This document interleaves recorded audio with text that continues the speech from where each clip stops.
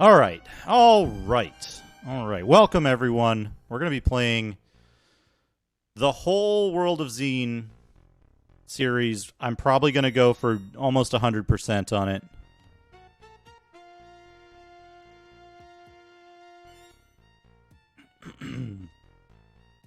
It's an extremely good game. It's possibly the best.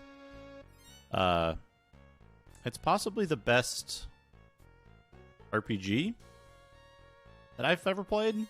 Could be. It's certainly up there. Put it this way, I can't think of a better RPG that I've played. Let's have a look. Let's make sure this is correct.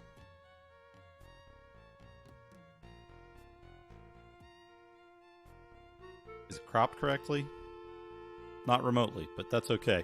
My God, that's fantastic.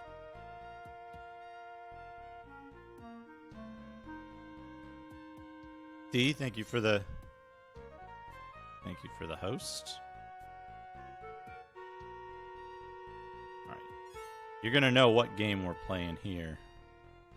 Need to scale this down a little bit and then expand the vertical cropping as much as we can. Top though. But come on.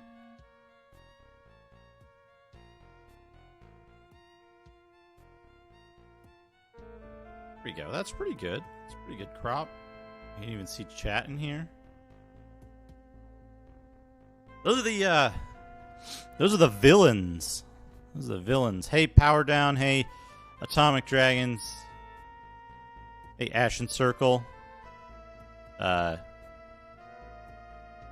D, Gangrel. Did I miss anybody? Anyway, here we are. Looking at the manual for Clouds of Xeen. Might and Magic Clouds of Xeen. It's gonna be World of Xeen. But yeah, like Almacia said, Clouds and Darkside combine. They combine into World of Xeen, which was such a cool concept. Not only did they say, hey, you can carry your characters over from one game to the next in this series, the things that you do in one world affect stuff that you do in another world. And then there's a third ending if you own both games. You can travel back and forth. And I think that was just really, really cool. Yeah, it does look quite a bit like a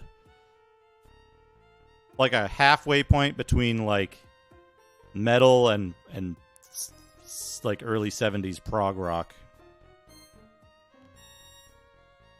Yeah. Might and Magic Clouds of Xeen. I remember I got this. I have 2 copies of this in big boxes on floppy disk. We're going to be playing the later released CD-ROM version, which was released on CD-ROM, which had added voice acting.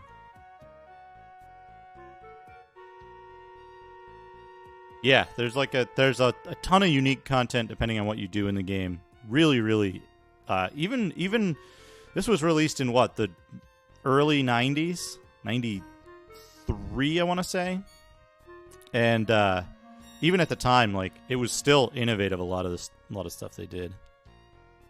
But yeah, so this is the manual that came with it, and it had these cool illustrations in it. It's not the best manual, if I remember correctly. But 92. There you go. Darkside 93. Yeah. This is, like I said, in my opinion, this might be the best RPG. It's possible. It's possible it's the best. I played through Might and Magic 3, which I hadn't played through before, which was the same engine as these, or a very similar engine. And it was very enjoyable, even without any nostalgia for that game in particular.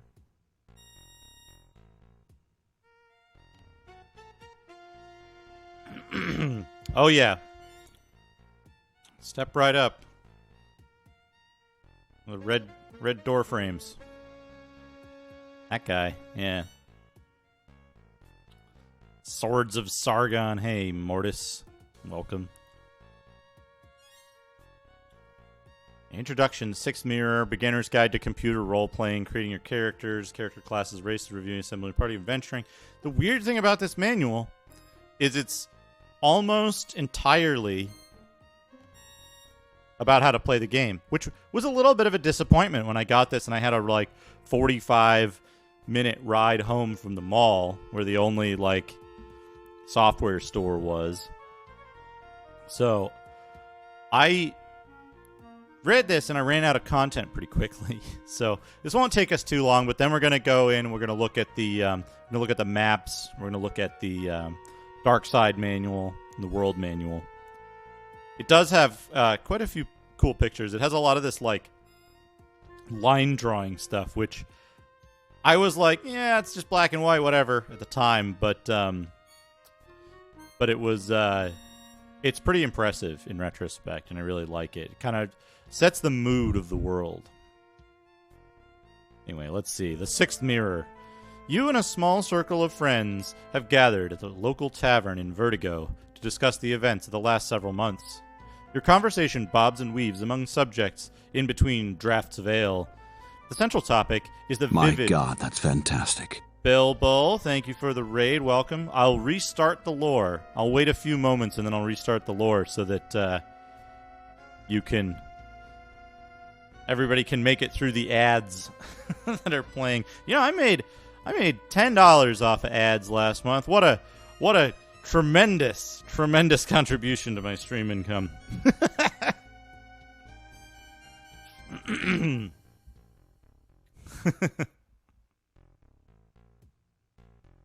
How did your last run of Nightmare, the game based on the British television show, go?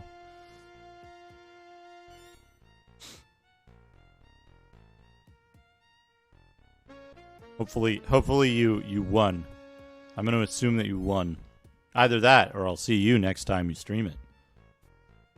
Oh, nice. Boss at stage 5. That's progress, right? Anyway. Nightmare, the game based on the British. Ho-ho! Boom, just lit up British. I can't even defend against that. All right, the story. And this is all the lore you get in this manual, I think, is just this 1 or 2 page thing. The Sixth Mirror. You and a small circle of friends have gathered at a local tavern in Vertigo to discuss the events of the last several months. Your conversation bobs and weaves among subjects in between drafts of ale, but the central topic is the vivid, recurring dreams you all shared starting 8 months ago. The first dream arrived as a nightmare, frightening in its clarity and intensity. You all dreamt you were listening to King Burlock's advisor, Crodo, speak to you. It was as though he was talking from a great distance, and the message seemed to have been addressed to someone else. This message is not a dream.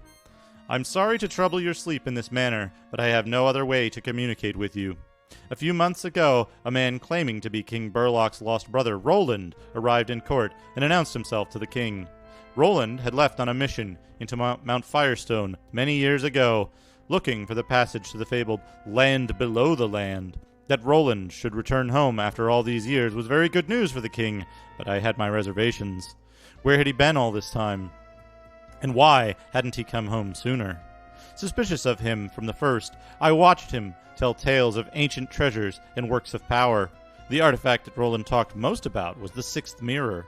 The Sixth Mirror was the only magic mirror that was made to be portable, and because of this, it had no name. The owner of the mirror was able to step through it, just like the other 5 mirrors, but he could take this one with him. That Roland was obsessed with the mirror became increasingly clear with time, but the king did not seem to notice. Rather, King Burlock began to finance expeditions to find the lost mirror. Many brave and powerful adventurers answered the call, but none succeeded. In spite of the repeated failure, Roland urged the king to continue the search. As the search grew more feverish, King Burlock began to neglect his management of the realm. The king's health deteriorated, the servants grew lax in their duties, and the treasury ran dangerously low. I felt that I had to do something, and do it soon. I resolved to sleep on it and speak to the king in the morning. That very night, I awoke to the chill kiss of dark magic being worked nearby. Rising to my feet, I gathered my robe about me and quietly walked into the hallway.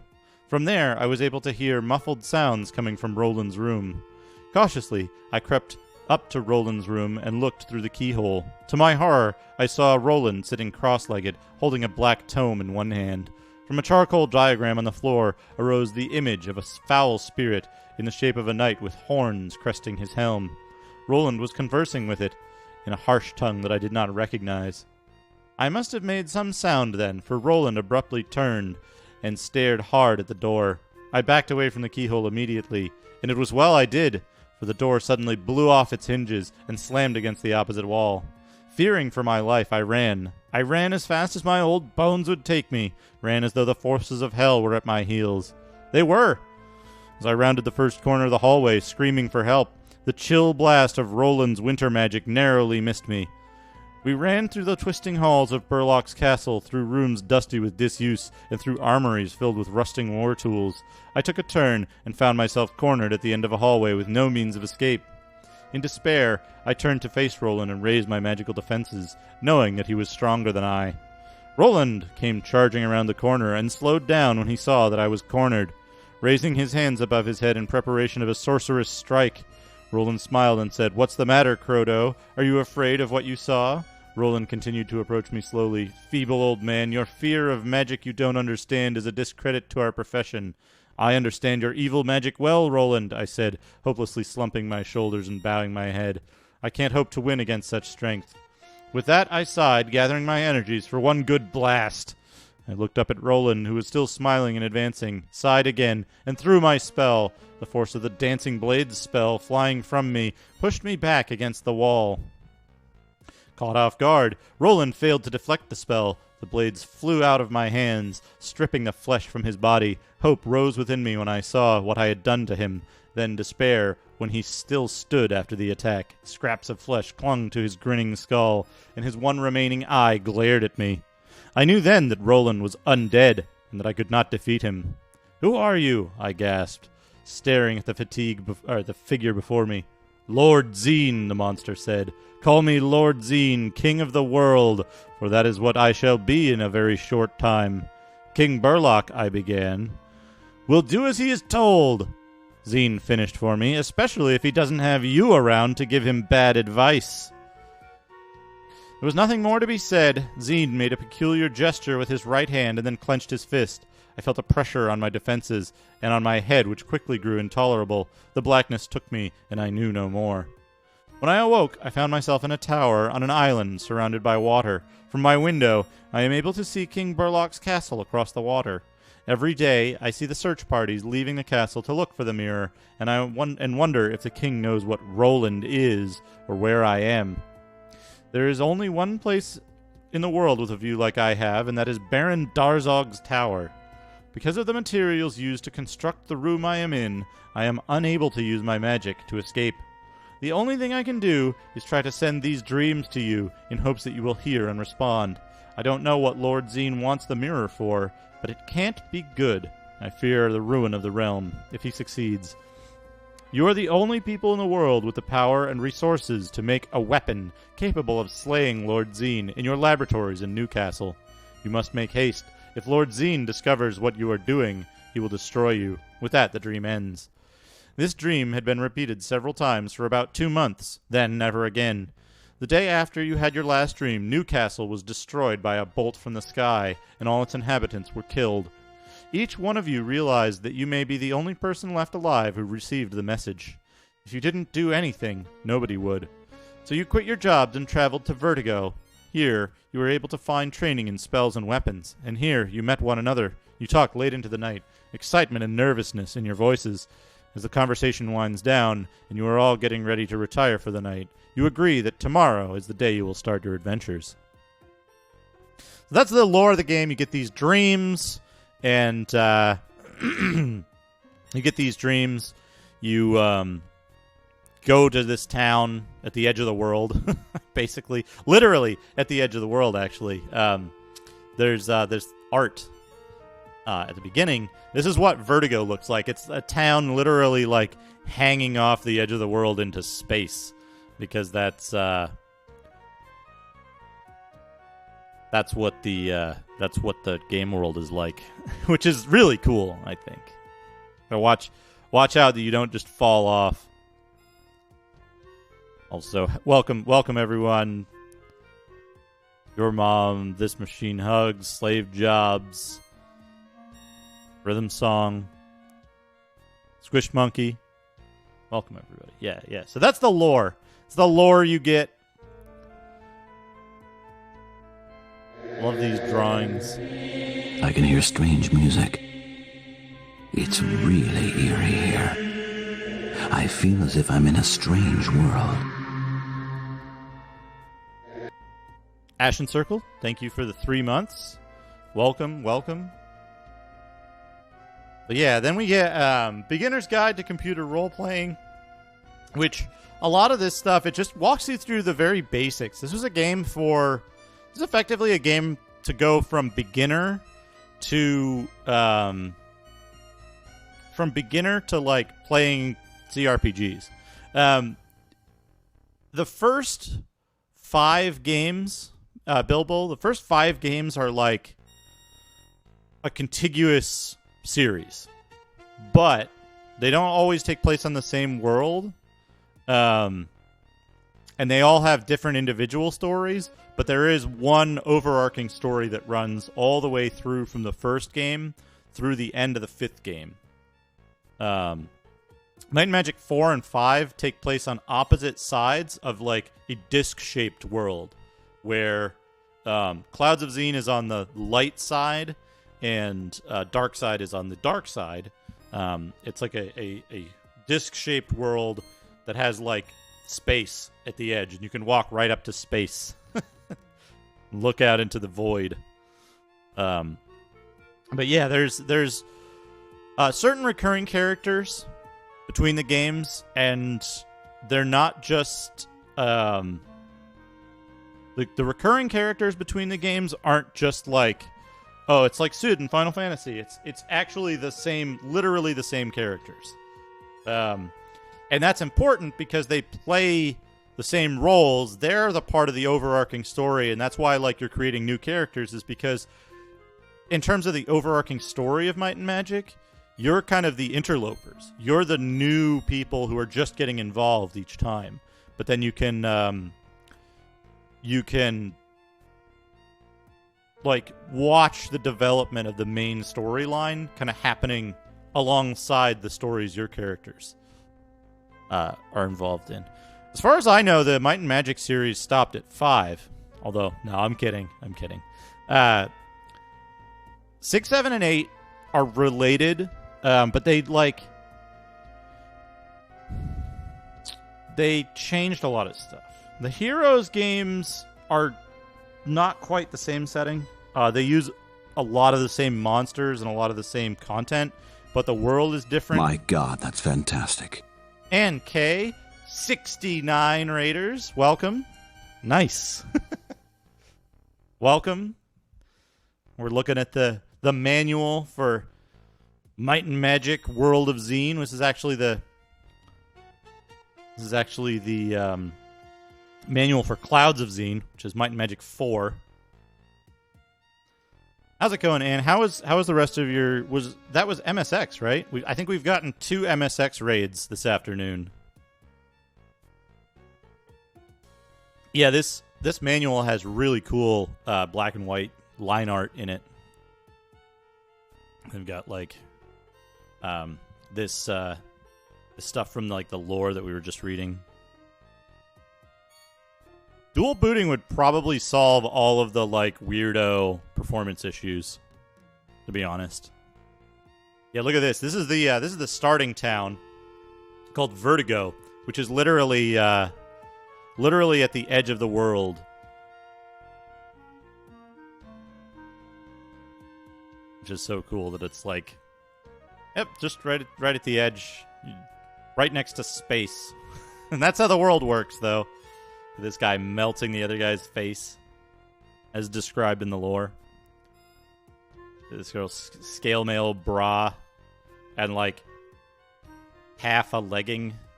It's good to protect your inner thigh on one leg. It's necessary. She's an archer, presumably. There's a class in this game. Yeah, so it tells you about creating your characters. It tells you a little bit about what the attributes do. Kind of what each character gets. You have different character classes and races, and we'll read through this because this is if you're not familiar with the Might and Magic games, there's they're a little different than like D&D based games. They kind of quickly diverged from Wizardry and D&D into their own thing, and like kind of kept that pretty consistent since at least the second game. I haven't played the first Might and Magic very much. I tried, but I kept getting murdered. I kept getting murdered in the first town. Ace Inertia. This is the manual to Clouds of Xeen, and this is what I got when I bought Clouds of Xeen originally. It's what's in my physical manual. The World of Xeen manual is a bit different, and we're going to look at that because they each have different lore in them, and they have different stuff.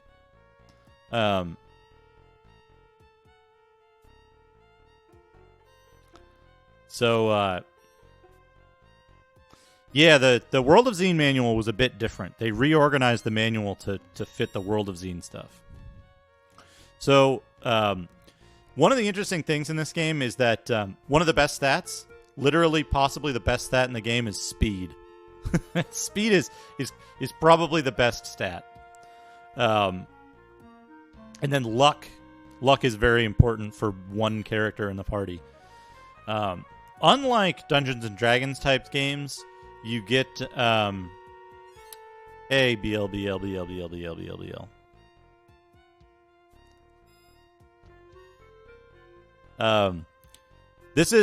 I will be playing the World of Xeen 2 CD-ROM version of the game for a very important reason that we'll learn almost immediately when we start playing. We're going to go through the manuals. We're going to go through the installation of the game. We're gonna get the full experience. We're in the car ride home from the store. We're reading the manual now. It's a long car ride, folks. Buckle up. So yeah, the explanation is the stats. The stats have been consistent, I think, since the first game. Yeah, there's ninjas. You get ninjas. But yeah, let's look at the character classes that we could make. I still haven't like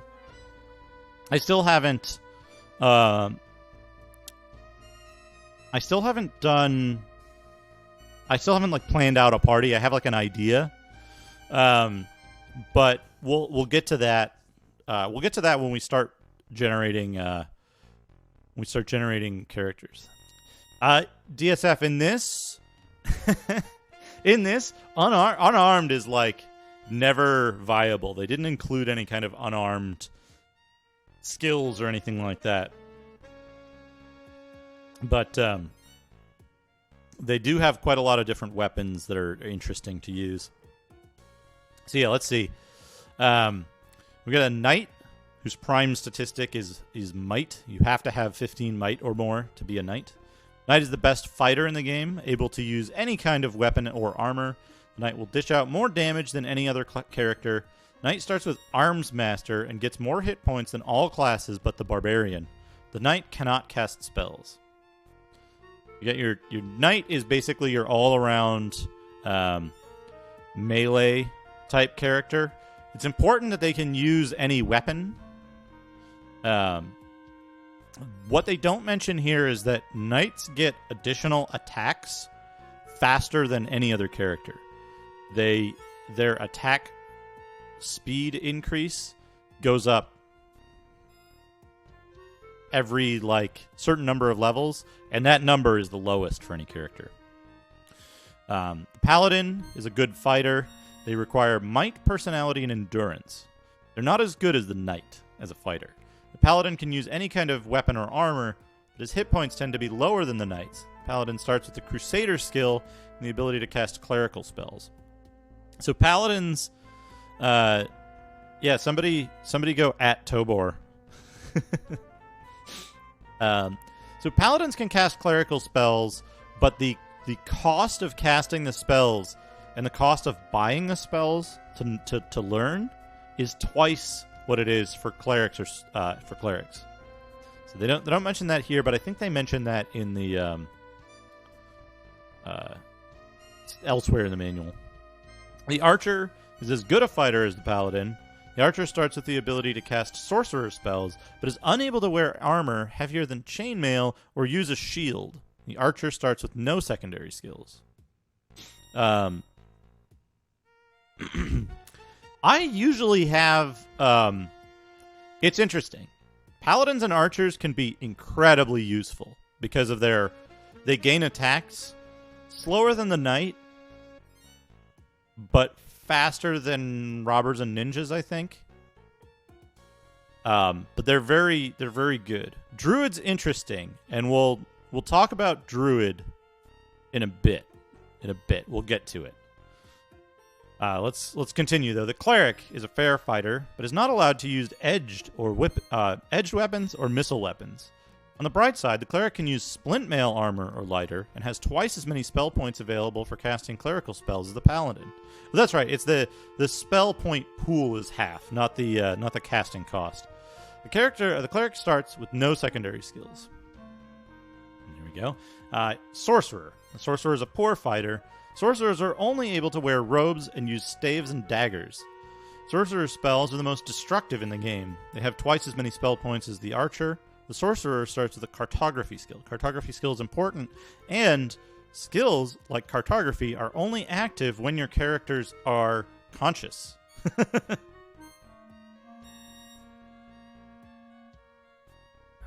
robber is a fair fighter, but is unable to use any armor heavier than chainmail. Robbers can use any one-handed weapon and shield, but cannot cast spells. The robber begins the game with a thievery skill. The ninja is a good fighter, but is limited to ringmail or lighter armor and cannot use a shield. Ninjas can use most, but not all weapons. Two-handed weapons are limited to staffs and naginata. The ninja starts with a thievery skill and is unable to cast spells.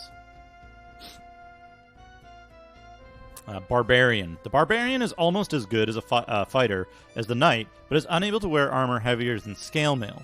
Barbarians can use most shields and all weapons. The barbarian cannot cast spells and starts with no secondary skills. The druid is a poor fighter. Druids are only able to use light armor and weapons, but they can cast both cleric and sorcerer spells to a limited degree. Druids start the game with the Direction Sense skill and twice as many spell points as Rangers. Ranger is a good fighter. Rangers are able to use most weapons and armor and can cast both cleric and sorcerer spells to a limited degree. Rangers start the game with the Pathfinder skill. So, here's the thing about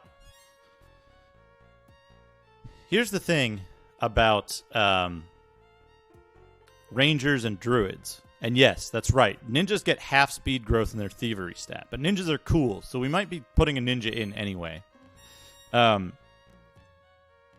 Rangers and Druids. In Might and Magic 3, Rangers and Druids had a unique spell list, which included a bunch of spells that nobody else got. Like, Walk on Water was exclusive to the Druid pool. So Druids and Rangers made sense. Now, the thing is, in Might and Magic 4 and 5, in Xeen, or Clouds of Xeen, Dark Side of Xeen, and World of Xeen, the spell list for Druids and Rangers was just a cut-down list of the Cleric and Sorcerer spells. So the problem was, they don't get any of the really useful spells ever. Like, it's not that they have limited growth, it's that they can't cast a bunch of spells that are super useful from early game all the way to late game. but it's interesting because they're very useful as like a all-around kind of thing, but because you have limited slots in your party, they're not great. They're not very good to like have around because they use up a limited slot, and almost every party composition is going to have a better use for that slot than a druid or a ranger.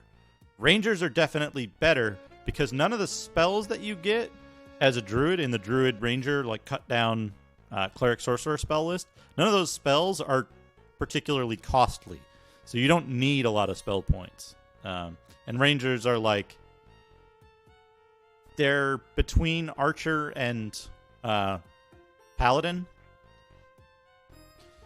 Anyway, we'll talk about party composition more when we get to actually like rolling characters and stuff like that. Let's look at the races. Humans. What humans are is pretty obvious. All humans start with the swimming skill. Humans have a small resistance to spells. Elves are tall, slender people that are unusually well adapted to using magic. They're slightly resistant to some spells and make very good thieves and sorcerers.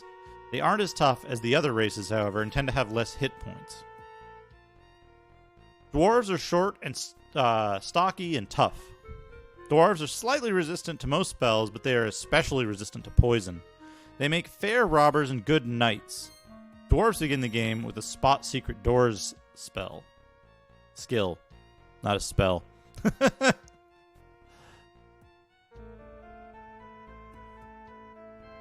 Yeah, Briar Cub. They're druids. Druids are not as good after 3. In 4 and 5, they're not great.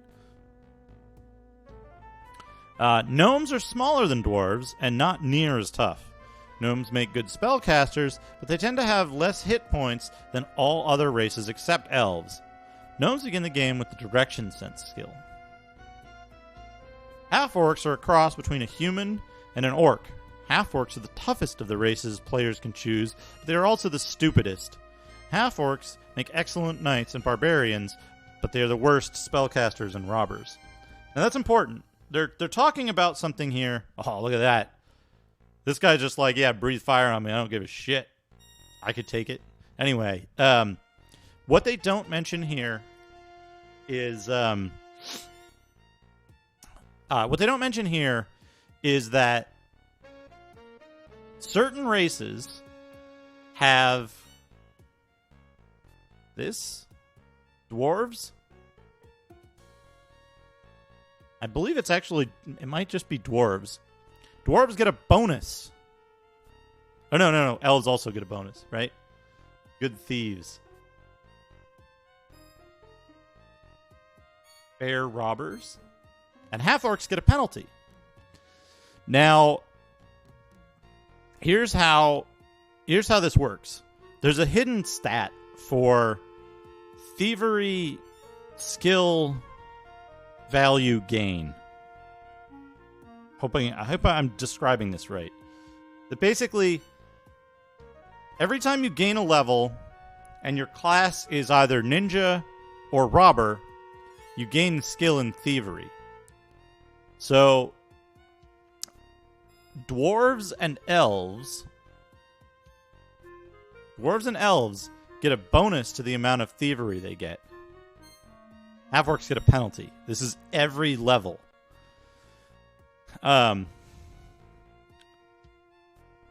Robbers get a full value. And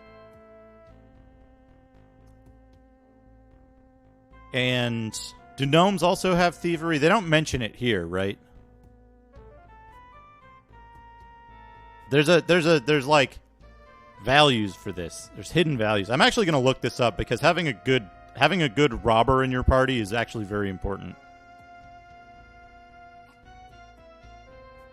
But since this is every level, if you make a half-orc ninja, they're not going to be at all useful for unlocking doors and stuff. They just won't be able to do it because their thievery value won't keep pace with the increase in difficulty of doing those things in the game. And so this tells you how to, like, review and assemble your party. Almost all of this is just, like, how does this work?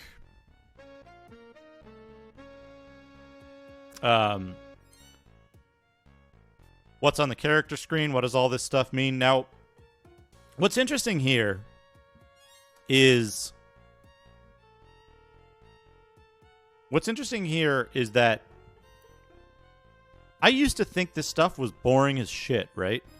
You're like, man, I'm just gonna skip by all this stuff. Why do I care, like, what the different parts of the screen are? What is it like? But take a look. Here's an interesting thing, right? Display window is where you see all of the action of the game take place. At the edges of the screen are several party's little helpers.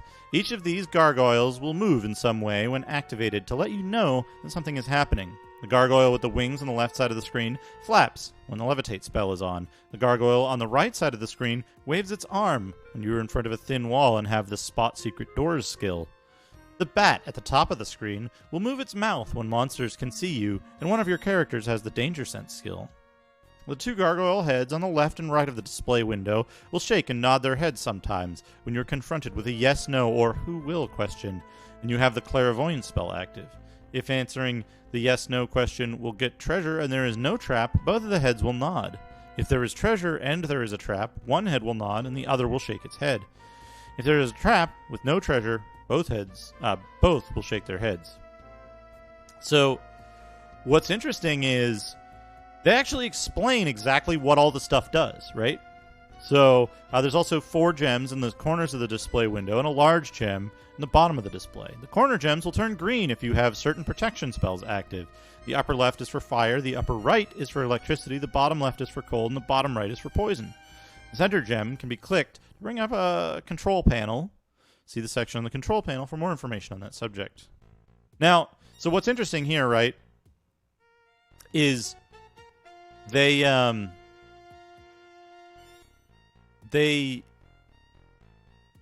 tell you everything about the UI. They explain everything in detail.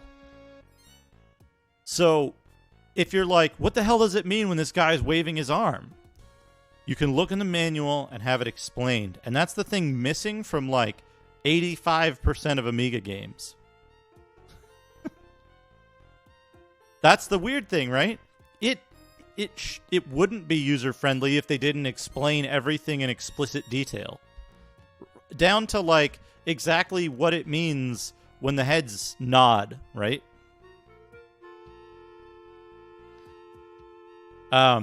There is voice acting in the CD-ROM version. I've heard only very little of it because I had the floppy version as a kid.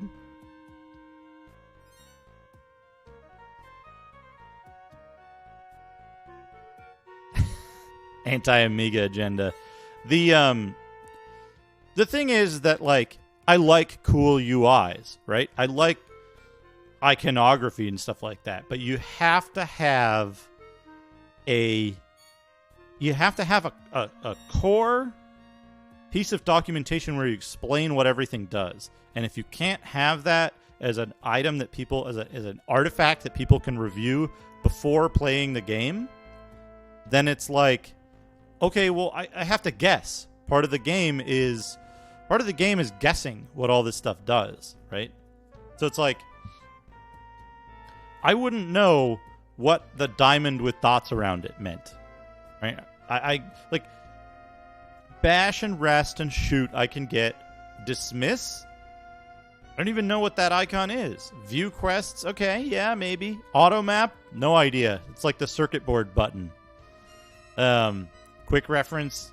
Information is an hourglass. Anyway. There's another thing here. I always found this funny. Mr. Wizard, help button. Help. This lets you beg Mr. Wizard to teleport your party to safety. He will take all the gems the party has on hand and return the party to Vertigo. Think carefully before you use this. That's right, Atomic. There's no tooltips and stuff because they didn't have, like, literally the technology didn't exist to do that ubiquitously. at this time. Oh, he'll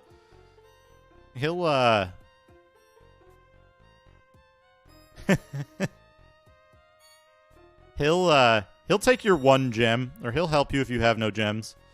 But gems are more of a thing like, yeah, gems are super, super important in Might and Magic games up until this point. Hell yeah, look at this guy. Hold on a second. I'm having trouble reading this image. Is that a barbarian with a 2-handed sword riding a flying triceratops? I want that secondary skill.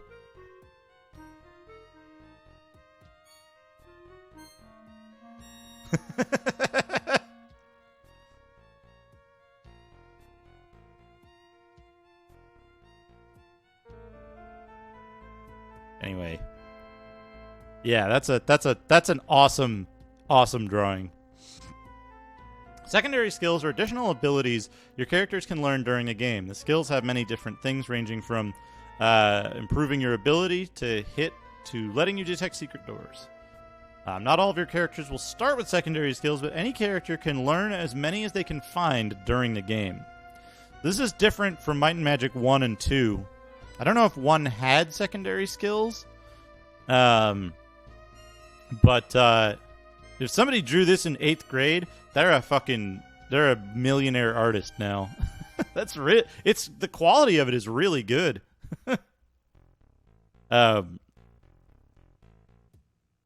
So in Might and Magic 2, you could only have 2 secondary skills at a time, and then you paid someone to erase them. So you had to like balance who had what in your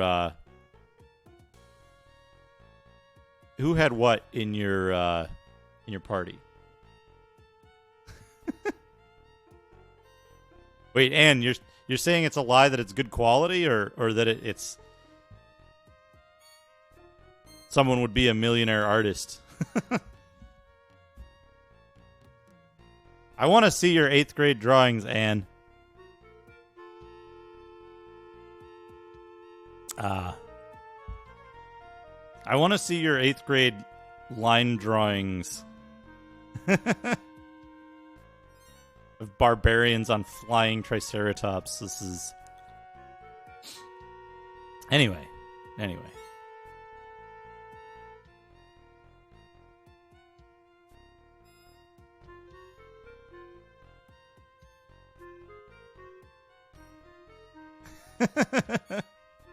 So the secondary skills. Thievery. This lets you pick locks on chests and doors. It's the only skill that has a rating. The higher the skill, the better chance of success. Swimmer. This allows your character to swim in water as long as you are close to land. All characters in the party must have this skill for it to work. The way that works is there's shallow water and deep water, and you can only swim in shallow water. They have different colors. You need walk on water to go in deep water. Pathfinder. This skill allows you to move through a dense forest. At least 2 characters must have this skill for it to work. Now again, characters can only use skills when they're conscious. So if you have a character with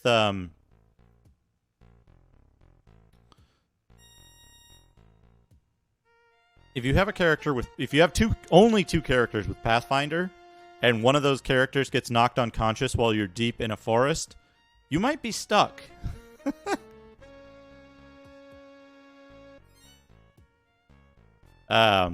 Mountaineer allows you to move over mountains. At least 2 characters must have this skill for it to work. Cartographer enables the auto-mapping feature. Only 1 character needs to have this skill before it will work. Direction Sense makes a large gem in the center of the adventure screen display you're facing.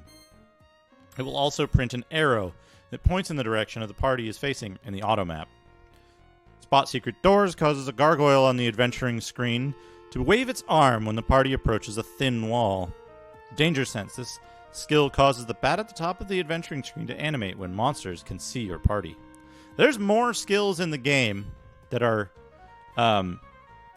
not explained. Like, Knight starts with Weapons Master, Arms Master. But they don't explain what that skill does in here. I believe you can click on a skill in the game and get a description of it, though. And so then they tell you a few spells. They tell you only a few starting spells. They kind of lie here. The most powerful spellcasters are sorcerers and clerics. Druids are next, then paladins, archers, and rangers. What really it is it's sorcerers and clerics, paladins and archers, then druids, then rangers. They require spell points to cast. Some require gems as well. There are two types of spells, cleric and sorcerer. You can get explanations for the spells by looking at them. You can get explanations for the spells, I believe, before you buy them. So you get Light, Awaken, First Aid, cures 6 points of damage. Flying Fist inflicts 6 points of damage. Magic Arrow inflicts 8 points of damage. And Sleep puts a group of monsters to sleep. Requires gems. So then they give you a little map of Vertigo, which is the town that you start in with the tavern, the temple, bank, blacksmith, training grounds, guilds. They don't tell you how to become a member of the guild.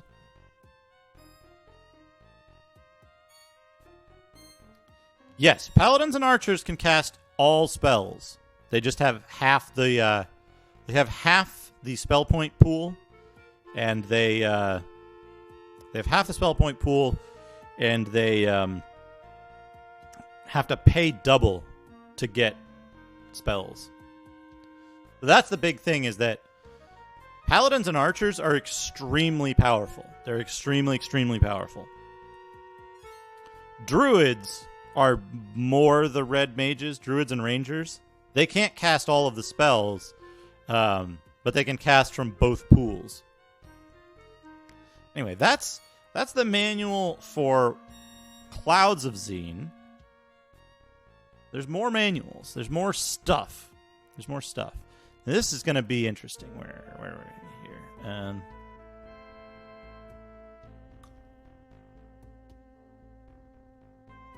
That's not what I want. Here it is. Let's check this out. Properties. Oh, this. No.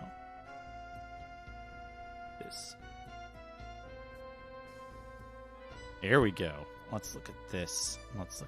This is an awesome part of the game.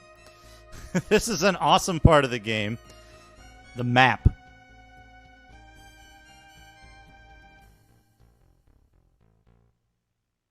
Now, what's interesting about the maps for at least 2 through 5, right? They're drawn in this way of like I'm trying to think of the best way to describe this. They're drawn in a way to evoke the kind of like Here Be Dragons stuff and all of this like fucking zoom in a little bit, right? So here's Vertigo. Here's where you start.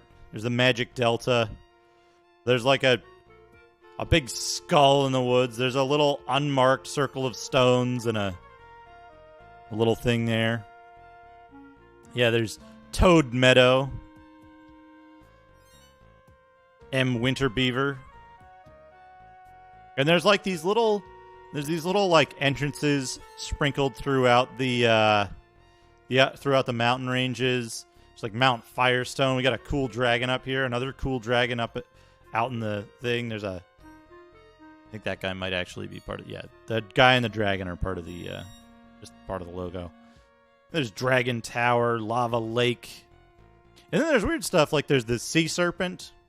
There's these like jousting guys. There's a little like unlabeled ruin here. These little like entrances, a little tent. There's all this stuff that's just kind of scattered around the map, right? And what's interesting about this Warzone. What's interesting about this is that all of the stuff on the map, with the exception of the dragon and the dude in the scroll at the top, are everything in the map is meaningful. It's all there. It's all stuff that's in the game. It's all meaningful stuff that's included in the game that's relatively where it is on the map itself. And it's so fucking cool that they do that. But it's like, hell yeah. Like, look at all this fucking cool shit. Also, as I think Rhythm Song pointed out, the names of stuff. Now, one of the central key elements of the game is the magic mirrors. The magic mirrors are placed in every town, right? So there's 5. There's Vertigo, River City, Winterkill, Asp. What am I missing? Night Shadow, right?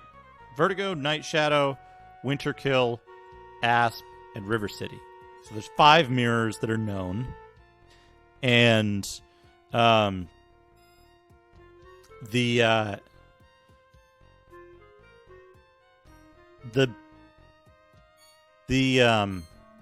interesting thing is, so that the key mechanic of the mirrors is the mirrors will take you...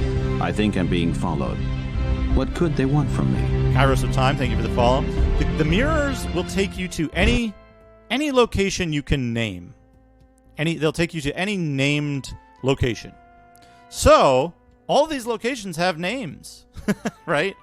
So you can tell them you want to go to any of these places, and they'll teleport you there one way, which is great. You go one way, and then you're stuck. So you can get yourself in a lot of trouble early on in the game, which is good. You can get yourself in a lot of trouble, but that's fine, right? That's fine. But yeah, that's... My God, that's fantastic. 10 elements. Welcome. Thank you for the raid. Welcome, everyone. We're just looking at this cool-ass map, talking about how everything in the map is actually representative of stuff in the game. It's not just fluff when they have like little islands with stuff on them, or there's like a big cool skull in the middle of Pitchfork Creek. But yeah, the map is important, and understanding the relationship of the map. The names of the towns: Winterkill, Night Shadow, the arena, Warzone. It's really cool. All of the stuff in the game is G4. G4. That's what G4 is all about. Big Toad, Speedo Man. But yeah, the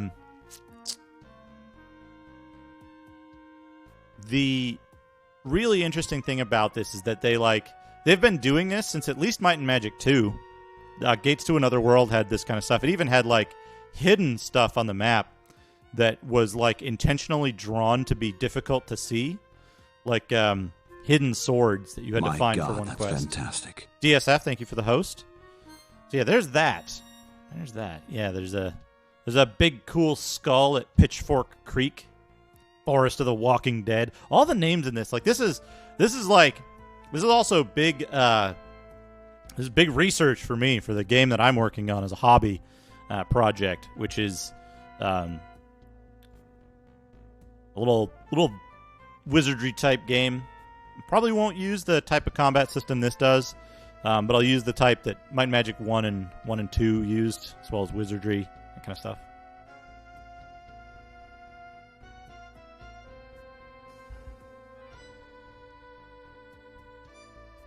Yeah, the side quest swords are in the Might and Magic 2 map. They're drawn into the mountain ranges and like filled into stuff. It's pretty cool. I don't have that map handy, so I can't really bring it up easily, but it's good to look out for. Empress Moth, I do not. I'm working on it very slowly to make sure that I don't burn out on it. Yes, Monuments of Gorks. I think I'm being followed. Is the current working title. What could they want from me? Naga Cluck. Thank you for the follow. I'm sure I pronounced that incorrectly. I think I'm being followed. What could they want from me? Benfred, thank you for the follow. But yeah, I'm working on it very slowly. Monuments of Gorks is the working title. I'm working on it very slowly so that I don't burn out on it. I recently ported it from Unity to Game Maker Studio 2 because I found some issues with Unity's ability to display 60 frames per second animation, which is basically the short version is the animation system in Unity is insane if you're trying to do sprite-based animation. Now, I'm going to do something real quick here. We're going to load up the PDF for Dark Side of Xeen and World of Xeen, but we're just going to look at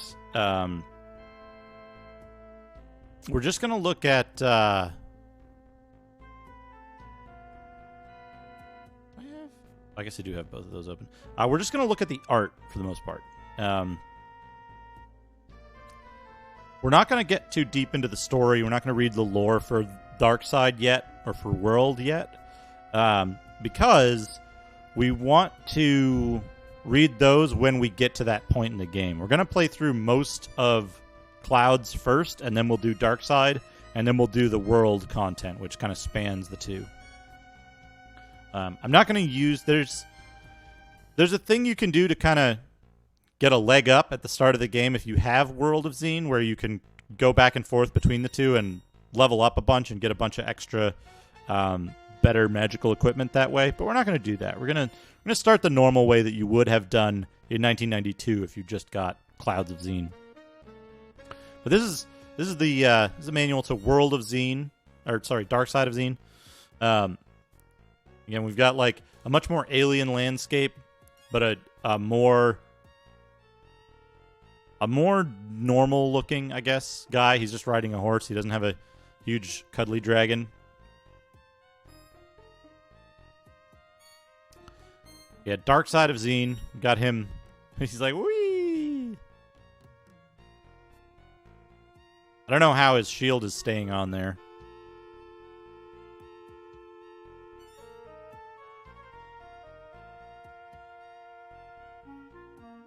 But yeah, we're just going to look through real quick. We're going to look at the cool fucking art.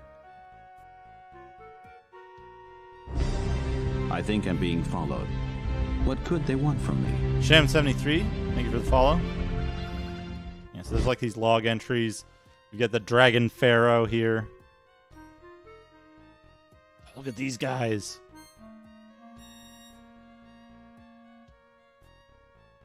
Retrograde Tom. Hell yeah. And yeah, so all the art in the manuals is like unique. So that's why you don't want to just have the World of Xeen manual. They actually have like yeah.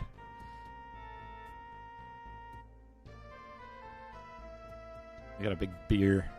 We have a giant here. World of Xeens. I mean, they're like diving on the backs of some flying dragon thing. Like these cool, like extremely dense line art town scenes.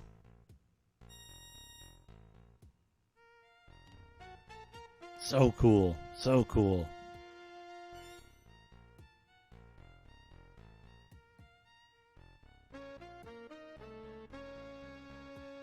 She's It's like look behind you. She's just stabbing him.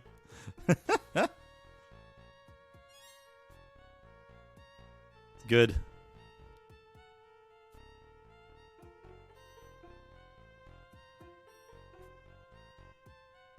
A very complicated picture here.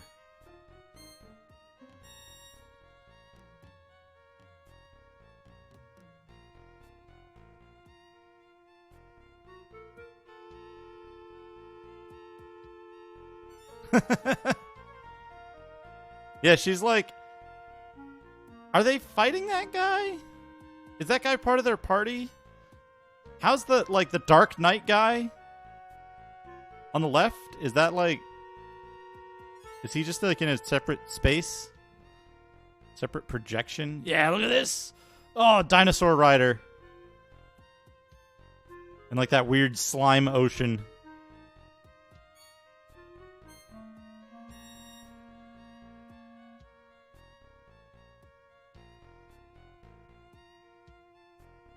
That's so cool. Yeah.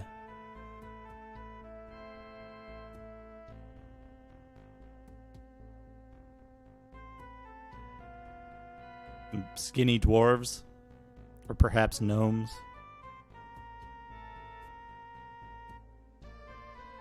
Fairy in a leotard. Doing a magic in the tree.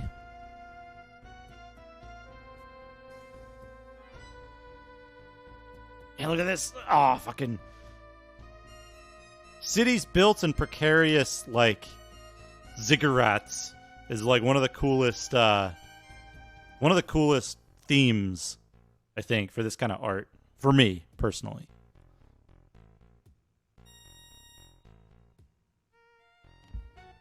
Especially when there's like, presumably that's like lava or something. Because it's like exploding out of the ground. Geysers of lava. Below the sci-fi mountain city.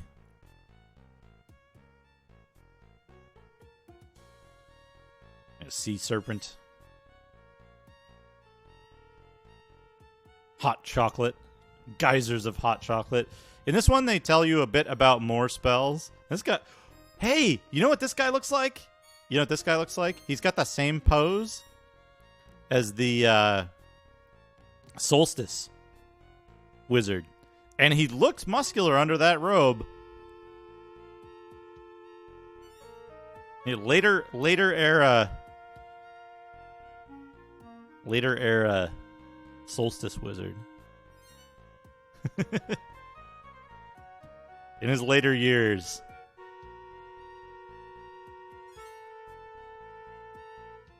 Yeah.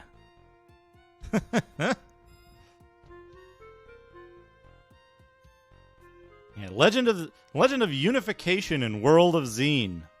Structure of the World of Xeen is a flat square. One side of the world is represented by Clouds of Xeen, the other by Dark Side of Xeen. Each game has its own story, graphics, monsters, and ending. While both games can be played and finished on their own, the two can be combined on one hard drive to make World of Xeen. Characters created in either game will be usable in both games. When both games are together on one hard drive, it becomes possible to travel between the two lands. The small pyramid scattered about Clouds of Xeen can be used to travel to the pyramid in Castleview, and the Castleview pyramid will take you to the pyramid outside Vertigo in Clouds of Xeen. Rumor has it there's another way to travel between the worlds. Once you become a Flipside explorer, you'll be able to complete those quests that require you to visit both worlds. The main quest in each of the two games can be completed without a visit to the other, but there is a third major quest and ending that will require multiple trips between the two worlds to finish.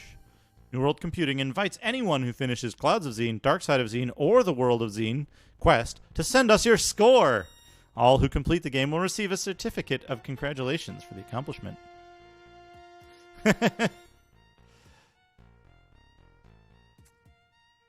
Donuts. Hey, Tiger Max Z and Beta Lord Galore. Everybody else who's come in, I haven't been keeping up with chat especially well. But yeah, RPGs with score. And this shows you a little bit about the town of Castleview, same as in the other one.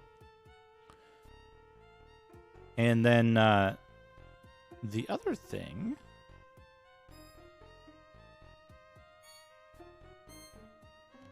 Yeah, there's some really cool cutscenes. I thought about it when I first finished the game, but I figured it probably took me a longer time to finish than most people, and that my score wasn't that great. I kind of skipped on that. And so then there's this. Then there's the World of Xeen manual. Let's have a look at that. Now, this one I haven't actually looked at personally because I kind of skimmed it, but max score playthrough. Unfortunately, you can milk points in this game, so yeah,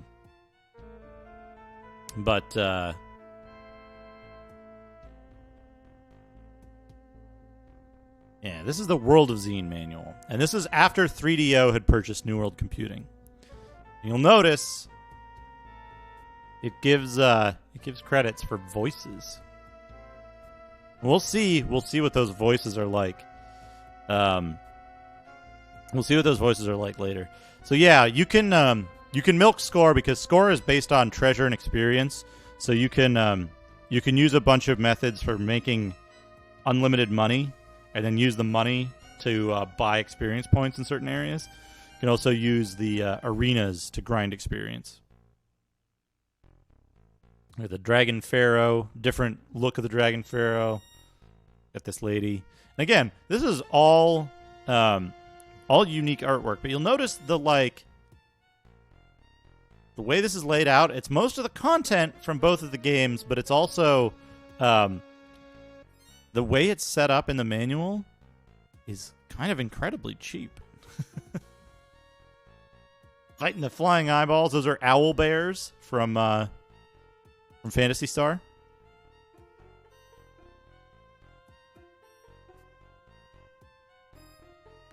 Another tavern scene. Tavern scenes are pretty cool. Tells you about the stuff. This one does use color screenshots, and there's a reason for that. Which is, I think the CD-ROM version of this game didn't come with a printed manual. I think this was a digital-only manual. But it's possible. It's possible that I'm wrong about that. Elf Archer and, is that scale mail, maybe? Chainmail or something? So this has all the same content. But it does tell you, it gives you this little chart. Oh, right. Barbarians get attacks faster than knights. I forgot about that. Barbarians get attacks the fastest.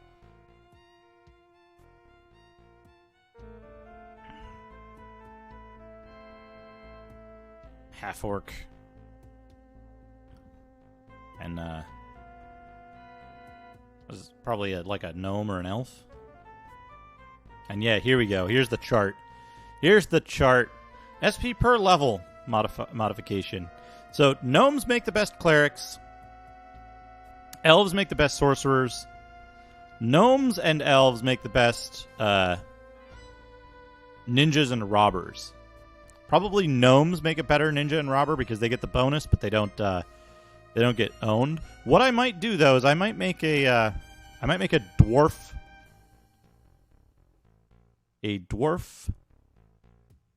ninja because I think that's extremely funny. Yeah, robbers have a thievery base of 30 plus 2 points per level. Ninjas initially have a thievery base of 15 and gain 2 points per level. Well, maybe gnome ninja is pretty funny also. We might do that. We'll see. We'll see. In the Xeen games, in Might and Magic,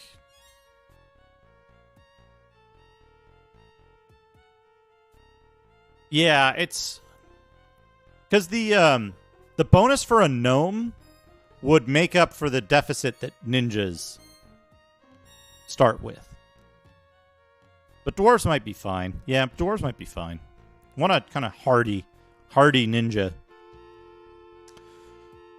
I just like the idea of a dwarf with a full beard, and the beard is all bunched up under the ninja cowl.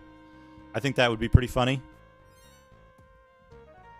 You're reviewing and assembling your party, adventuring. It tells you all about all the same stuff. This is basically just copied content. But all the art is unique. All the art is unique.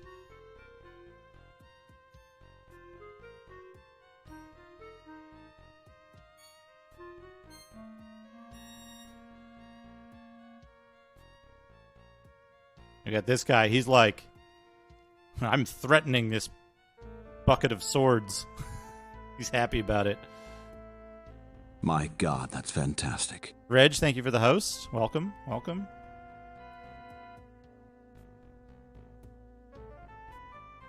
Okay, that guy has a broken spine.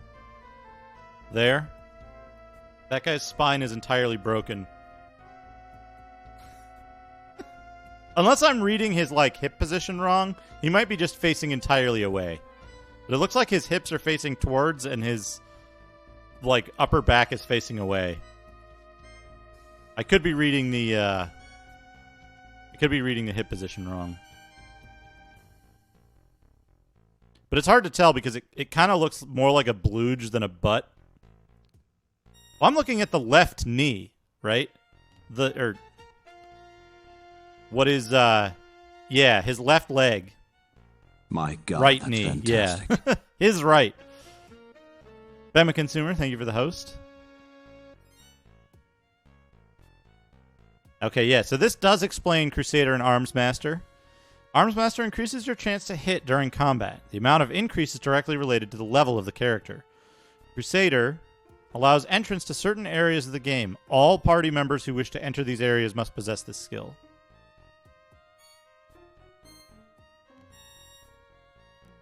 Now, here's the thing about this art, is that this art is like, this is very like first edition Dungeons and Dragons art, which I fucking love it because it's like, it's not trying to look super, super good. I think I'm being followed. What could they want from me? Dr. Napalm75, thank you for the follow. It's looking like the art looks like the person who is drawing it, they probably used reference, but they were like super into it.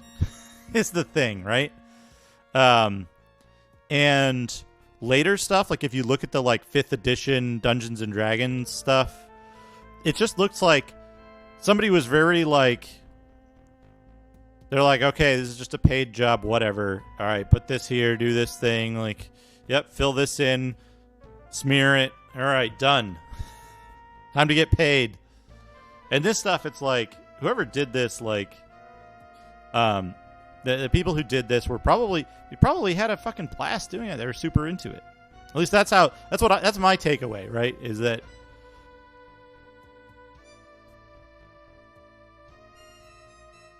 you got a 80s, very 80s hairstyle on this magic user here. I think that's a very cool picture. Spells. Oh, look at this guy. He's going to shoot magic at that Hydra.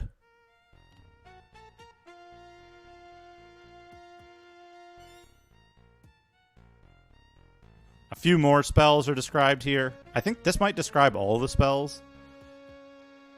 This guy's pretty fucking cool. I love that, like, that specific way of drawing, like, magical energy in a lot of line drawing stuff, black and white stuff, where it's just those, like, those large dots around the edge of the effect.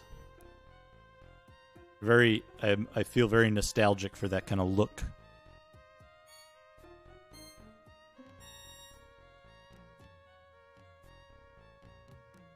Yeah, they tell you all the spells in this. Which, we're not going to read all those. We can read them as we get to them.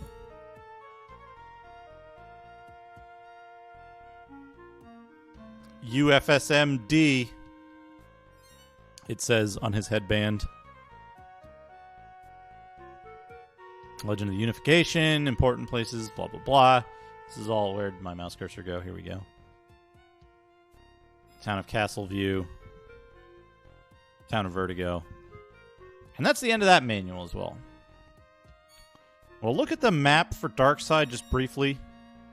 We'll be looking at it again when we get to the dark side.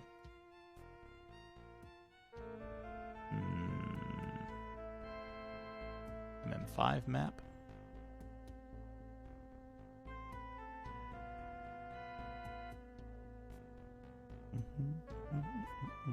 Hey, K Price. Welcome, welcome. Yeah, look at this. And again, they did the same kind of thing here where it's like there's a lot of stuff in this that's not that's like meaningful, like the fact that there's wasps up here.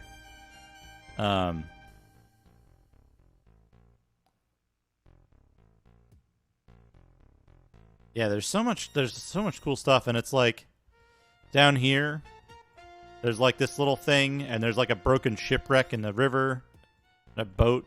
There's these little dudes hiding down here. Great Eastern Tower. This is a lower quality scan. There's a wasp up there. We got these giants. This wizard guy. Ogre Pass. Just a big fat lizard hanging out in the desert. Look at that. Was that a griffin? Griffin there, or hippogriff? Griffin, I guess.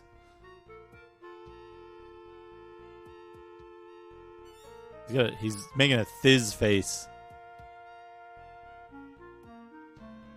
Hydras. There's a little ruin there. There's a bottle.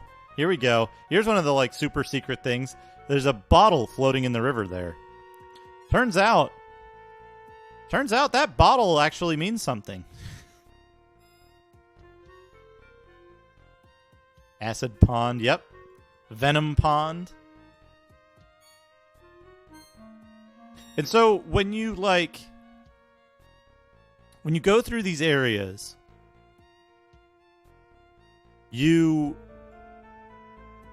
I like that air wizard dude in the upper right.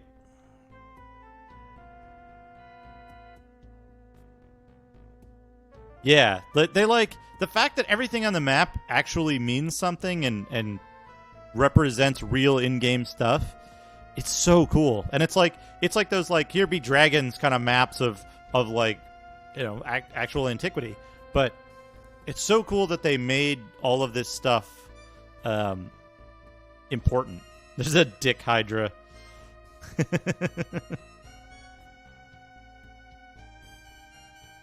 Zoom in on the Hydra.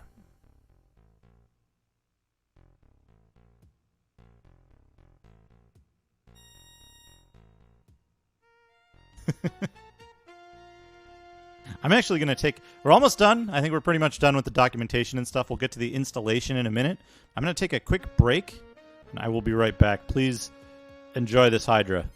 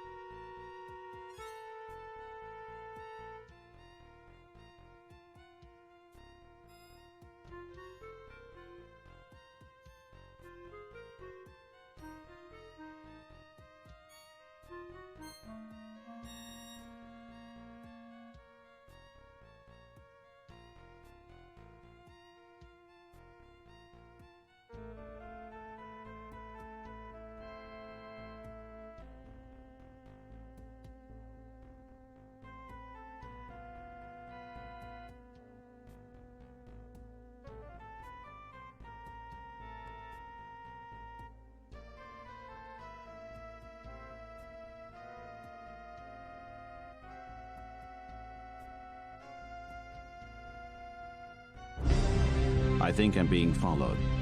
What could they want from me?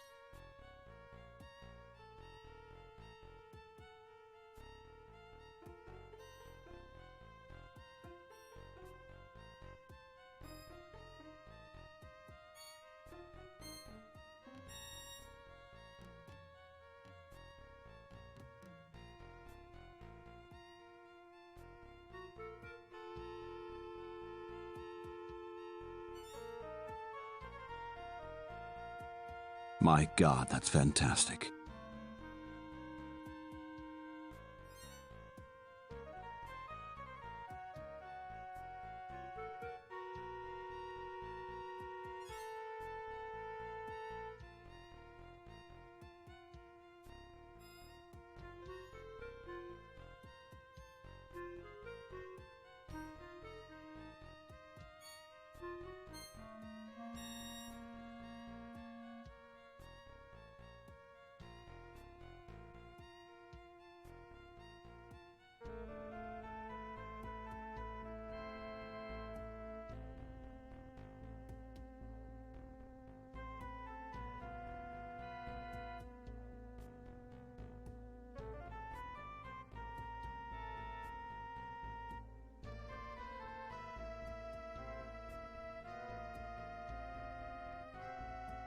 I am back. It's Rain. Thank you for the host.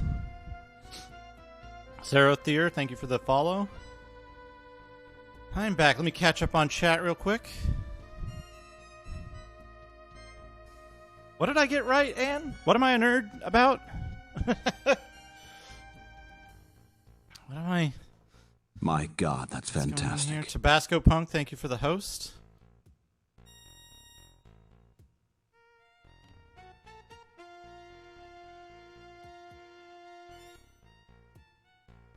For anyone who's just joining us, this is what we were zoomed in on. This is the full map of Dark Side of Xeen.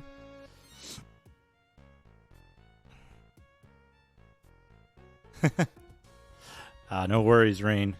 I usually try to take quick breaks so people don't have to wait too long to get back to the fun. But yeah, what was I doing here? Yeah, we're looking at the map for Dark Side. We looked at the map for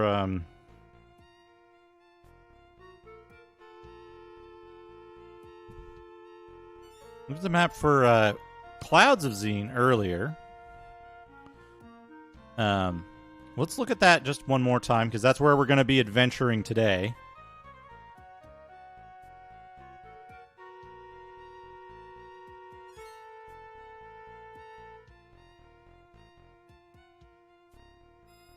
This is...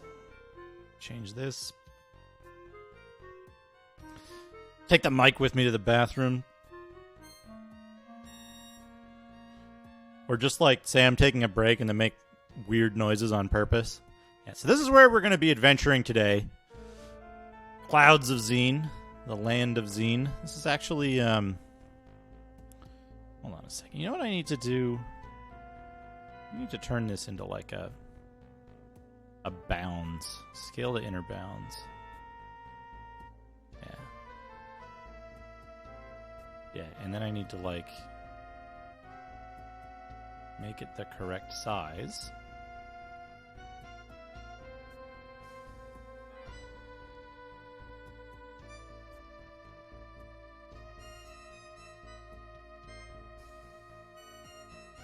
There.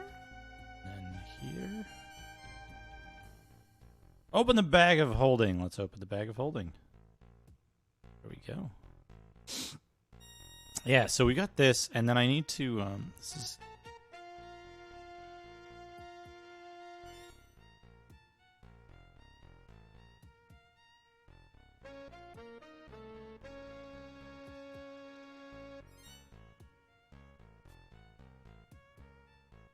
Yeah, here we go, here we go.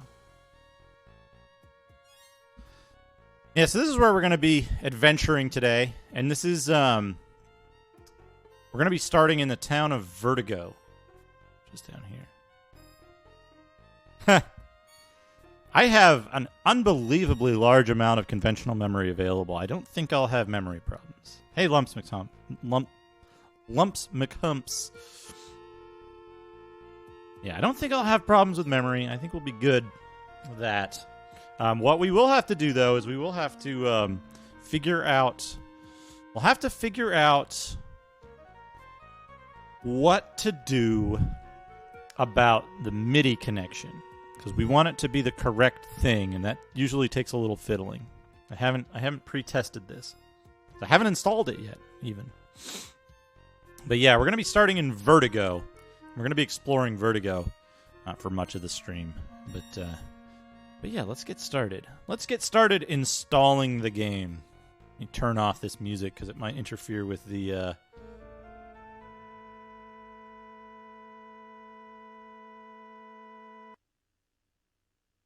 It might interfere with the ability of the installer to detect the game stuff. There we go. We need these two windows. Now the left side is a little bit cut off, and that's fine. That's just a mode issue with the way that VGA works. So we're going to go to the R drive, and we're going to see what file we need to run. We've got demos, game, and install.exe. Let's take a look at... look here. We've got demos for Caveman, Dark, Empire, Ho, MM3, MoRev GS, Vegas, and Xeen. We've got a demo for Xeen on the Xeen disc, which is pretty funny. We're not going to be looking at demos today. We might look at those demos another day, though. That would be a good idea for a stream, is like looking at demos, DOS demos. So we're going to install.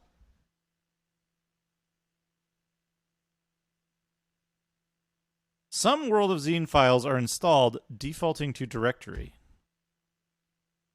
Install to this directory. No. Install to drive C. Path. Xeen. Create it. Yes. Install to this directory. Yes. Sound Blaster 16 rolling. LAPC MT32.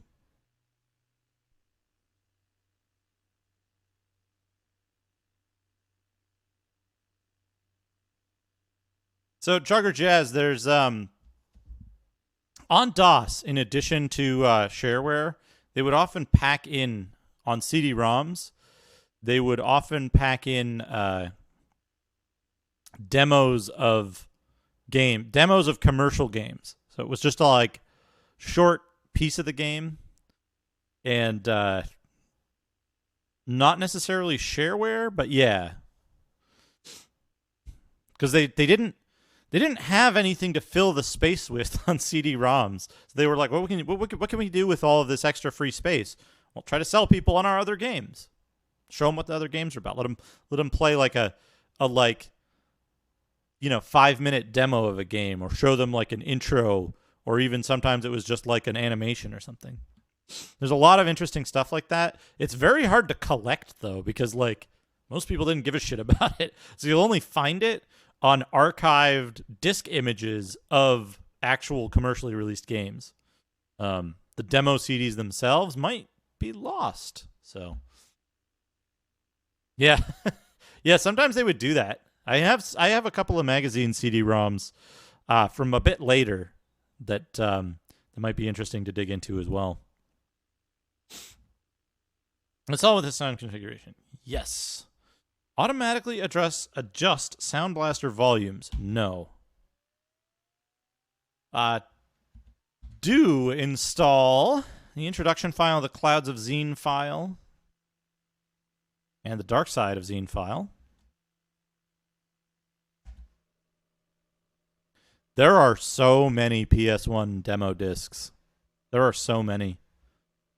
Like, hundreds. Hundreds and hundreds.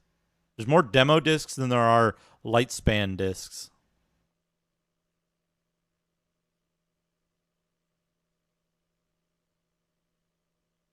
That's good, Reg. Keeping up with exercise is important. So what I do, you know what? I actually got in contact with my gym, talked to my coach, and now I have I have a barbell, I have some plates, I have a kettlebell, more dumbbells. I already had a bench and some dumbbells. And so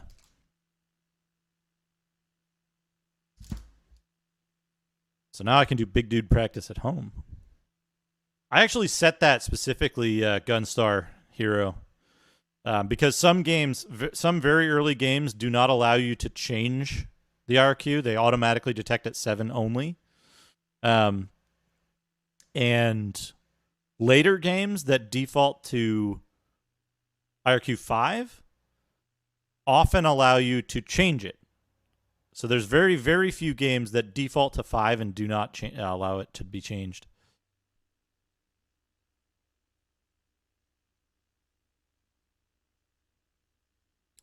Yeah. Installation was successful. To play World of Xeen, press any key to exit to DOS, then type Xeen at the prompt. Okay, that makes sense. All right, here we go.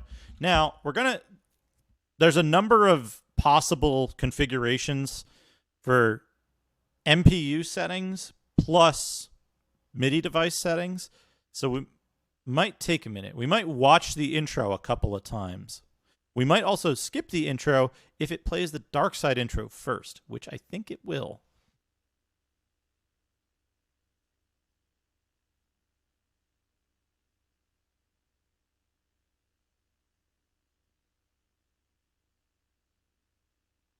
So first we'll try with the MIDI device on CM64 mode. And the MPU as a standard UART MPU. Gunstar Hero, I'm using a DataPath Vision AVHD. Wait, no, I might be using a DataPath Vision RGB E1S to capture the VGA signal directly. It's direct analog capture. There's no HDMI conversion in this signal chain. It does, however, get... Oh, no, wait, no, it bypasses that. Yeah, there's no... This is full analog. The digital conversion is happening at capture time. Yeah, I can. Somewhere. Let me find this. DataPath Vision line. I don't know which card I'm using, honestly. I'm using... Oh! Dr. CDCS has it. There you go. Thank you. And then the other one is the Vision AVHD. Vision AVHD. Yeah. Which should be this. They are typically extremely expensive products, but you can occasionally find good deals on used ones being removed from installations. Because nobody with thousands of dollars needs analog video capture anymore. It's all digital, so they want the digital capture. But yeah, let's get to addressing the MIDI, the potential MIDI problems, because this game is a little bit finicky about MIDI. It actually uses the MIDI connection for certain sound effects in the game. So let's check it out.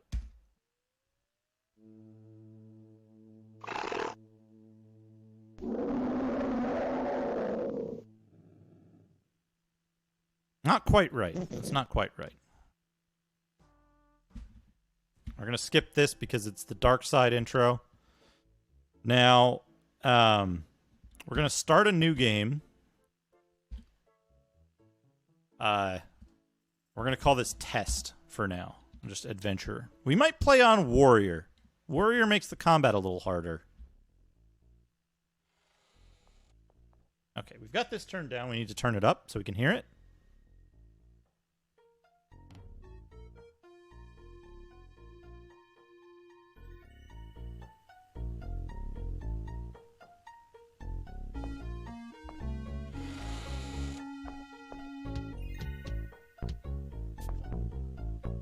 Oh, it's sounding pretty good.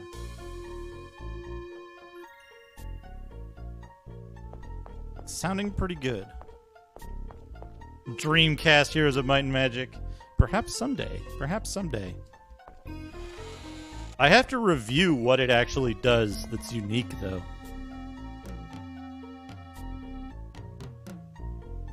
We're gonna fight that one slime.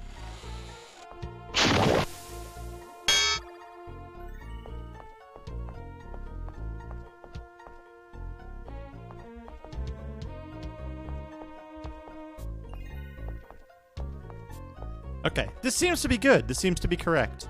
Settings seem to be correct. But now we're gonna quit. I'm gonna restart it. Now, unfortunately, we got to see the intro in kind of oh, that rebooted. That's not good. That's not good at all.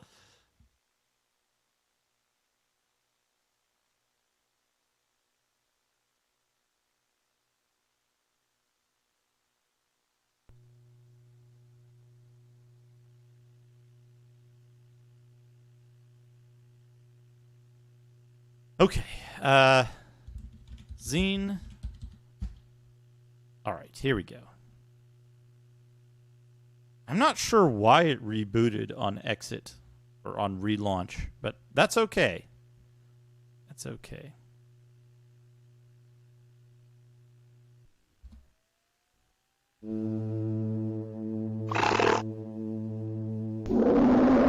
So I want to point something out here. We're going to go to other options, and we're going to view the Clouds intro first.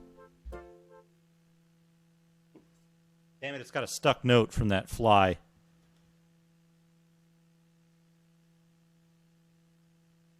Come on. Clouds intro? Yeah, no, yeah, no, no?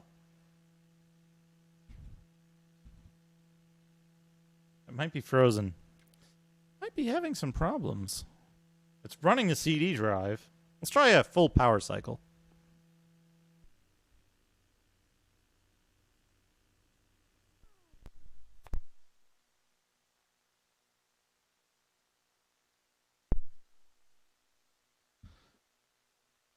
Don't worry, it's not wasted. If you ask for the thing that's already open, I'll just refund your points. Smart drive should be disabled.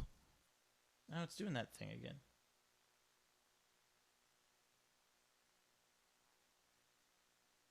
The joys of real hardware, folks. Joys of real hardware. We're gonna try running MoSlow 50.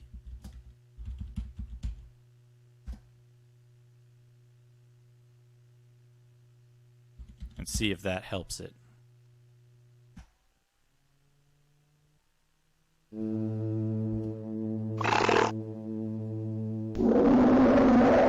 Wait for it to...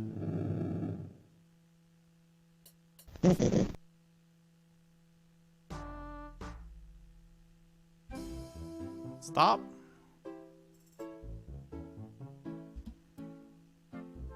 Other options. Clouds intro. We've still got that stuck note, which we can fix, but I'd really like to get the Clouds intro working here. If we can't get it working here, I have an idea. It looks like it just doesn't work. That's okay. We can skip that. We can get to it another way, pretty sure.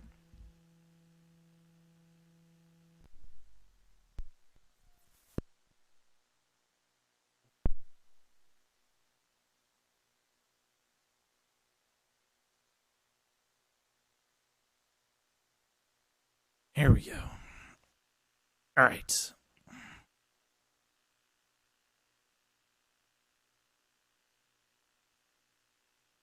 Raid Shadow Legends, some drives.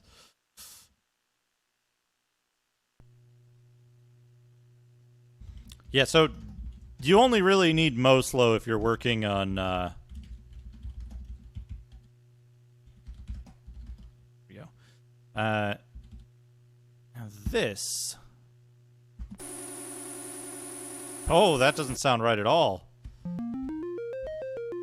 It is Clouds of Xeen, though, so we can see what the experience would be like with Clouds of Xeen. Solve this configuration? No. Music SFX, Roland LAPC 1, Sound Blaster Pro 7. No. Yes. There we go. So, yeah. So this is what you get when you start Clouds of Xeen for the first time. If it works.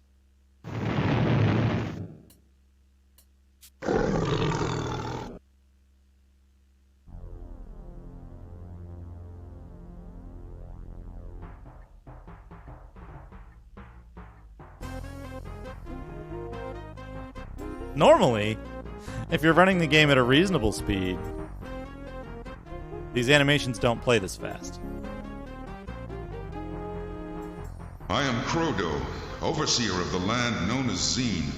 Many years have passed since the glory days of King Burlock, I am the king. when times were good and there was much rejoicing. Yay! But now, imprisoned in this enchanted tower by the sinister, self-proclaimed Lord Xeen, I'm unable to help you in these dark times. It is now up to you, adventurers, to right what has been wronged.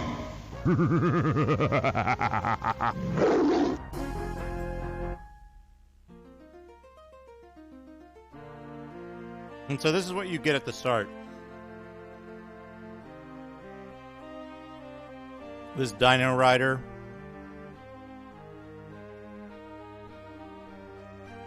Up in the clouds. Very different quality compared to the World of Xeen title screen.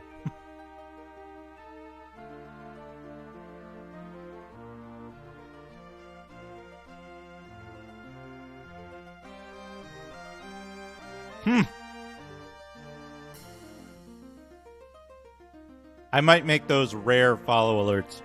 That's a very good idea.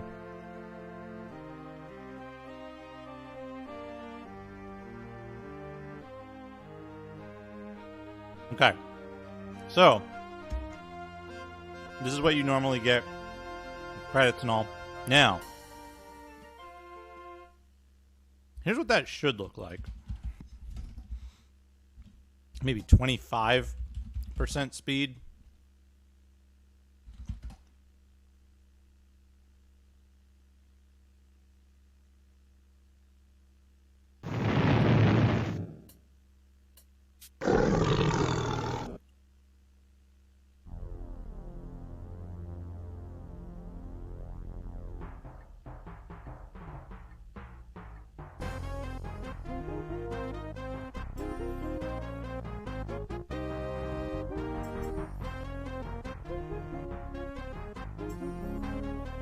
This is a very strange VGA mode that, like, has, like, vertical problems. This is still far, far, far too fast. However, here's a key thing. There's a key test. The I am Krodo, overseer of the scroll land animation known plays as Xeen. smoothly. Many years have passed since the glory days of King Burlock, I am the king. when times were good and there was much rejoicing. Yay! But now, imprisoned in this enchanted tower by the sinister, self-proclaimed Lord Xeen, I'm unable to help you in these dark times. It is now up to you, adventurers, to right what has been wronged. So this is about the speed that I saw the game on the first time when I played it. It actually plays normal speed. If you try to slow this down in DOSBox, it's absolutely fucked. DOSBox cannot get the timing for this game right for that intro. For the rest of the game, it's pretty okay. But for the intro, cannot get it right. You either get super, super slow scroll opening, or you get like totally wacky speed on the face. Yeah, whose hands were those? But yeah, the pink mohawk dragon horse. I think I also have somewhere here.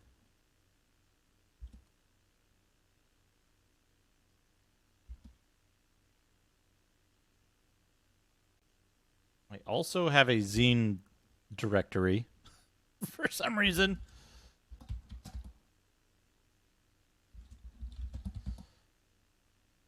I think this Xeen might be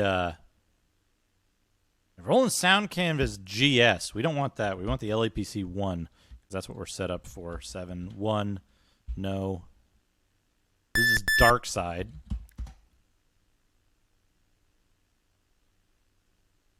So this is like a year later. They have the same intro.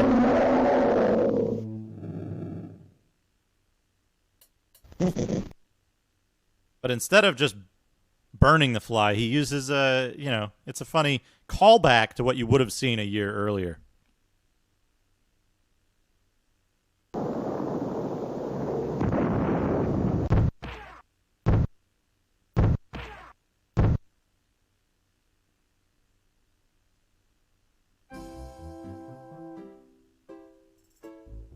Yeah, and then this is the non-CD-ROM version of World of Xeen. You can view the Clouds intro from here. And same thing. You could not view the Dark Side or Clouds title screens individually from here. But it has like characters and stuff from the light side and dark side on the left and the right sides of the game and the thing. Very interesting kind of thing there. So, we're slowed down to a reasonable amount.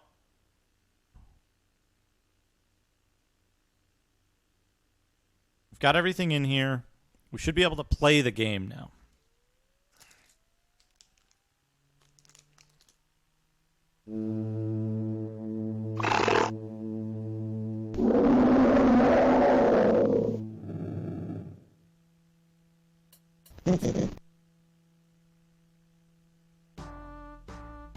We'll let the Dark Side intro play, but we'll replay it again later when we get to Dark Side.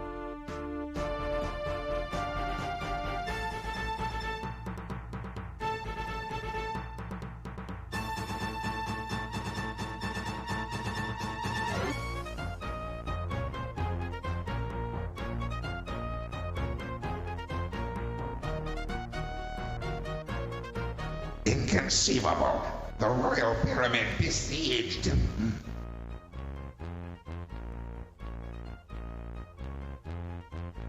With the prophecy almost fulfilled, the arrival of Alamar has placed my mission and the fate of Xeen in grave danger.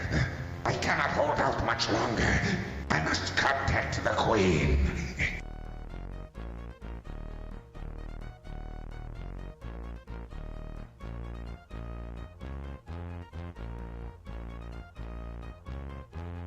Queen Kalindra? My pharaoh, I'm a prisoner. All is lost. Then what has become of the cube?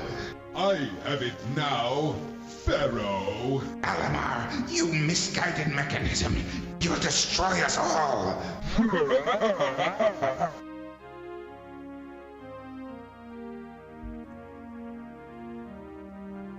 My monstrous friends, are you with me? We serve Alamar! Traitors!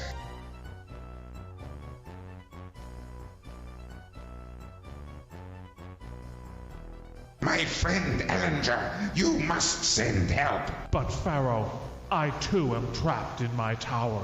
Then I will send out the orb. The destiny of Xeen is no longer in our hands. Seek help, little one. So all this stuff, including the speech, is in the floppy versions as well. This scene is so fucking cool. It's basically like fucking heavy metal.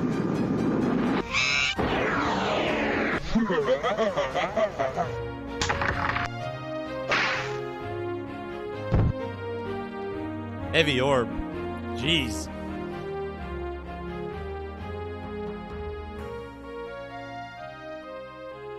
And so there's our glimpse at the dark side of Xeen title screen. Now there's some very strange stuff going on with animation in this. Looks like it looks like it's kind of shimmering. Now what's happening is it's actually getting frames out of order because the because the speed of the computer and its display are kind of desynced. So we're actually what we're gonna do is we're gonna reset. We're gonna see if that happens because I didn't notice that happening when we were running it at full speed.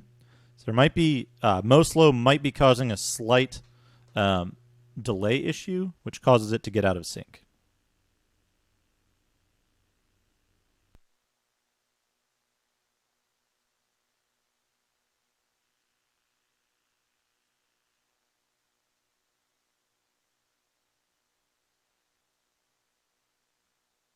The way VGA controllers interact with the display is kind of unique in that they're not really sending data in the same way. They're not sending synced images in the same way that consoles do. It's kind of just like VGA grabs the output device and is like, I'm going to draw right on you. And so it does that. And it's like,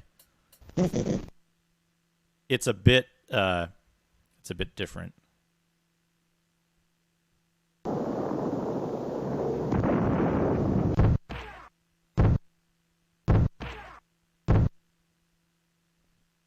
Hey, FaZe. Yeah, I'm at the second partner rejection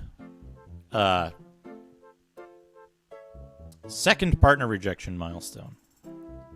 We have a mouse cursor, but we're not going to use that. I'm not going to use the mouse cursor for most of the game. This game plays a lot better on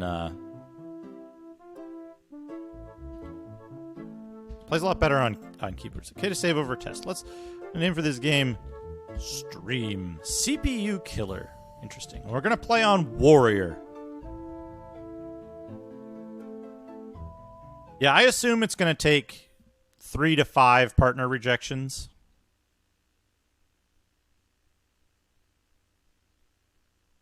This game seems extremely unstable. A little bit worried about this. We might have to play the floppy version if this is this unstable. We were able to start and get into the game before, but now it's just freezing. Why is it freezing? Maybe it's the MPU. Let's try.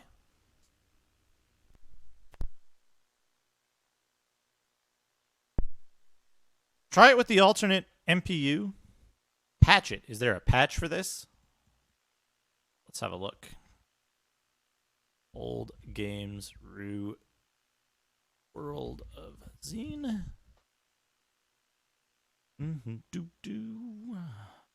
Files.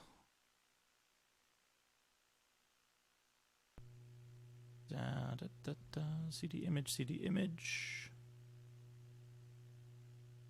What do we have here? We have 2 different CD images, CD image 1, CD image 2, documentation. There is no patch. There's no patch for this, as far as I'm aware. Xeen start MPU. Now, you see, the reason I'm suspicious of the MPU being the issue here Start new game. Stream. Yes. Stream. Warrior. Please wait.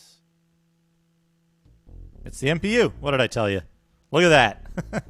Look at that. You know, in fact, let's check. Does it reset when we reload the game? It does. That's not related to that.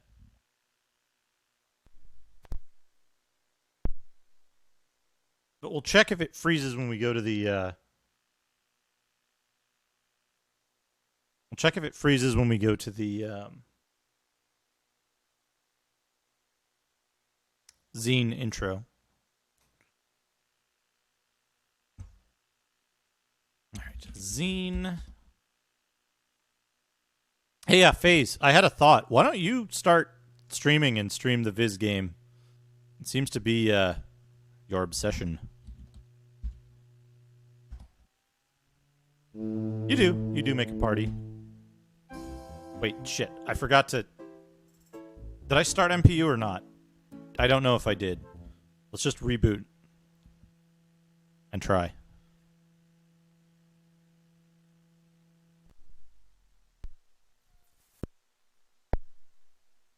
Okay, here we go. FaZe, let me introduce you to a wonderful program called FSUAE. It will allow you to play Amiga games with far less hassle than real hardware. Probably more accurate, too. Hell.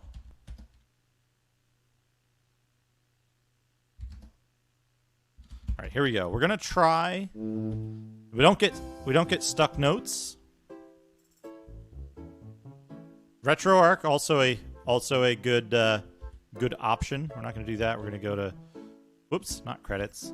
Here's the credits. Clouds. Does it work? It resets. That's so bizarre. How absolutely strange. What a strange thing. Well, it's fine. We've seen the intro. We've seen all this stuff.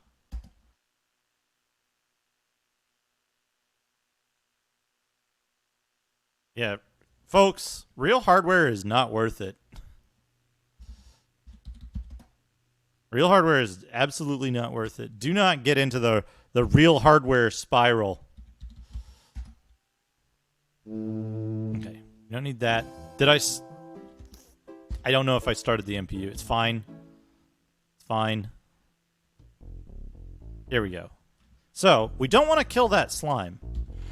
We want to walk directly away from it. Good. Now, things we want to do. I got my Amiga from an extremely generous viewer, supporter of the stream, who had an extra one lying around, and they sent it to me because they didn't think it worked. Thank you, Raccoon. Thank you for reminding me. I do it and then I forget I did it.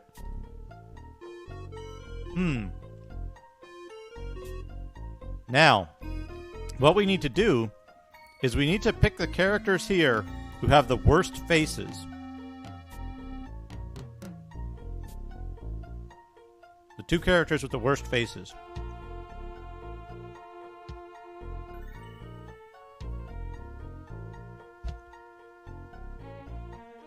Because... Yeah, I was kind of leaning towards that phase, but that orc... We'll see about the orc, right? What we'll do for now, what are you?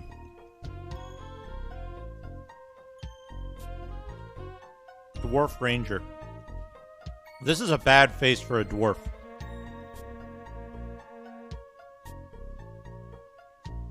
There is a version on Macintosh.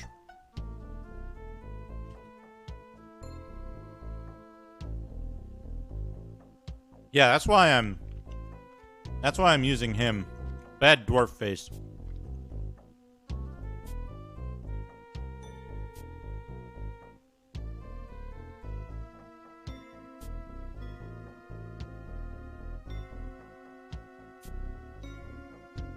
Yeah, miserable excuse for a dwarf.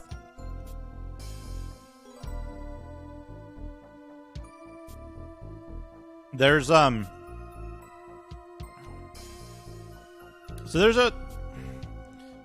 there's a problem with the Macintosh version of this. It has high-res artwork, high-res pixel art. Except, if we go in here and we look at a bed, it looks like a reasonable size for a bed, right? When they redrew it, the bed is half the size. So everything looks all fucked up in the Mac version. It's not cohesive.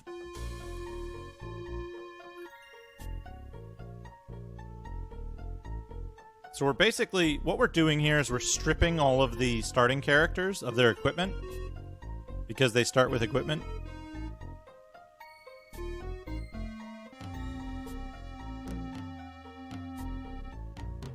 This is the game that two games become one big game.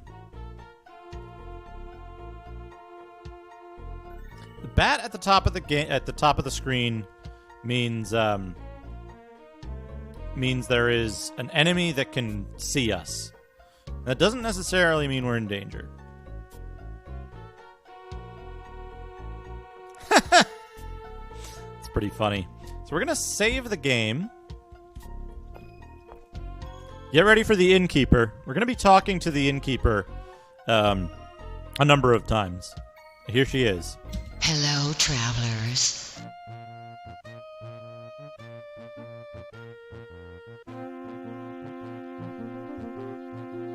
Goodbye.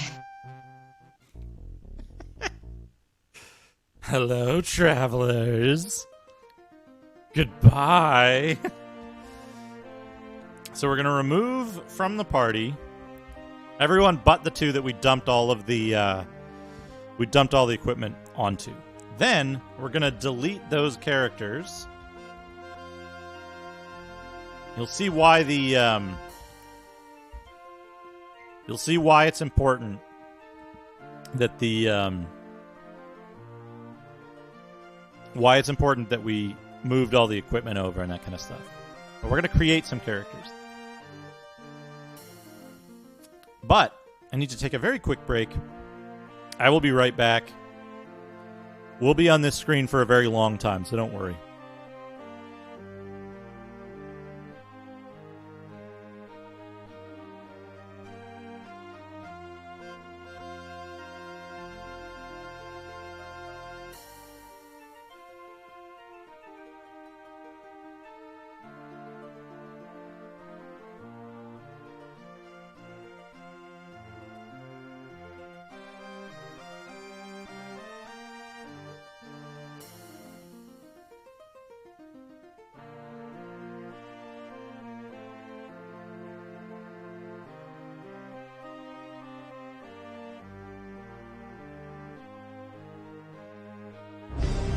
I think I'm being followed. What could they want from me?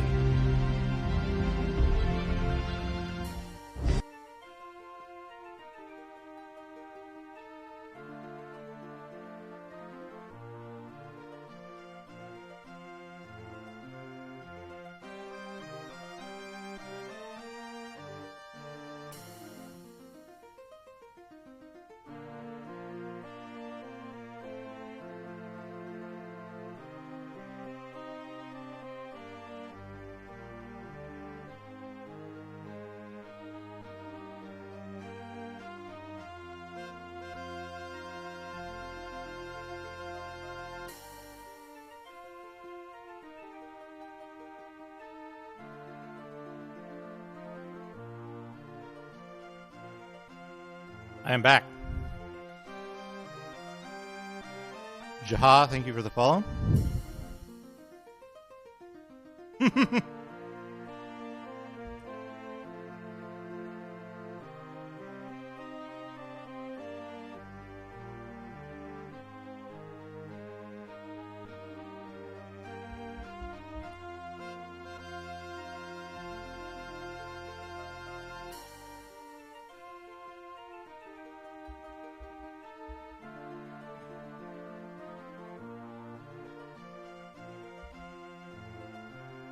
Now,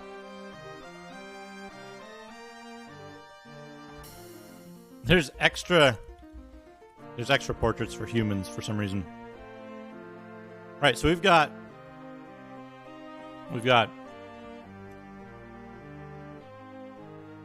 our human faces. This kind of reminds me of Carl Sagan for some reason.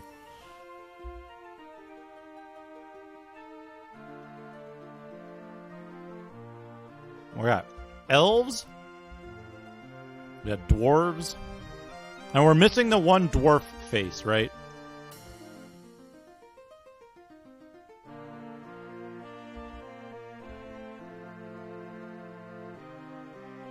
That's strange. There's something wrong. You know what I noticed? That dwarf is using... The gnome is using a dwarf face, and the dwarf is using a gnome face. These are invalid characters. But yeah, we got 3 dwarf faces to pick from for our dwarf ninja.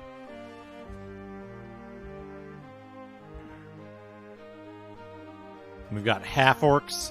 We might make like a half-orc barbarian character as one of these. So, what things we know we're going to use, right? We know we're going to have an elf sorcerer. We know we're going to have a gnome cleric. All right, let me start taking some notes here. You open a little notepad window. We're going to have a elf sorcerer, a gnome cleric, a dwarf ninja because that's funny. There's gnome place like home. We could also do a gnome ninja. We could do like one of these two as the cleric and like this guy is the ninja. But we might want our ninja to be a little more yeah, there you go. Perfect. Adrian Jackson. Perfect. This is going to be our cleric. We're not going to use these roles though. We're going to hold out for roles like these, which are fucking incredible. Wow. Now, for clerics, you always want your cleric to have a high speed. Right? So, the way this works is there's a minimum set of stats. Right. Like Elmaisha said, there's a minimum set of stats that you can have. So, like, if I swap around personality and intellect, it changes sorcerer and archer in for cleric and paladin. Now, I don't remember. This is the one time we're going to use the mouse in the game, because I don't remember what button selects the classes as compared to what button. Actually, you know what? I want to switch this around. No, I want to switch this around as well. There we go. Here we go. Now, clerics and non-spellcast, like characters who don't cast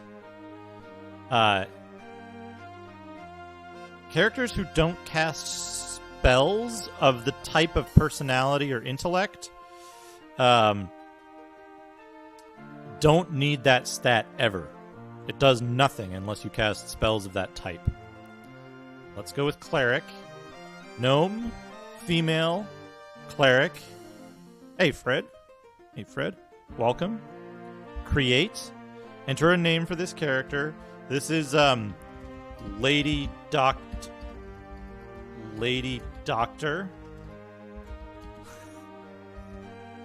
Okay, now I can test. These stats are junk. Okay. Enter. Enter selects class. Forgot to pick that. I forgot to figure that out. And then left and right. Yeah, okay. Good. Okay. Roll. 19, 12, 14, 15. We're going to create our dwarf ninja. We're going to make this guy, this beardless guy, our dwarf ninja.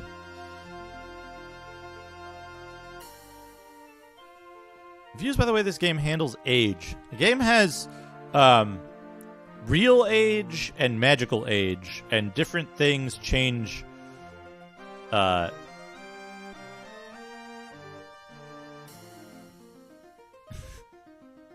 Different things change your.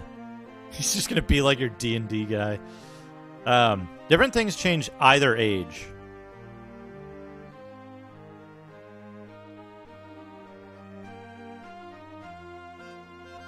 That's right, Fred. But more importantly, usually magical age is the only one that really matters, because you only accumulate a lot of that.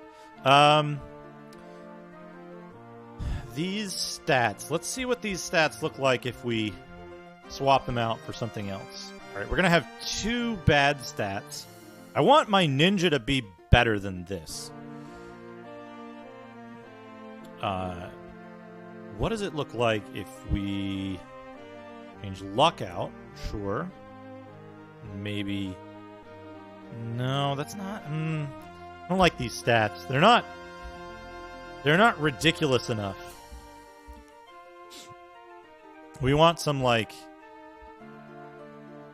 very high stats for our characters. No.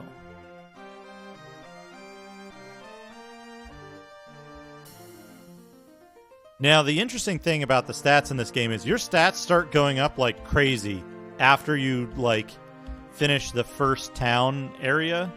This looks good. This looks pretty good. Personality, speed, intellect.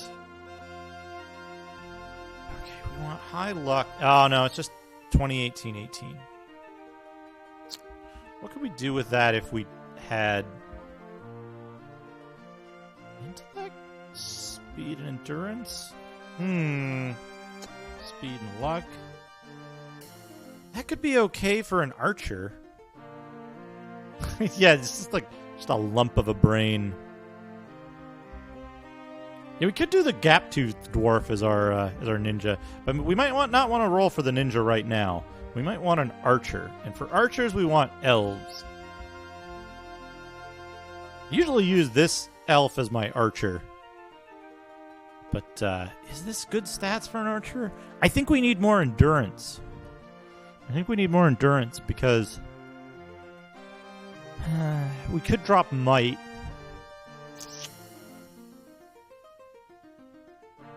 Could drop might and gain it back later. Speed is pretty low as well, though.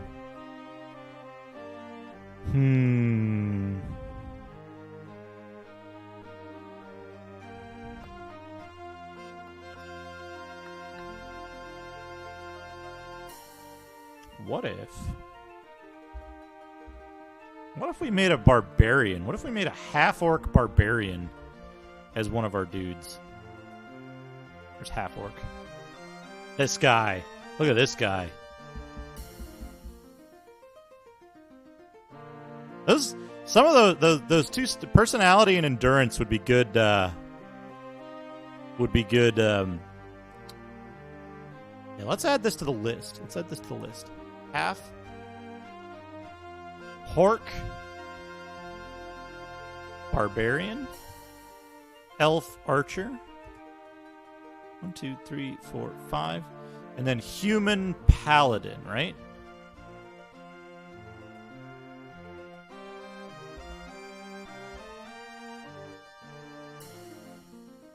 Hi, Breakfast Secrets. Welcome. Huh. We're not doing a challenge run here, Smevel.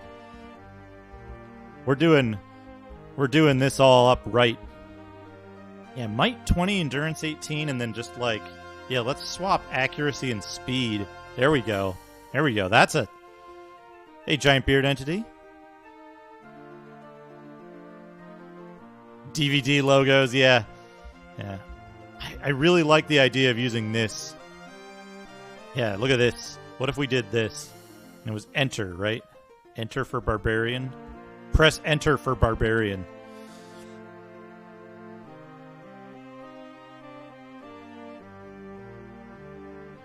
Yeah, this is good. I think this is good, right? Because the barbarian's never going to cast spells. We can actually swap intelligence and luck.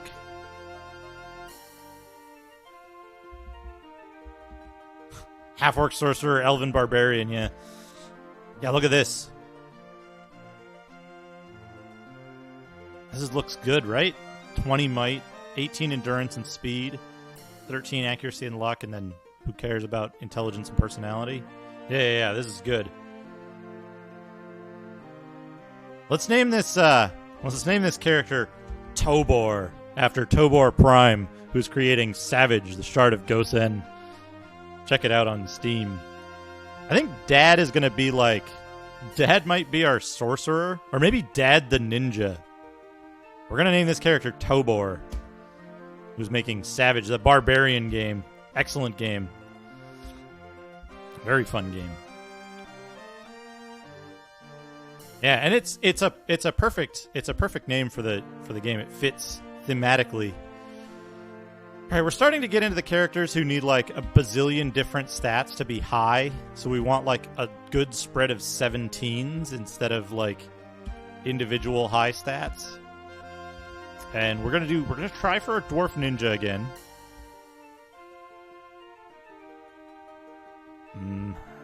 I'll pick between these two when we get there.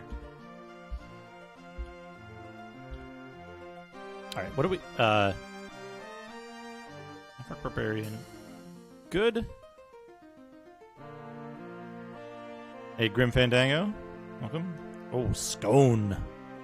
Scone is good. It's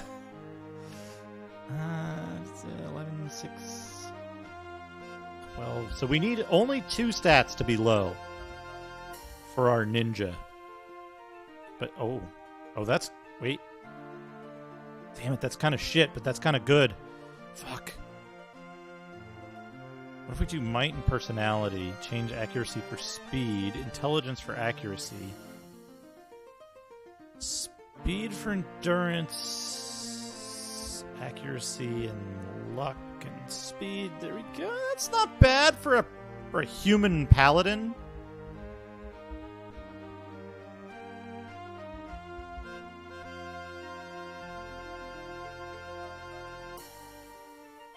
I think that's pretty good for a paladin, right? It's pretty decent. Yeah, here we go. Which is going to be Berserker. Our human paladin. Alright, not those stats, not those stats. There's this like mindset you get into when you're rolling stats for this game where you're like, you're looking at all the stats and you're trying to figure out if the roll is good just like at a glance, and you occasionally go past like really good rolls and you're like, fuck no! But this is a very good roll. This is a very good roll. This is exactly what we want for our... Now, do we go gnome or do we go gnome or dwarf? Oh, that's not enough for a ninja. What do I need? What do I need? I think I'm being followed. There we go. What could they want from me? Blarfugal, thank you for the follow. Thank you for the follow. Yeah, right? Undo button is what you want. Okay, so this is a decent My God, ninja. that's fantastic. Retrograde Tom, thank you for the host. Hazemaker, welcome. Yeah, I think we want this. Now, which portrait do we want? I think we'll do this one, and we'll do ninja. Create, and this will be Dad. Dad the Ninja. So what do we have now? We have a human paladin. We have a dwarf ninja. We have a gnome cleric. I think I'm being followed. What could they want from me? Sefsi, thank you for the follow.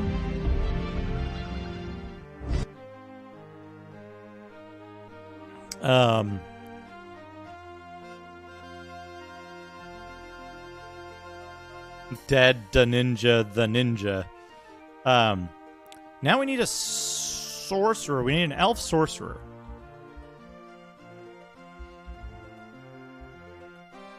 Use this portrait. Use this portrait. We'll have a female elf sorcerer.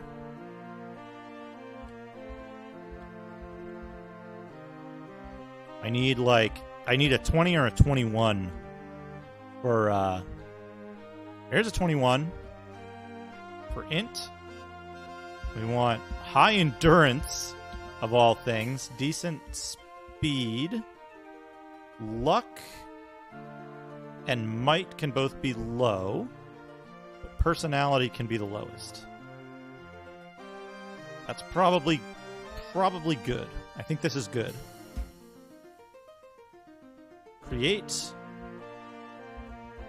too many guns. All right, we've got an elf sorcerer. Now we need an archer. We need an archer. Right? We're going to do an archer? Yeah, we're going to do an archer. We got barbarian, ninja, paladin. We got, barbarian, ninja, paladin, archer, cleric, sorcerer. 6. So I guess we're going to do another elf.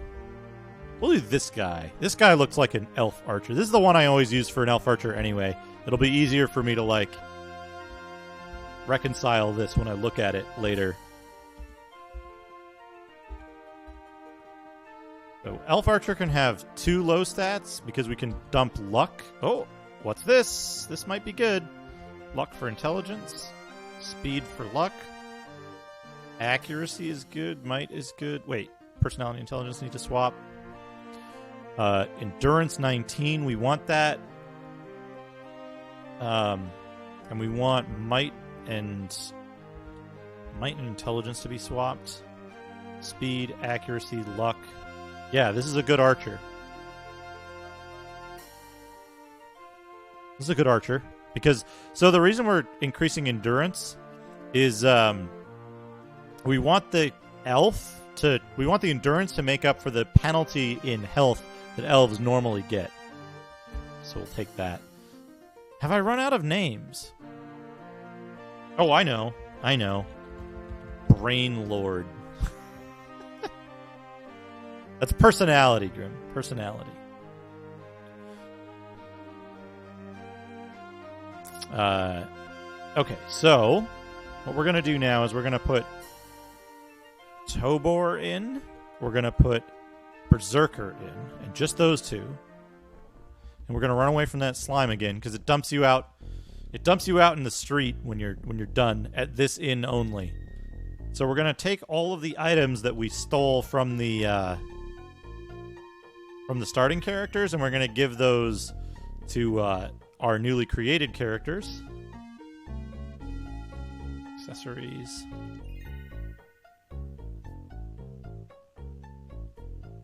Hello, travelers. Hello, travelers.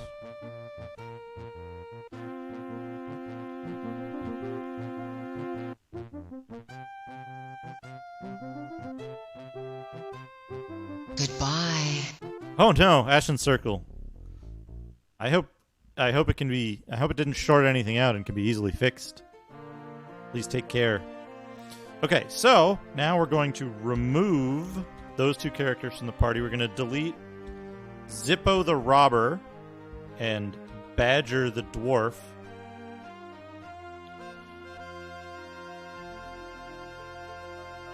We're going to add in Dad, Brain Lord, Lady Doctor, and Too Many Guns. Now we have a full party.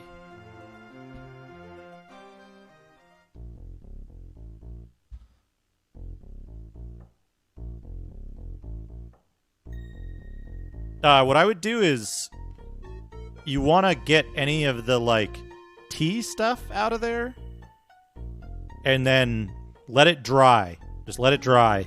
Hold it, put it upside down over some rice or something. Or whatever.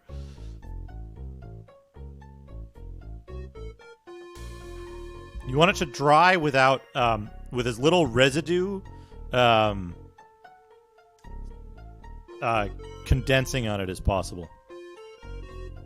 Too Many Guns is just it's an extremely funny name to me.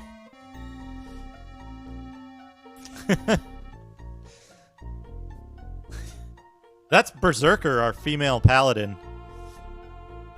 All right, Hand Axe is a good...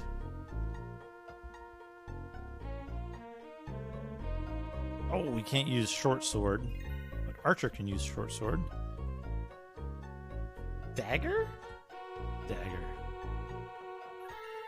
Club? Dagger, and I think the cudgel is extra, right? Yeah. Club, dagger.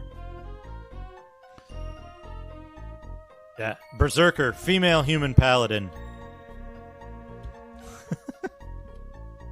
Beautiful, beautiful.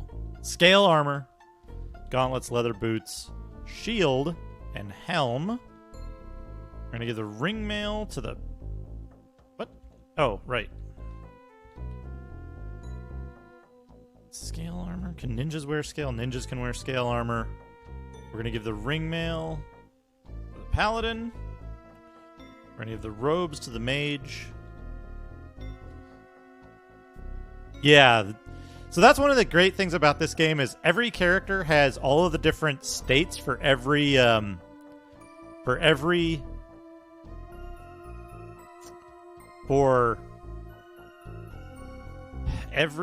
different status effect. Which is great because you get to see all these people like do all kinds of weird stuff. It's pretty funny. Scale armor to the archer. Scale armor to the cleric. Good. Boots, gauntlets, boots and pants. I don't think this stuff actually does anything, but, you know, it's role-playing. You want all your characters to be wearing boots, right? Oops. Armor, equip. There we go. Everybody's equipped with that stuff. Yeah, that would be a pretty good... Oops. That would be a pretty good thing to have, is all of the faces. So now, is Swift Ring. The Swift Ring is the only magic item that the starting characters has. Starting characters have 18, 14, 15, 16, 15. So we're going to give the Swift Ring to Berserker because Berserker has the lowest speed of the party. We always want as much of the party to go first in combat as possible compared to the monsters. We're going to sell off that silver ring because it doesn't do anything. It doesn't give us anything. Like, what's his armor class? 16. So if we equip this, I don't think they actually do anything. But they're worth quite a bit of money. So we're gonna sell those off.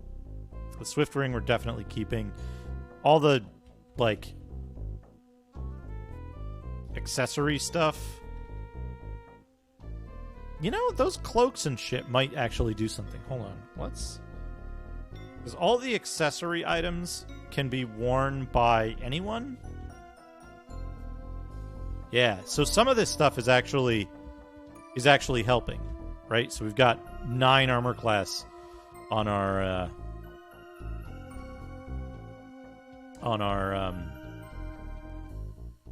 sorcerer now, which is good. They won't be just totally owned. And 8 lowest armor class across the board.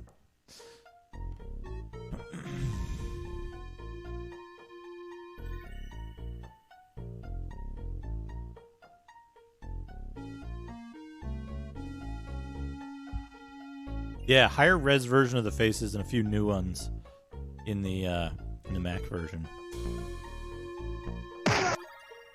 We killed the slime. Now, there's a peculiarity about this game.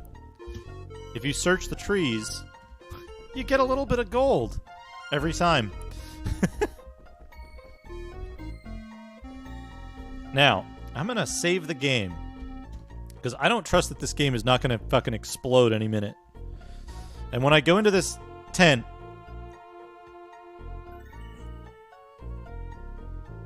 we should, if everything goes well, we should get voice acting. Let's try.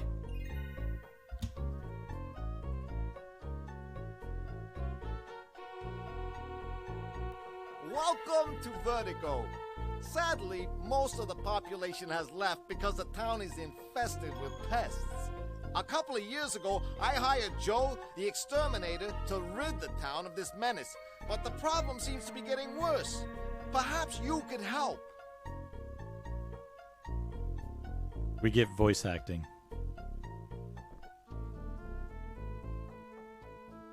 Speech is on. Text we're going to turn on so that we can actually tell what they're saying. Because some of the voice acting isn't...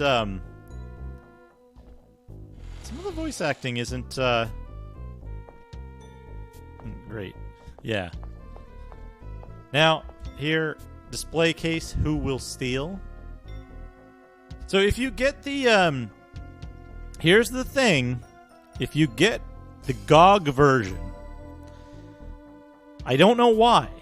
I do not know why they have done this, but the last time I checked, when you get the GOG version, it doesn't load the CD properly, but it includes the CD images in the game directory. They're just renamed to something else, not ISO, or whatever it is. So, if you set up DOSBox and you mount those CD images separately from GOG's installation, you can get the game to run with speech. All the stuff is included in the GOG distribution of the game. Just, they turned it off for some reason. So, if you have the GOG version does have the capability of doing speech, but it takes a little extra setup. Now, we're gonna, we just saved, so we're gonna steal with our ninja. I found a ring mail, a glaive, a scale armor, a mace, robes, and a ring mail. Alright, I forgot this. You can, because we have a cartographer, we can press equals, and we can turn on the map. And it shows us very clearly where we have stepped and where we have not. Now, let's see. What did we get? We got a glaive. The glaive goes to the archer. Archers cannot use shields, so they're a very good candidate for using two-handed weapons. Yeah, the auto map is incredible. Let's see if the ninja can use... The ninja cannot use the saber. I don't know. I think the saber is better than the short sword. Ring mail is better here. We've got ring mail. We can give ring mail to the cleric, which is better. We've got some extra scale armors to get rid of now. We didn't get any accessories. What do you want?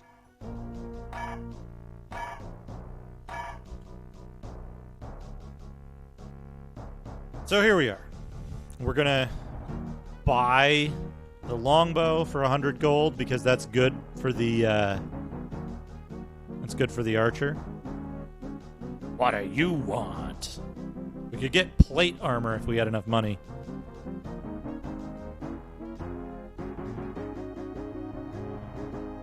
Oh, Doc Memory. So it did give you the option to set up voice? Because when I set it up, there wasn't an option for voice, and you had to, like, set it up manually. We're going to sell these extra scale armors, this extra robe. We're going to sell the silver charm and the silver ring. We could buy some stuff here. Mostly, this is good for checking what is the max item that people can use. A blue-eyed boy from the Old West learned one of life's cruelest lessons. That evil was bigger than his gun. So he followed the footsteps of a mysterious master to the Far East, where he learned the secrets of the sword, and came back home with the heart of a gunman and the soul of a samurai. Darkwing 602, thank you so much for the sub. Enjoy your emotes and all of the fun fun that comes along with it. The emote in the upper right, hey Mimic Chest, the emote in the upper right is actually, it's actually submitted already. Hit it, so that'll be live soon as well. Hey Smaker, nice. But yeah, let's we're not gonna buy most of that stuff. We're gonna leave that. We're pretty well equipped right now. We're gonna take a little tour around the town and pick up gold from all the trees. The infinite grimoire. Switch to the infinite grimoire. Alright, yeah, let's pick up money from all the trees. Ah, interesting. It's good to know, Botman. Look at that. There's these things. Grates that we can't open right now. We can only search the trees once each. We search that one. Search that one. Hey, Cuba, welcome back. Search that one already. Thylon's training. Like these cool pixel art of like these banners and stuff. A lot of extra little details all over. The grimoire is actually the graphic for it is from Might and Magic 2: Gates to Another World on Sega Genesis. The opening screen there, but the content is not from any game. It is from a neural network. Oh, we got a plate mail. That's good. And a gem. We got a gem of first aid. We're going to give that to the barbarian, because the barbarian's the most likely to be alive at any given time. We're going to give the plate mail to the... Here we go. Look at that.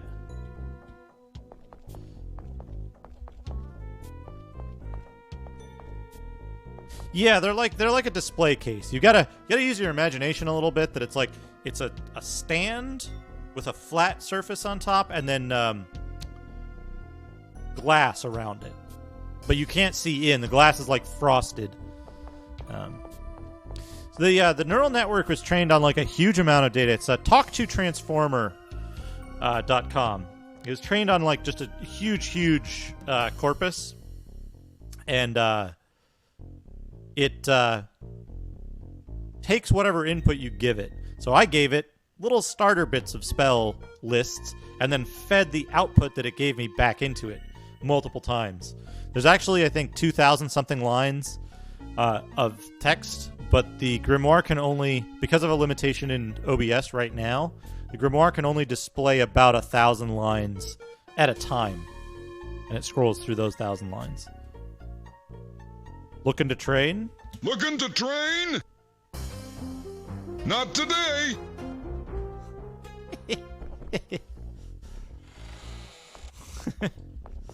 There are incredible good spells in there. Got some gold. We already got that gold. More gold. Good gold.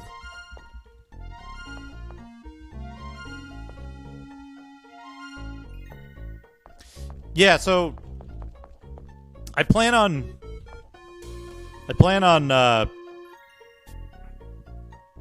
making an application to do certain things that will expand the Infinite Grimoire and the Bag of Holding, which is kind of the same thing, except for items instead of spells. But there's other things that I wanted to do. One of the things I want to do is I want to have a bestiary, which shows a name and a picture of a beast, and then it flips the pages, and then it shows a new one and keeps that up there for like, 30 seconds or so a piece. And what I'd like to do is, because you can't really neural network generate artwork, but what I'd like to do is I'd like to start getting people involved, and like I'll contribute some stuff, and if anyone sees a name of a beast that they want to draw something for, they can draw artwork for that beast. That's a thought, Dana. I don't think Game Maker Studio 2 has the text processing capabilities that are needed for it, which is a big part of it, is doing like this large scale that's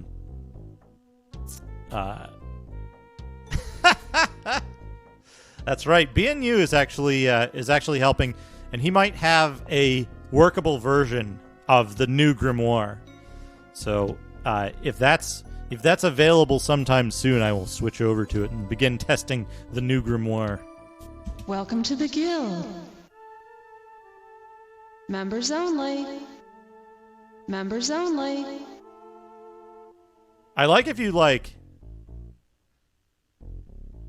man, medieval French beast artworks. If I could figure out a her brain.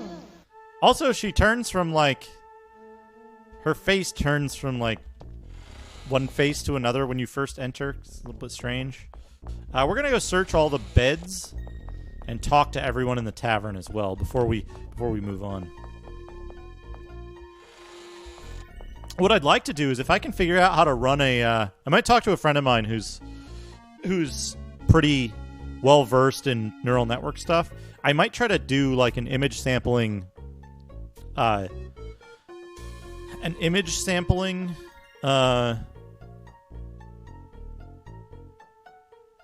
neural network thing that I can train on like Voynich manuscript, alchemical text, and stuff like that with like a really clean image set, if I can get enough of a corpus together to make it work.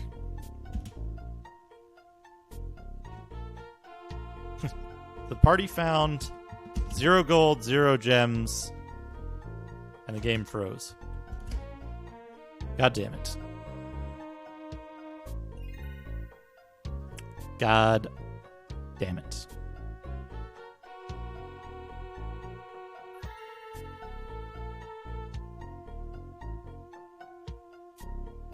It's not stealing, it's a search.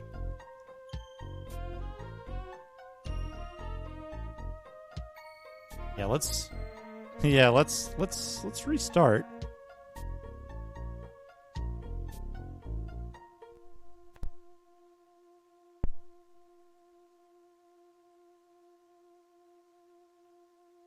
Oh, interesting. You've seen a freeze on searching nose beds as well. Interesting.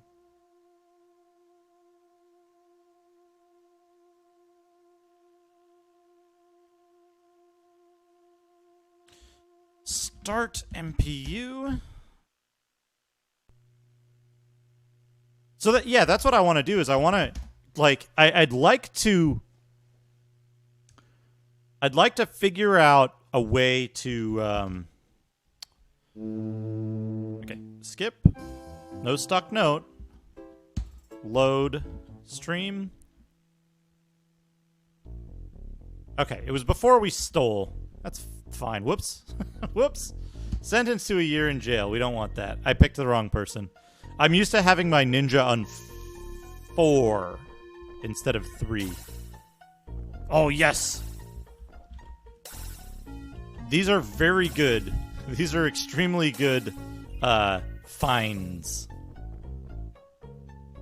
The soft MPU is a thing that emulates the intelligent MPU of the MPU 401, and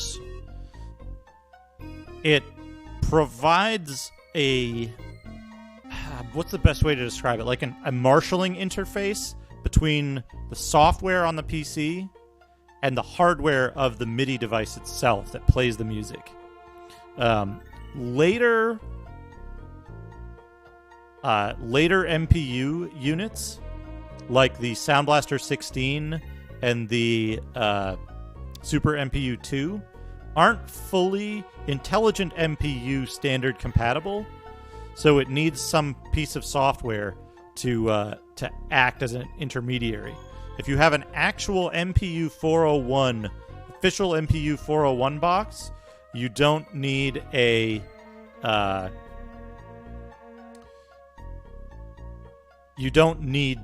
soft MPU.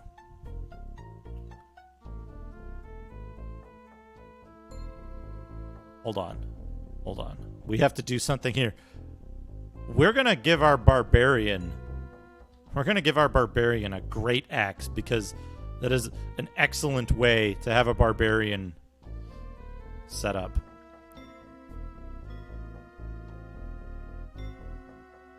Mystery's armor. Okay. Chainmail we're going to give to our elf because I think I'm being followed. What could they want from me? Ageless Eddie, thank you for the follow. Because elves are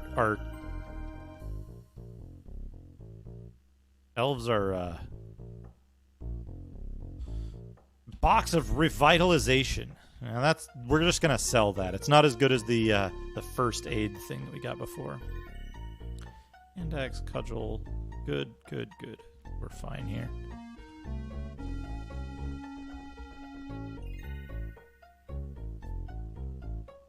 What do you want? Okay. Oh right, we're gonna buy the longbow for the archer. We're gonna sell hand axe, the cudgel, the dagger, the scale armor, and the robes, the silver charm and the silver ring, and the box of revitalization.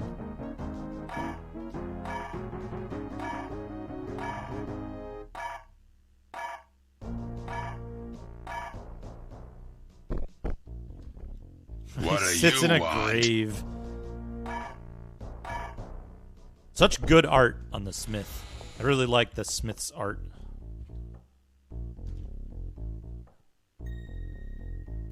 Please help clean up our beautiful town.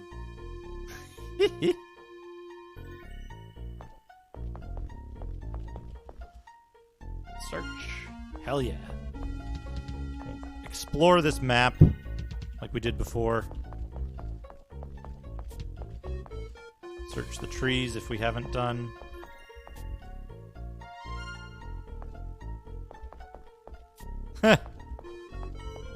Go in here, search these beds. Now you always want to have your character with thievery search. Welcome to the guild. Because they're the most likely to avoid traps if an item is trapped.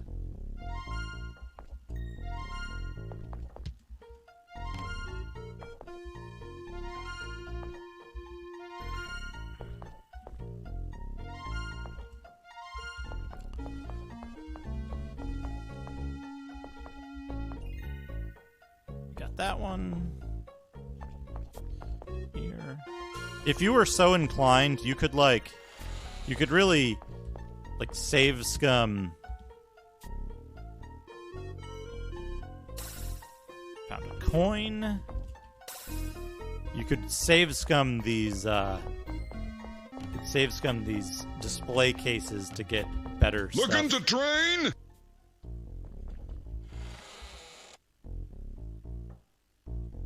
A sling. Good. Longbow. Short bow goes to the paladin. Now we have four things there. We got a coin of energy blasts. We'll keep that with the ninja. Actually, you know what? No, we'll give the coin of energy blasts to the cleric. And okay, nothing else. Good. Let's just double check. I think this is the guild membership. Hey, sentient program. I'll put anyone on the guild roll for free. Dues will cost 25 gold, though. Vern, the guild man. So let's just for now, we'll get our cleric and our sorcerer on there, so we can get them some extra spells. Now let's save the game. Start talking to people in the tavern. Get lost. Can't you see I'm drinking? This place is deserted. You should go to River City. Now there's a town full of action. Get lost. Can't you see I'm drinking? How many people And how many different accents for those people? Do you think they did get lost? Can't you see I'm drinking? Some fool said that money is now growing on trees. Ha. Get lost! Can't you see I'm drinking? Ha. That Gunther, what a dunce. He paid that conman Joe a fortune to clean up this town.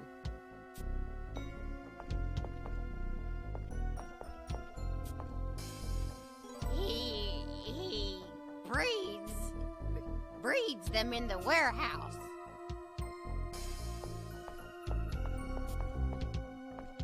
He breeds them in the warehouse.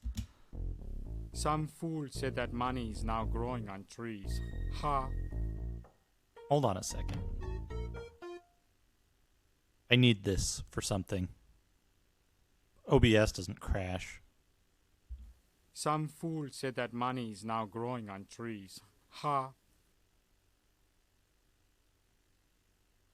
There we go. I need that for something later. Yes.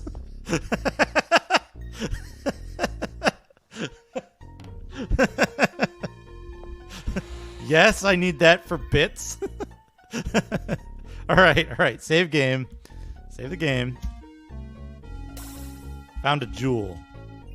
Nothing here. Okay, good. Good. Now let's try these other two. Nothing here. Dad found plate armor. All right. We got past the bed trap. I think that the that one in particular might be just a random one across all donations or all maybe for donations. I don't have much going on for the donation alerts. Well, let's scale armor. I think ninjas can wear ringmail, right? Ringmail is better. Here we go. AC 8.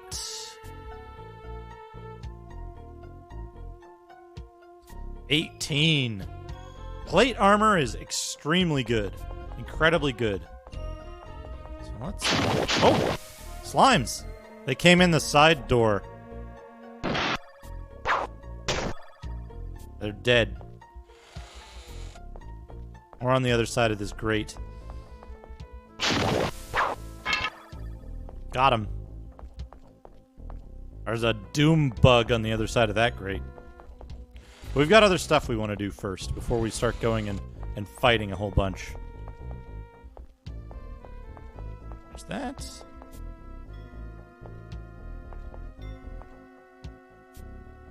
Milo's maps.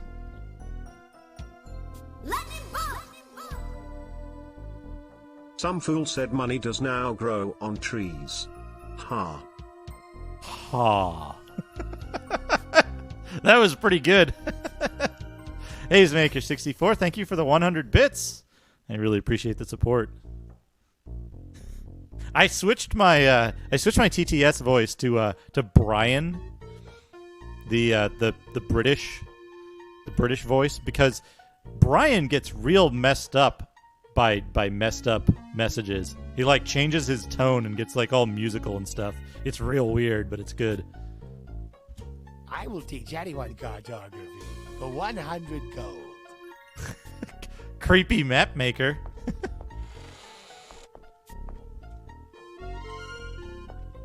I love that everyone in this game inexplicably has a different weird accent.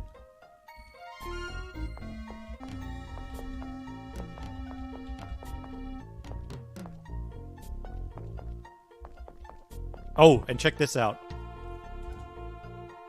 So every town has a well. Every town has a well. The way the game works is every town has a quest to like restore the town. I'm making air quotes, restore the town. And if you do the quest to restore the town, the well gives you some benefit, depending on which town it is. The bank. There we go. What's in the bank? Safe and secure. Now, I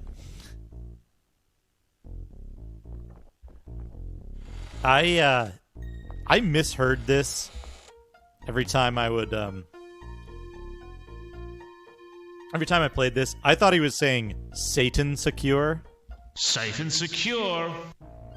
And yeah, the bodyguard kicks ass. Touching his axe. His glowing red eyes.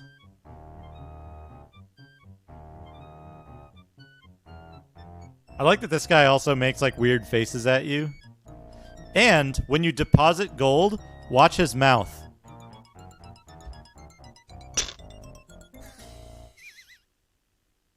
He makes the sound.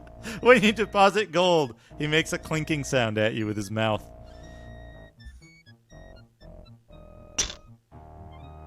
It's only sometimes.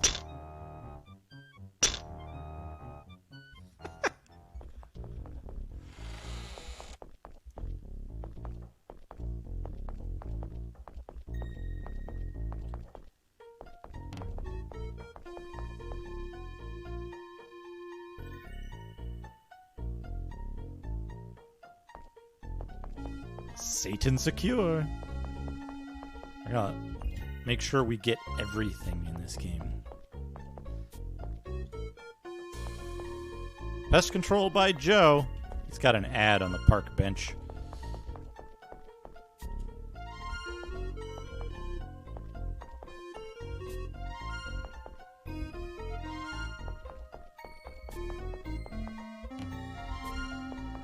Oops. Tent. Save. I will teach anyone pathfinding for 2,500 gold. Yeah, lawn mowing the auto map. So pathfinding for 2,500 gold. Rangers start with pathfinding, and it allows you to pass through Slime Lord's Shell Rule. Sentient Program, I bought a rack mount.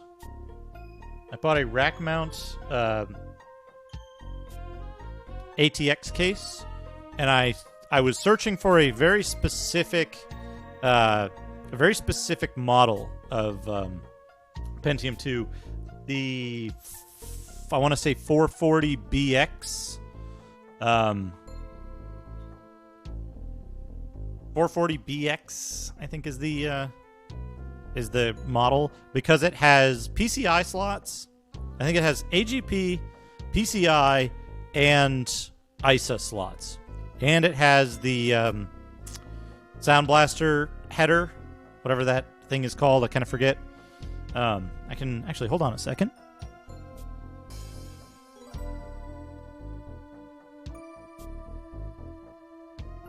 Give me 1 second here to organize a couple things.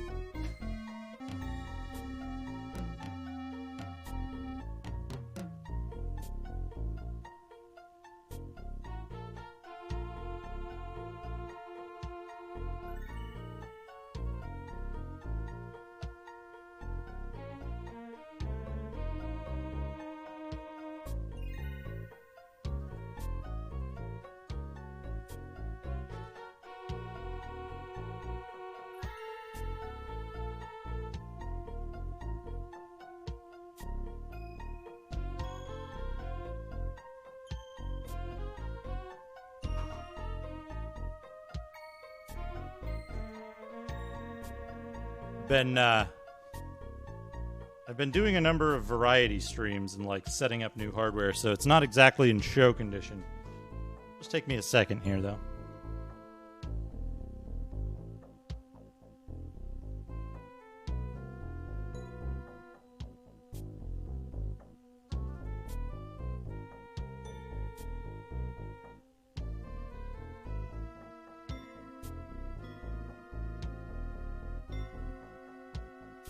Okay, here we go.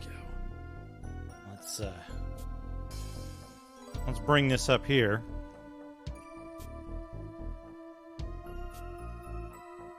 We can take a look at the setup here. So this is this down here is the rack mount case with the MIDI device on top of it. This is the switch I use to switch between all my different consoles and everything. It's a compressor for the game audio. OSSC. This is an IR transceiver to control the OSSC remotely. Here's the game. Here's the game running on the CRT. I'm actually not controlling it from the CRT. Yeah, this game is slow enough that I can play it in the capture window. We've got the VCS, NES, PC Engine, Genesis, Super Nintendo, PlayStation, Nintendo 64, the Dreamcast. We got extra Dreamcast fishing rods. Oh, the rug that I got for like $90 from somewhere downtown. And then down here somewhere, we've got the PS2. It's like impossible to see. But yeah, this thing here. This is the setup that I use, and then the audio interface that I use for all the capture. Yeah, there's not much I can do about the cabling stuff. There's some extra cables. There's some extra cables on the floor here, which are... Oh, you know what I didn't show? There's one other thing I didn't show because it's on my desk here. Let's get back to this. We've got Amiga 600, Gotek, joystick. The Turbo Chameleon is in waiting, and then my C64 back there. There's an Xbox Elite somewhere in here as well. Pigiama. I like the Italian spelling. And yeah, it's just a cheap Dell CRT. It's a 31 kilohertz CRT for computer stuff. But what I do is for the classic consoles, I actually run the OSSC output back to a VGA. The OSSC's digital output through a HDMI to VGA converter. And display that on the CRT, and it works really well. The CRT is just I don't know, it's like a Dell E19 something. It can't natively do 240p content. But because the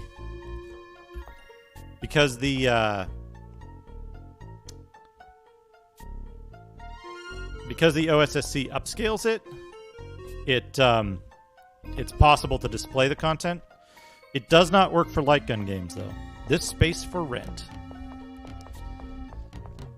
Now, I want to point out the amount of humor in this game, I think, is just the right amount for an RPG. That it doesn't have, like, wacky characters or anything.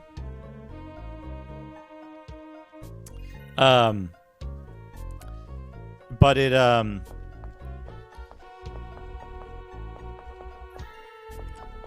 it has things like this space for rent. It's like a kind of understated joke. It has the advertising on the back of benches. It's got some wacky stuff, but it's not like the Cult of Mu is a good example because they've got funny names, but it's just a cult of murderous priests and monsters. It's still like a serious thing. Does it? It might.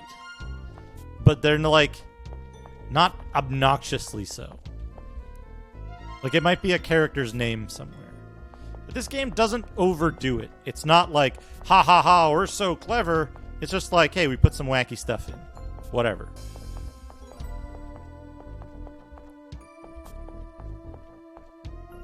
Gue. You have the proper stone. I'll open the door. Yeah, there's like Cult of Mu, Cult of Yak, Cult of Ba. Oh, we've got more people to talk to in the church. Nothing here. Nothing here.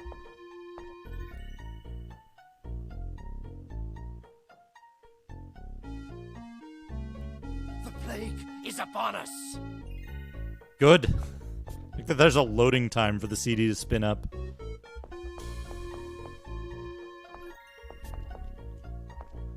The end is near.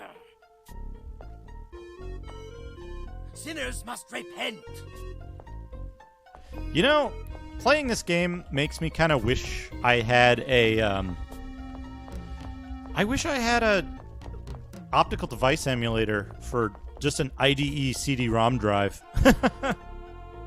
I wish there was a way to connect like a hard drive to IDE and have it masquerade as a CD-ROM drive. So what it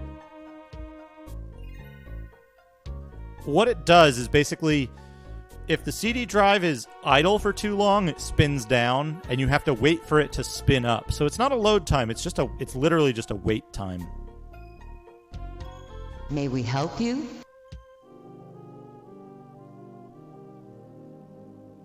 Love the weird monster man with a book in the background, and it looks like he's got that haircut where the sides of his head are shaved.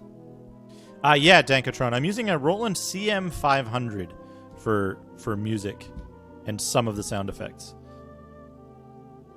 Now, here's the thing about this game.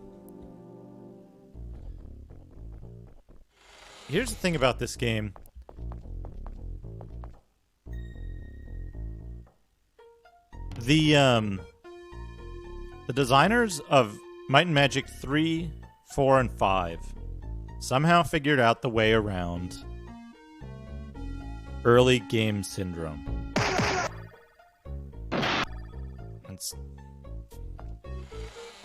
Oh, we can talk to Joe's Exterminations. 2 years ago, I came to this town on contract to control the vermin infestation. It has been a long, hard job, but I've just about got the situation under control.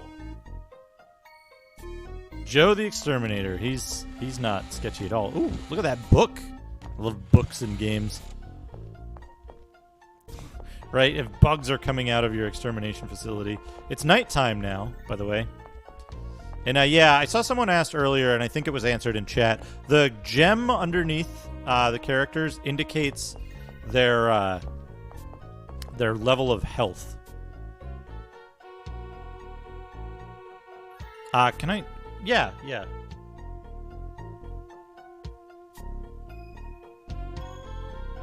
There's a big gap between the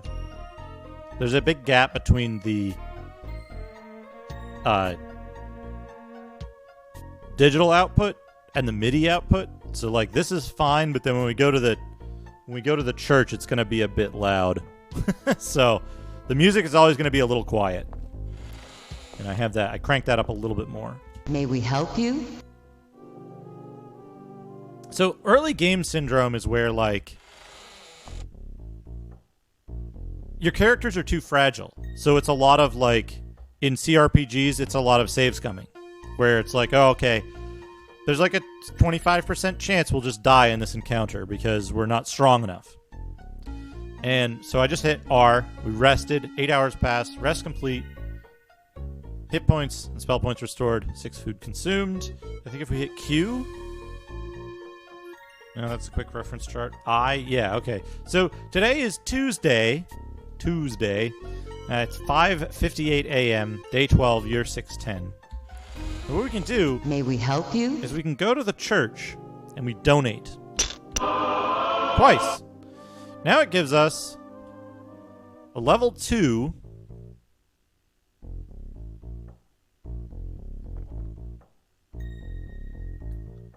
Yeah. So you go to the church and you donate.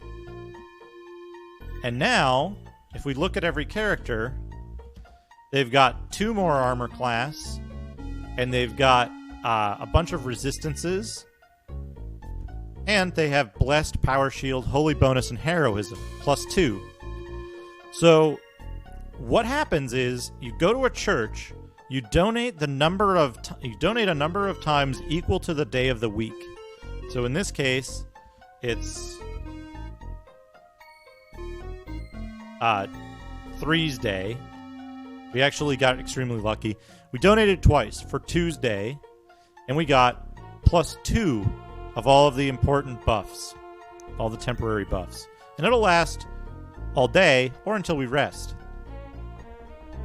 But what that means is we now do 2 extra damage per hit, and we do 2 extra damage per hit, and we absorb 2 damage per hit.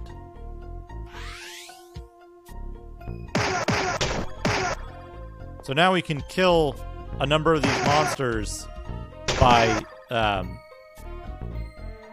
just by shooting at them. They're easy to kill instead of like taking several hits.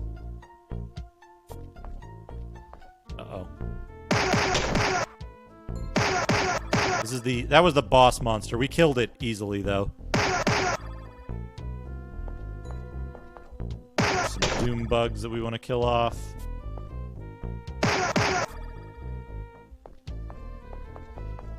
And we want to go for this crate. Inside the crate, you find a piece of paper that reads, Breeder Slimes, 1 mated pair, 287. 5 Doom Bugs at 145 each, 725. Total, 1,012 gold. It appears that Joe has been buying monsters and distributing them around town. Mayor Gunther will want to hear about this. And then we can go through and open up all the crates to get extra Doom Bugs. And occasionally items. Yeah, bows are good because they just give you an extra attack when you can see a monster but not approach it. Longsword is probably good for the thing. Maul? Can a cleric use a maul? Yeah, that'd be good. There's like some weapons and stuff in here too. We'll give the mace to our cleric. Saber is probably better than that. And an extra saber which we can give away.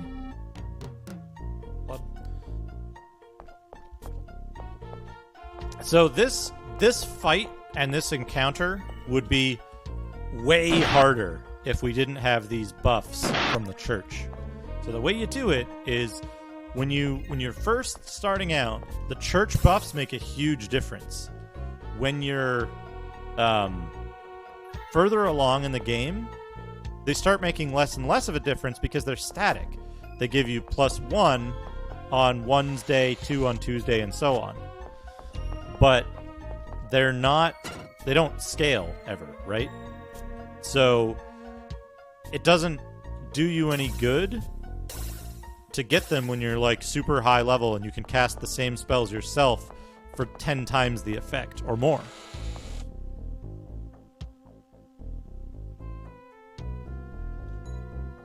Nothing.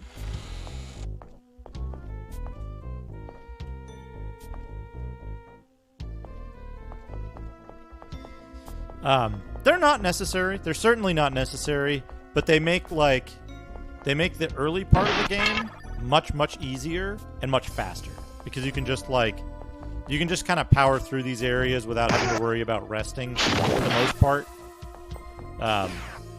Because like the only thing that can harm you are these traps on the doors, and then you just heal the person back up and they're fine.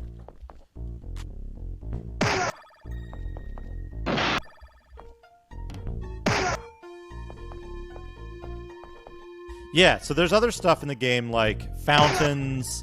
There's areas you can pay for buffs.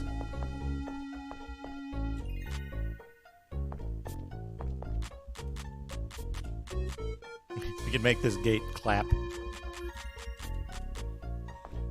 Right. So the manual actually, and this is something I was talking about earlier that sets this game apart,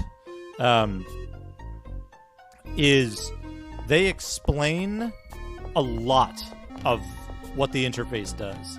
Almost all of it, in fact. So the face at the top, the gargoyle at the top is whether an enemy can see you. The faces on the side are clairvoyance. One is danger, one is treasure. And they say yes or no. The gargoyle at the left indicates levitation, and the little lizard on the right indicates secret breakable walls. Whether you can break the wall that you are currently up against, but only if your character, one of your characters, has detect secret doors, which I think, yes, spot secret doors. Our gnome cleric has. Oh, we're out there. So, Berserker does not know first aid. We're gonna have to. This is the jail. Save it quick. Yeah, so saying, yes, it's safe, no, there's no treasure, is what those clairvoyance heads are saying.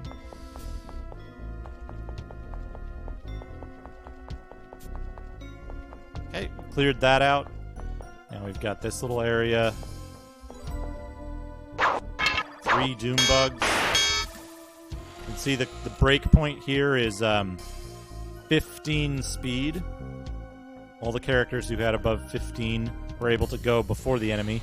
If all of your characters go before the enemy, you have a much better chance of taking the enemies out before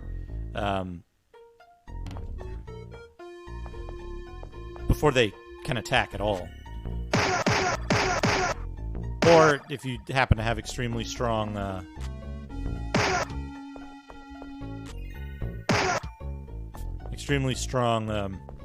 ranged weapons.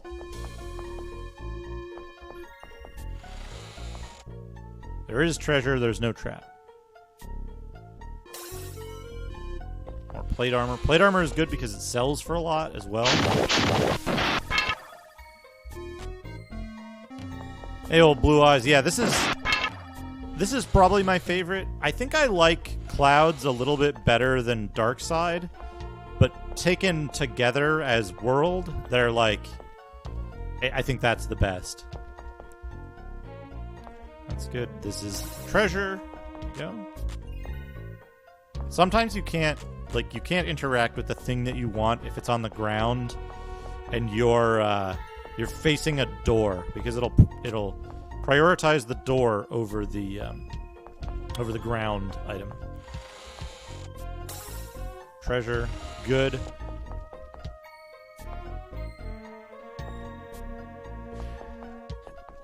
There's certain things I like about better about 3, but I think overall Xeen is a better game, but it is very, very close. I like the fact that druids were more useful. I like some of the mechanics about weapons and armor a little better.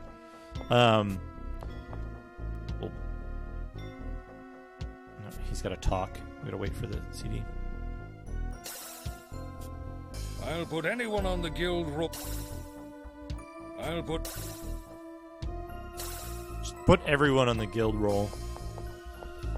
There's a reason we want to do that, but save it. We're going to complete the first quest. Thank you for cleaning up Vertigo and discovering Joe's treachery. Now it makes sense why the extermination of the pests was taking so long. I present you with the Outstanding Citizenship Award and this treasure. Congratulations! Oh, one more thing. I have received a message from the dwarves who reside in the Red Dwarf Range. They have urgently requested help and promised great reward to whoever is brave enough to come.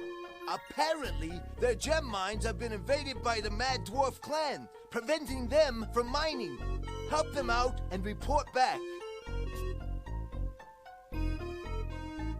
I was afraid to advance the text, but I think it should be fine, as long as you don't do the final advance. 5,000 experience for everyone, 4,000 gold, 50 gems.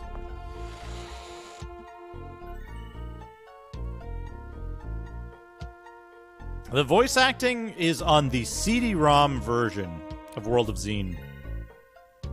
Yeah, I played the disc version as a kid. I never played this with the voice acting. Literally every single character in the game is voiced. Even though, like, can't you see I'm drinking people in the tavern? Looking to train? Good job!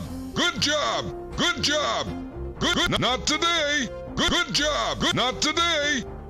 Good job! Good job! Good job! Good. Not today!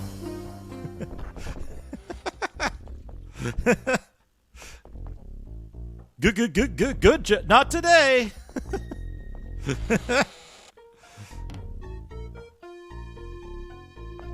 Welcome to the guild. Right. So the reason why we buy our non-spellcasters,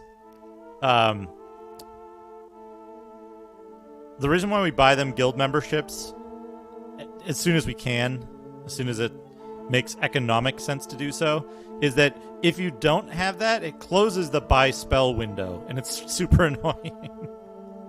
So, spells we want jump. Puts enough strength into the legs of the party to jump over one square, provided there are no walls of matter or magic. This spell cannot be used in combat. You wish to purchase jump for 400. Enjoy. Yes. Jump is super important. What jump does is it moves you forward 2 squares and skips the square in the middle. So you can use that to avoid traps. You can use it to jump over gaps. You can use it. I think you can use it to jump over water, even. Very, very useful spell. It also works in some areas where. I think I'm being followed. What could they want from me? Ishakdar, thank you for the follow. It also works in some areas where teleport is prohibited.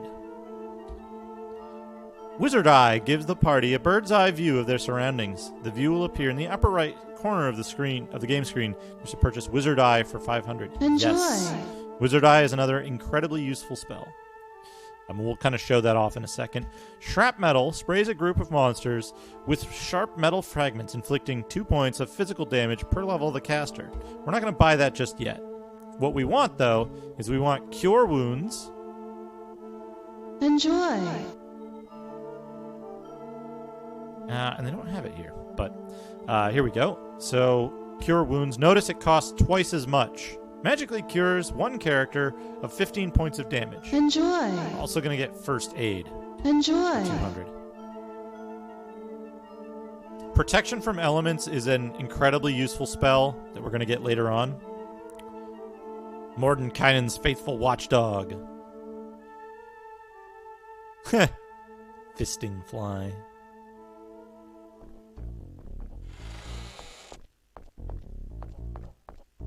Now we're going to show off some stupid stuff. So we finished everything in the first town. I think we can go back here and... Out of business, it says at the top. A sign hanging on the side of the desk reads, out of business. We put Joe the Exterminator out of business. I think, do we talk to, The plague is upon us. So plague is upon us.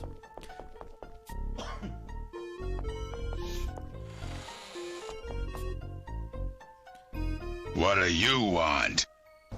We're going to sell off all our extra garbage here. Extra scale armor. Extra sling. Oh, here we go. Venomous splint mail. I think I'm being followed. What could they want from me? Rhydon, thank you for the follow. Rhydon 31. All right, sell the plate armor because only one of our characters can use plate armor. We'll sell the scale armor because it's unnecessary. Didn't get any accessories. Jewel of Magic Arrows. We're gonna sell that. A nunchakus. We can buy nothing particularly interesting here. Crystal Shield is probably pretty good. We don't need that right now.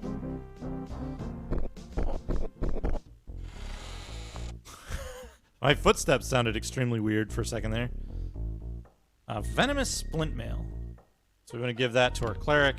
Now, the way items work in this game, you'll notice if we go to resistances, 35 poison resists. 35 poison resists on our cleric, and that's all coming from this venomous splint mail, which is extremely good. It's very good. One of the quality of life improvements in Xeen that I think makes it strictly a better game is the inventory management as compared to Might and Magic 3. In Might and Magic 3, you have one list with all of your stuff in it, and you have to balance out what your balance out what your equipment's going to be. Like when you have a full set of who has all the stuff. Like when you have a full set of armor, like main armor, boots, cloak, helm, gauntlets, shield, half your inventory is filled up with just those pieces of armor. In this, what they did is they just give you a different category for each type of thing, and they put quest items in a completely separate infinite inventory. Extremely good improvement to how they handle that. Now, we're going to mess around with some stupid stuff. So these are the mirrors. These are the magic mirrors that are a huge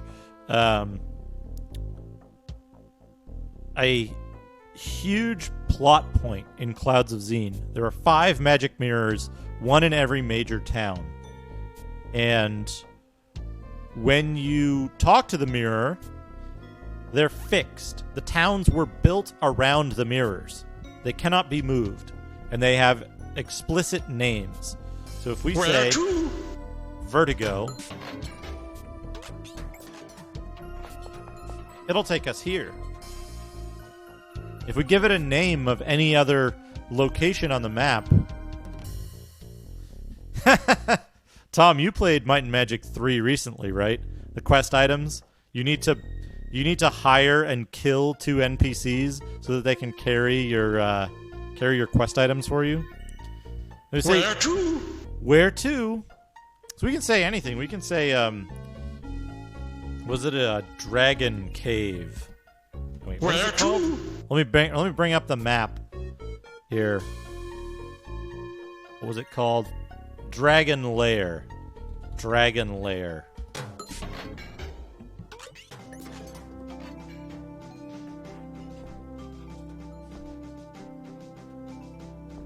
Well, there's a dragon. Here's the Dragon Lair. The Dragon Cave smells pretty bad. Are you sure you wish to enter? Yes. Dragon tax, 2,000 gold pieces and 20 gems fly from your packs and into the urn. Peering inside the urn, you see that your money has vanished. Oh, I didn't have enough money, so they kicked me out.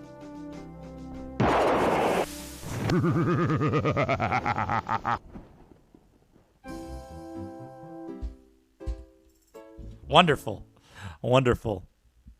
So what else can you do?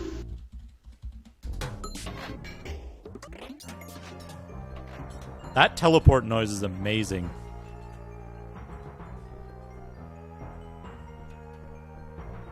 So we're not going to actually talk to anybody here because, like, tremendous spoilers of everything.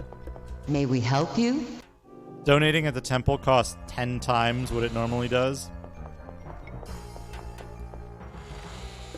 What do you want? They have, like, some incredibly good items here. There's a well. Oh, +1 level, permanent. Good. Good. You found Shangri-La. It also gives you a award. Outstanding citizen, Vertigo Guild member, found Shangri-La.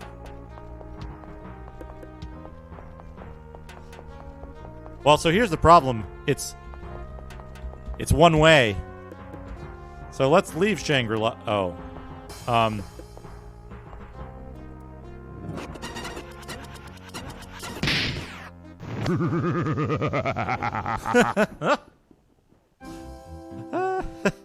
The other exit leads to the dark side, so we don't want to go through that just yet. But yeah, you can use this to teleport around. It's very useful. It's very useful, but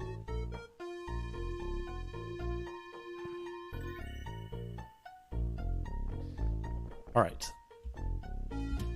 Leave Vertigo. Yes. There's no copy protection in the there's no copy protection in the CD version. Let's save this second one as outside. Oh, what's this? Fountain of Protection. Who will drink? +5 armor class.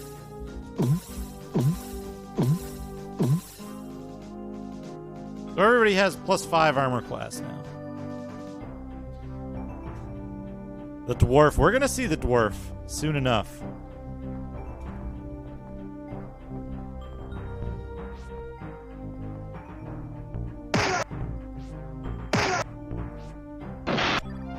Kill that orc.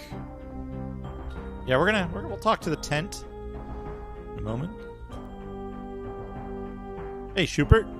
Welcome. Toad Meadow is the only known source of Fernaroot, a vital ingredient in antidote potions. The witches of the meadow have been turning everyone they find into toads, so I don't dare go there. I will give you 5 potions for each Fernaroot you bring back to me. So we got that quest now. We can't go in the water because we don't all know how to swim. We can rapid fire kill that snake though. Waters of Power, +25 hit points. Yeah, why don't you go get turned into toads for me? So these pyramids will teleport you to dark side.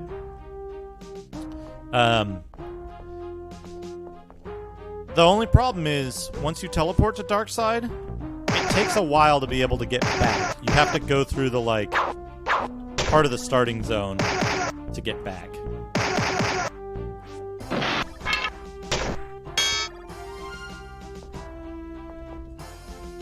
Can't search the trees.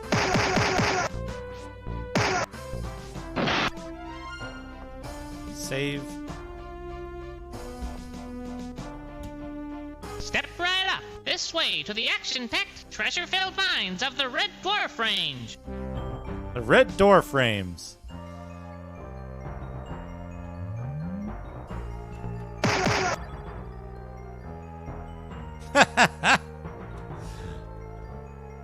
Inside.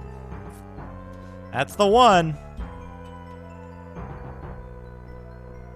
Step right up. This way to the action-packed, treasure-filled mines of the Red Door Frames.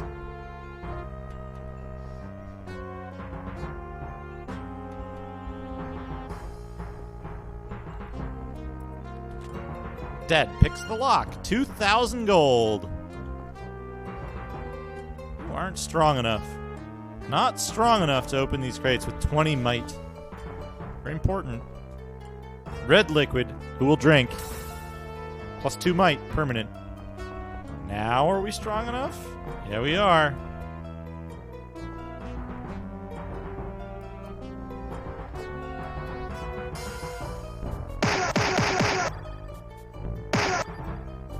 Blah!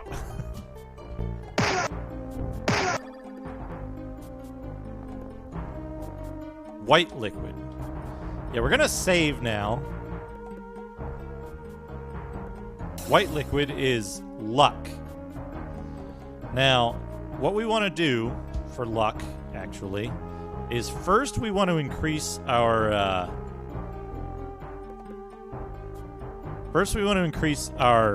dwarf luck, our ninja's luck, so that it's above 21.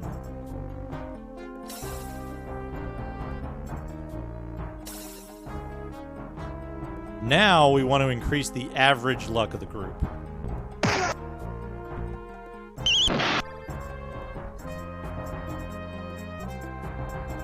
Barrel is empty. red liquid. So now we want to increase might. We probably want to increase the two main fighters first to above 21, because that'll put them in a new class.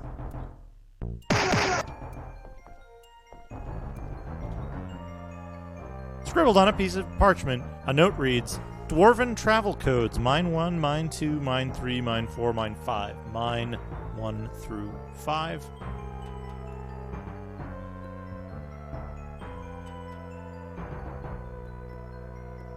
Yeah, there's is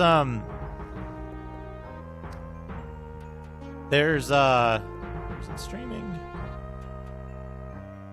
Become, where's my current game? In progress games? No, let's add a page for current game.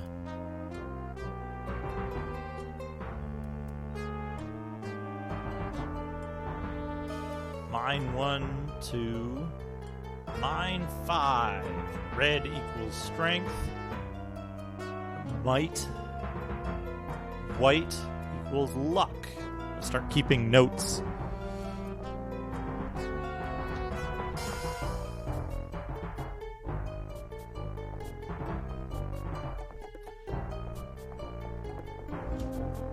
Barrel who will search.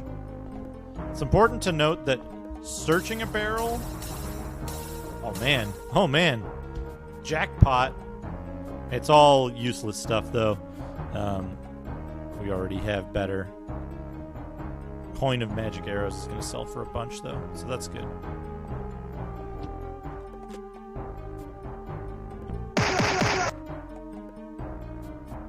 These guys look so good. These guys have such a good sprite.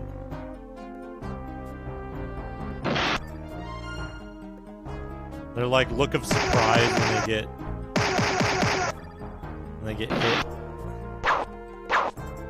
Oh!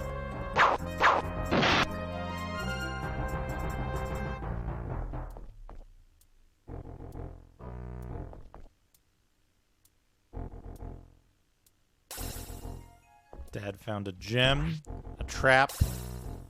Dad found a whistle. Nothing in, on, or under the bed. Splint mail. Dagger. Flail. Nothing in, on, or under the bed.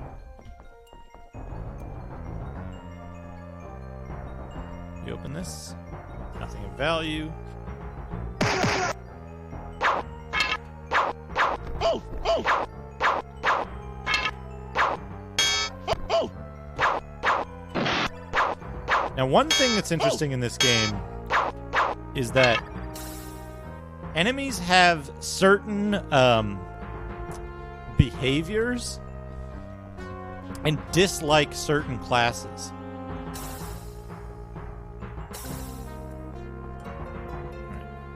Barrel who will search.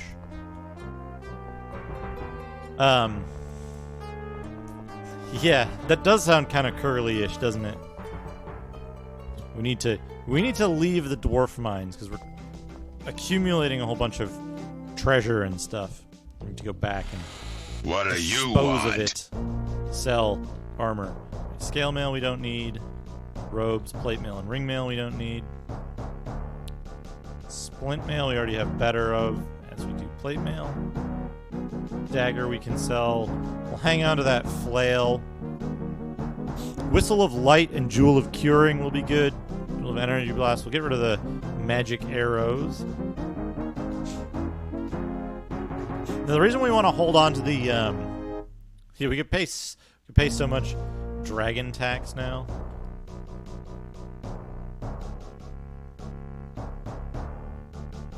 Let's grab this crystal shield for our paladin.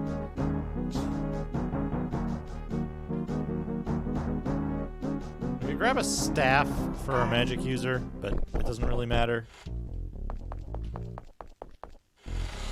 Looking to train? Oh, Dad is eligible for level 5. Good job! And it gives you a full heal whenever you train. So that's always good as well. The other thing we want to do is we want to rest. Hello, travelers. And buy more food. Thank you. Oh, right. It's got, peasant fare. Stale bread and dry cheese. A full pack will last 5 days before going bad. That is, worse than it already is. Fill your packs for 10 gold. Rumors? The orcs keep valuables in their outposts and camps in the hills. That's it. Have a drink. Good stuff. Thank you. One entrance to the dwarf mines can be found in the hills to the west of Vertigo. Just follow the paved road out of town and turn right at the dirt road.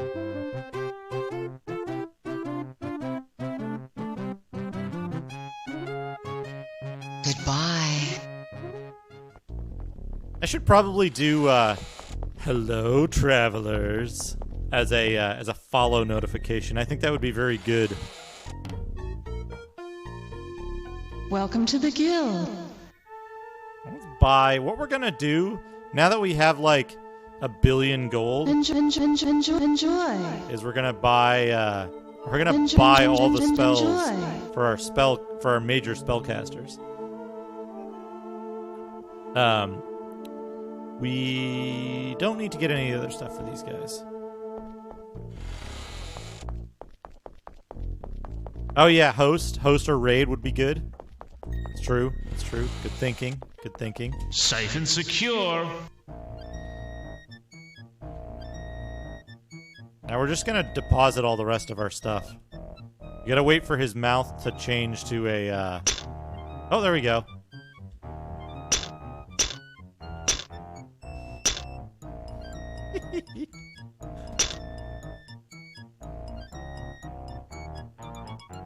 So another quality of life thing is they didn't make it individual gold and gems, which I think it was in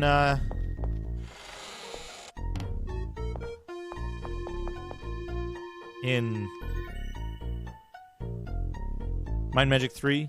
It was separate. Yeah, I need to take another quick break.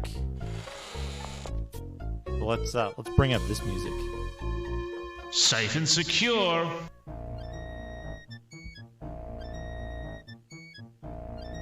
And I'll be right back.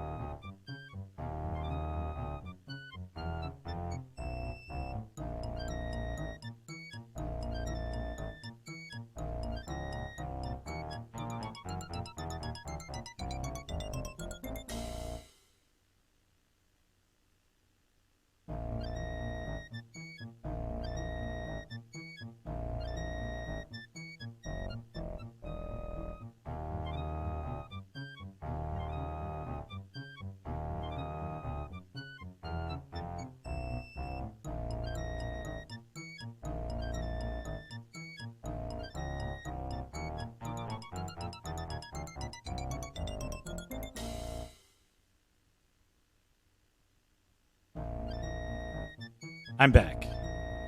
Let's get ready to go to the red door frames.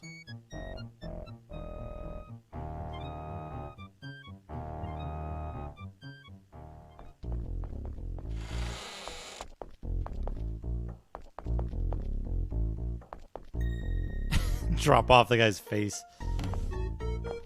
So we're gonna do the, we actually need to withdraw some money. I forgot. Safe and secure. We need like 500 probably?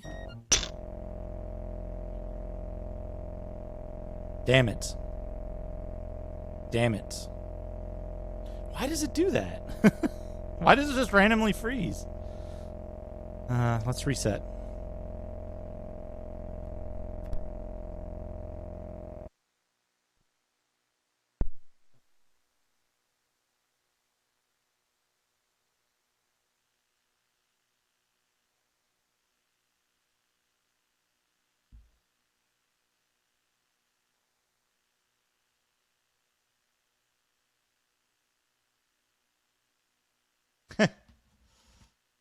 Safe and secure. Not safe from crashes.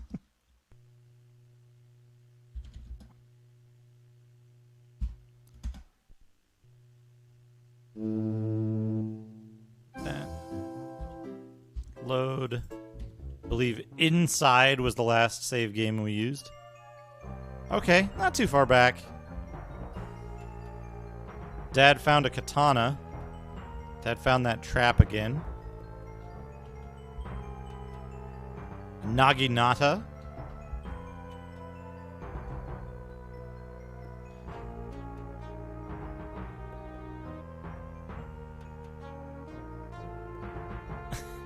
Sure hope not, Reg.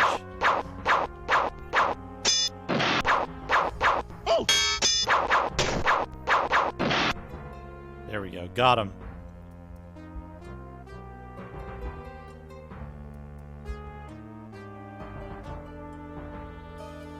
You know, I noticed something.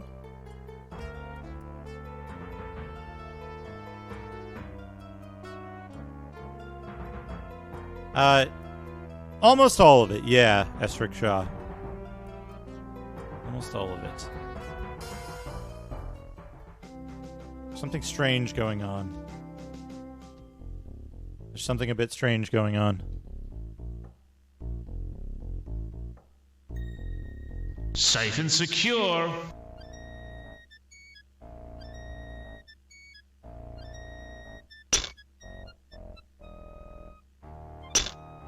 Okay, that's working.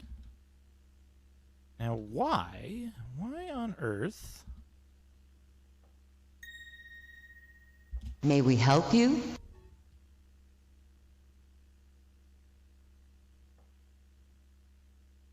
We're gonna have to reboot again. Something very strange happened to the digital audio.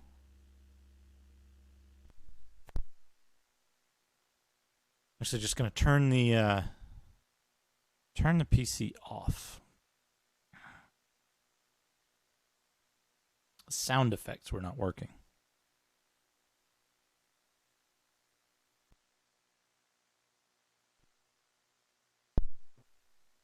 Restart it? Hopefully it doesn't... There's like one display switch that like sometimes hangs up the display. Oh man, dark side first, then clouds. Yeah, and it's like, well, this is so easy. Ideally what you want to do is you want to kind of like stagger it if you're playing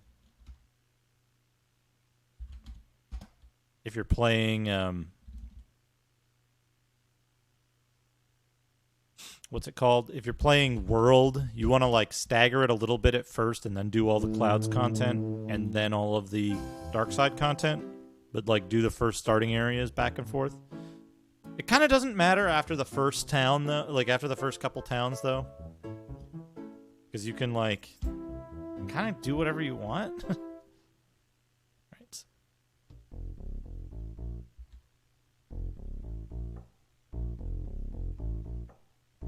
Something very strange is going on. Why?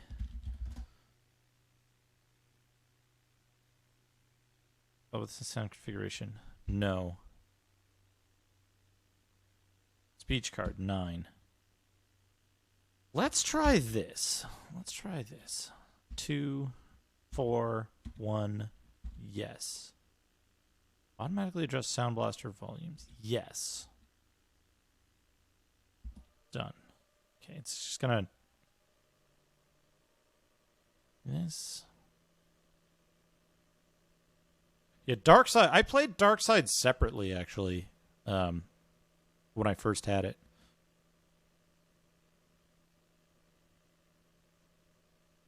And it was fun. It was more challenging. Playing Darkside initially. I never noticed the little New World Computing logos in the corners of this installer. I don't think I ever saw this installer specifically, though. We're going to switch to GS. Now, I think GS might sound all fucked up, but we'll try it. I got to switch the MIDI to GS as well.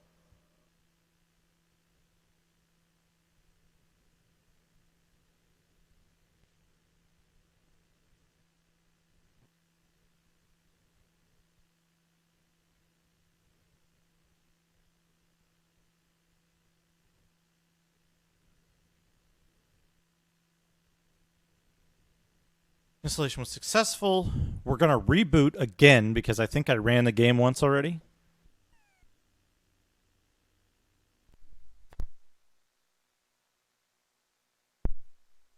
But one of the things, GS, number one, GS shouldn't expect a smart MPU. So we should be able to run it without a soft MPU. And GS should be more advanced. So it should have an easier time of... working with the hardware for custom sound effects and that kind of thing. Let's find out. That doesn't sound right.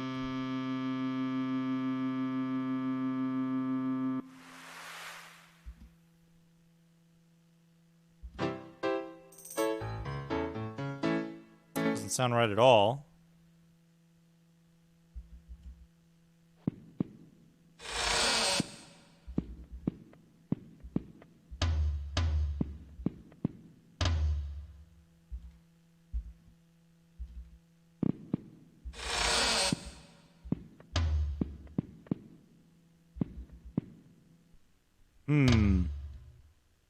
No music in the game, but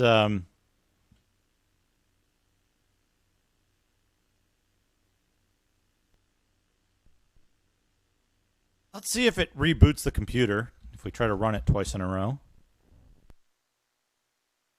It certainly does.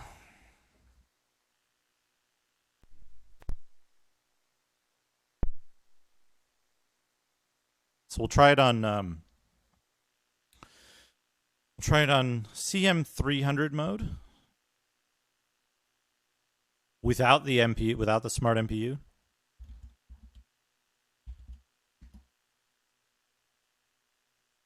We didn't get the dragon doing its thing. You know what? I wonder. What I wonder. What is the name of this executable mixer set? Okay, that stuff is already set. That stuff is already set. AGC is off. Save and exit. Xeen. We'll try Xeen with the CM300. Also not right. We're not getting the... That doesn't sound right either. That doesn't sound right at all. We'll restart. We'll soft reset.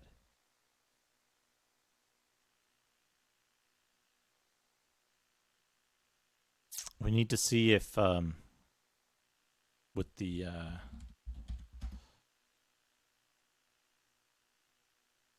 yes, I am. I have to check it with the MPU just to make sure that's not the source of issues.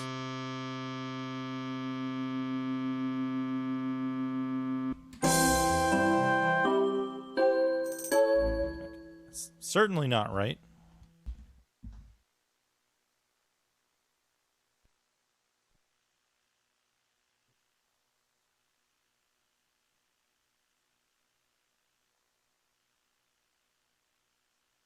I want to know why. I want to know why the, like, sound effects disappeared, right?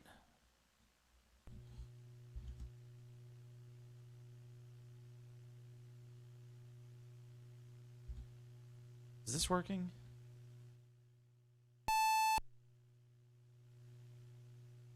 Okay, pass-through is working. Xeen. We're on CM64 mode.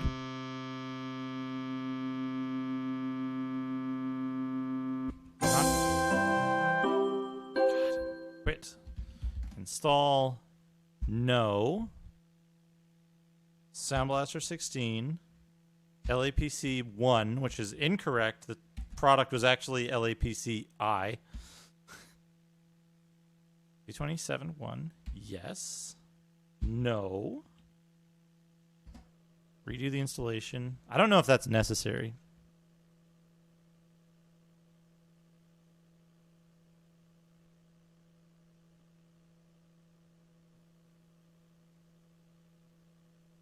Why did the damn sound effects stop working partway through? I guess, hold on. I might have to switch. I might have to check another program to make sure digital audio is not, like, somehow corrupted.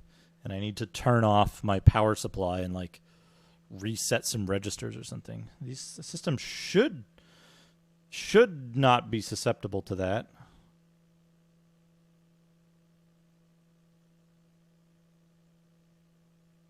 Modules bearing a General MIDI logo. And welcome to the wonderful world of Windows. Start MPU. Wait, did I?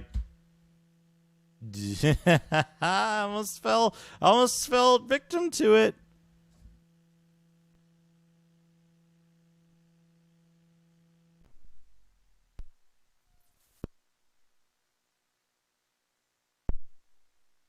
The wonderful world of Windows.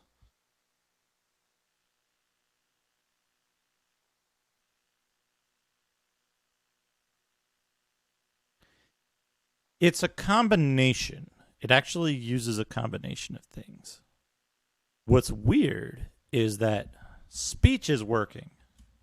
Speech is working, but sound effects weren't working, but music was.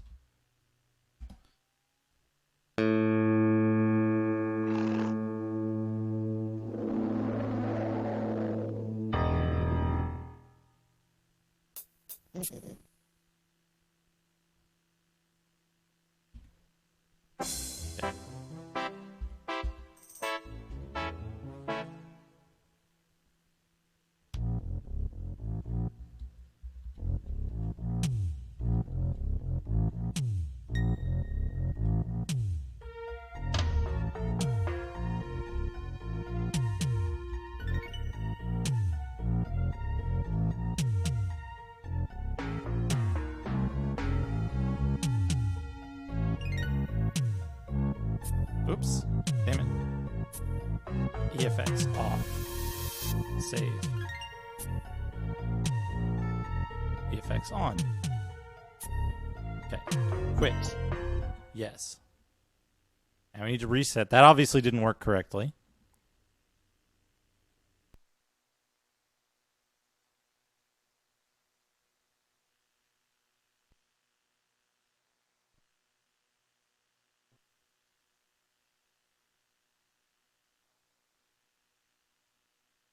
For some reason, the, Hey, Karu.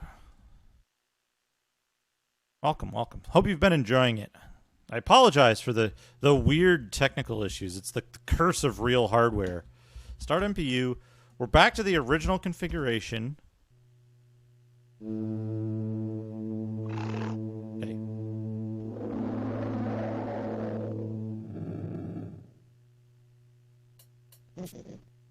Okay, that's all correct. Load. Let's load an earlier game and see if sound effects work.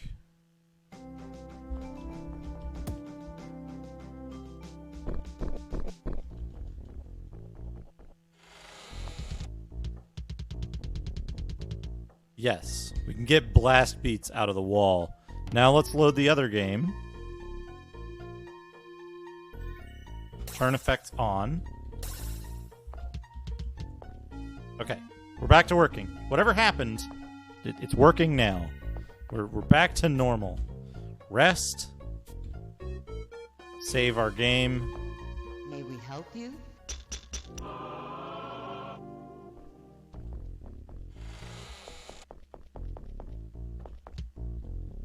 I don't know what happened, but we eventually came around.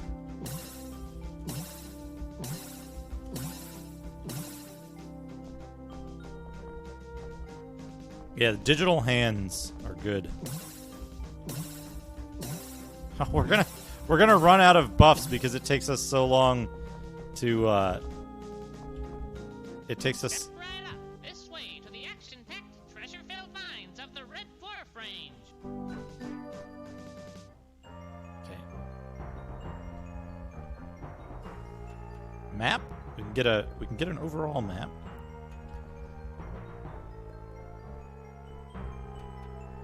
Somewhere here. Here we go.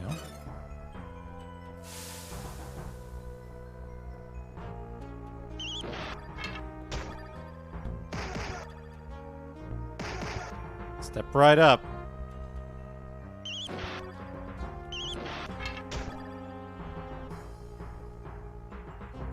Boom. Look at that. Secret giant spider. Gold vein, who will mine? 152 gold. A cave in. 62 gold.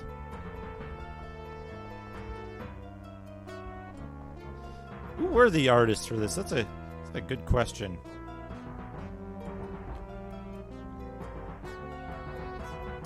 Yellow. Accuracy.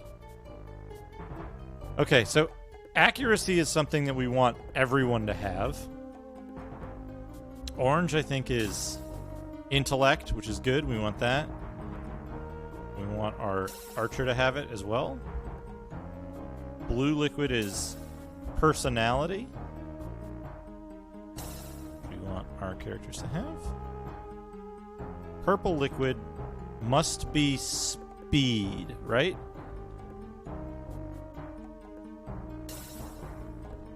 Yep.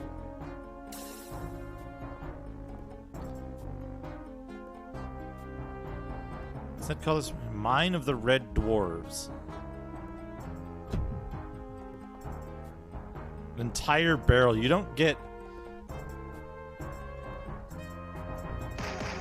the full effect unless you drink the whole barrel.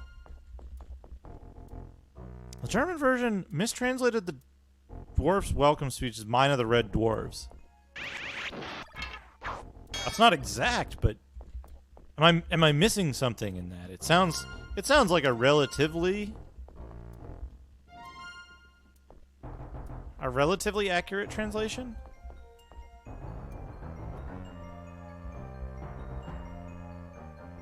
Am I interpreting something wrong there? Scribbled on a piece of parchment, a note reads, Dwarven Travel Code A. I know what this code is already.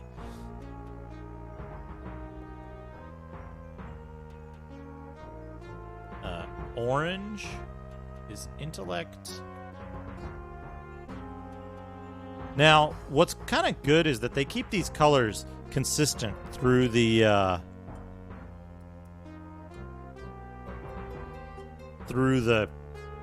whole game.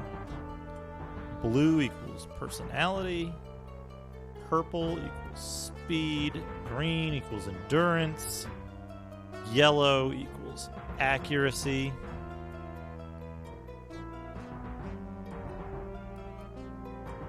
Code A dash dash dash dash. But yeah, we'll discover it properly. Yellow liquid, who will drink? We want our barbarian to be more accurate. Really. That's what we want. Green liquid, okay. This endurance.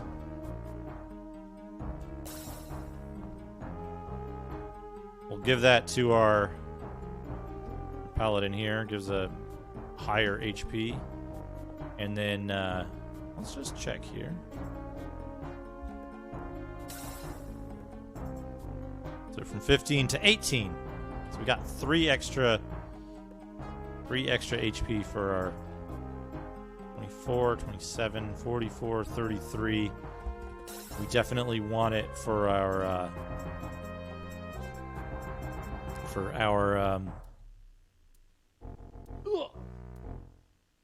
paladin. Paladin is like go-to for that. Scribbled on the piece of parchment, a note reads, 1 bottle orc's milk, 2 boxes of dwarf biscuits, 1 can of split toad soup, and 1 everlasting stick of troll jerky. Orc milk. Gross. You know, like, if there were multiple different humanoid races, would it be disgusting to, like, would it be considered gross to drink the milk of a different humanoid species? Yeah, they are. Where to? Where to? So we know the mine codes. We're gonna go back though, because it's almost time for the day to roll over. We don't want to be in the mine when the day rolls over, and we want to rest first. Okay, what do we got? We got a katana and a naginata. Those are both better than the nunchakas that we got.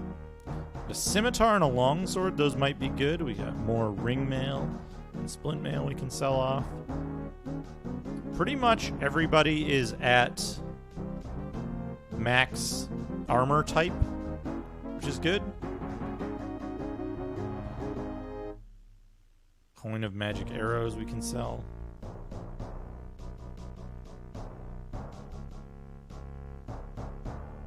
Accessory armor. Oh, we bought the crystal shield for our paladin before. We want that.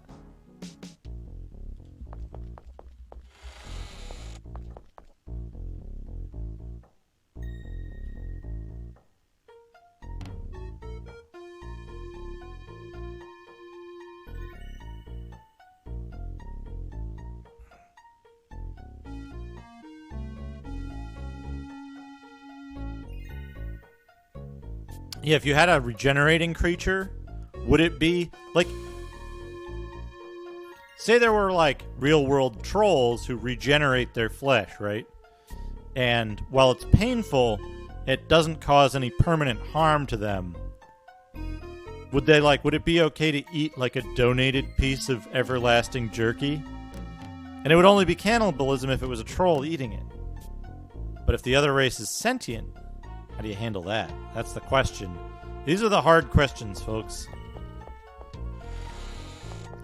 We're gonna make a risky trip to the bank. Safe and secure. Deposit. Gold. 4,000.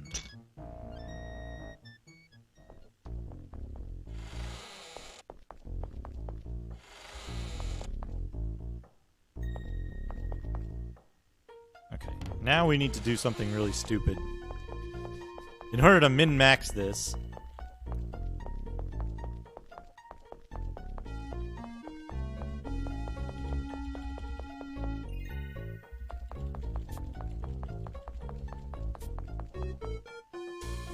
I guess we can just rest another time.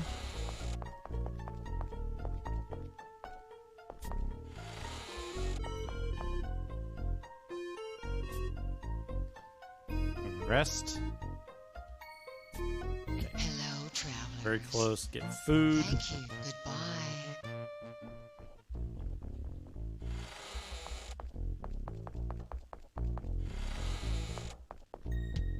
May we help you? Time is it? May we help you? Oh, we only got one. This is gonna be Where to? Mine too. Any named location.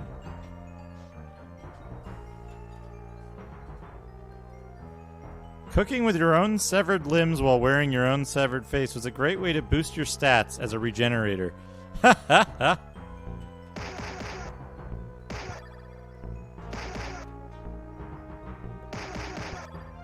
We got him.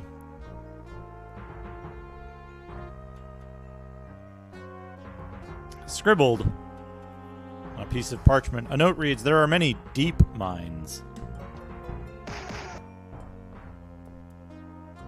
There's the regular codes. And an exit. Now, what's interesting here is you can get into the hills without the mountaineering skill.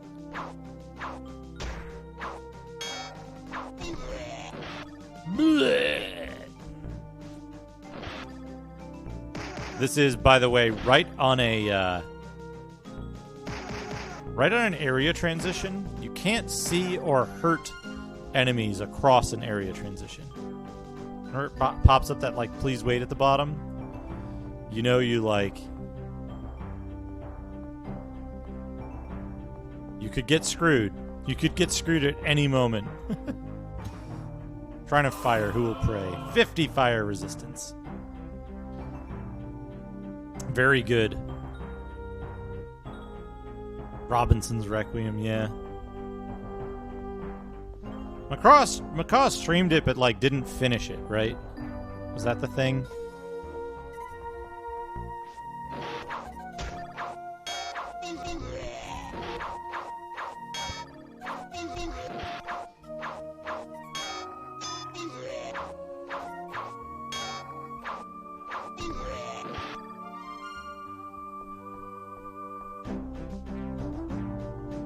There's more orcs in the hills. What does this do? Oh, there we go. Plus 50 speed.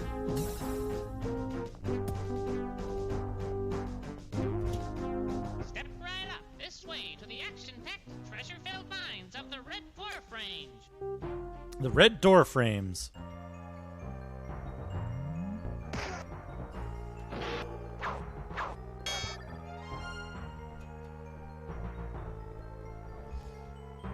The chest is empty.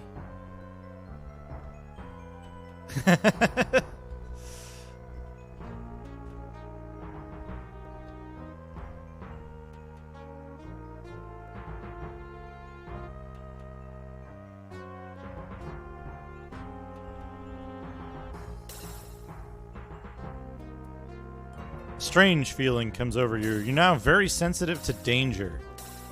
So we can get everyone the danger sense skill for free here.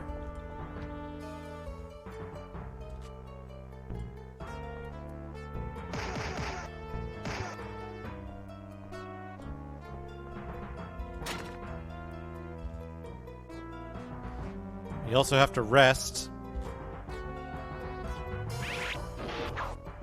I forgot, you can actually move around entirely in the dark here. Holy shit, we found their armory. Oh shit. Even better than a great axe. The Grand Axe.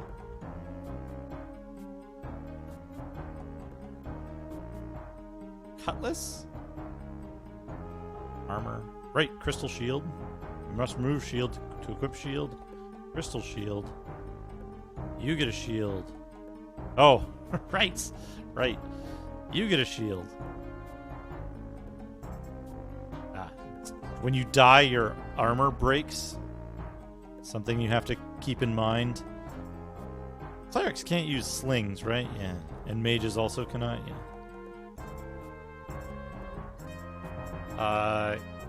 Naginata? Is katana two-handed? No, katana's one-handed.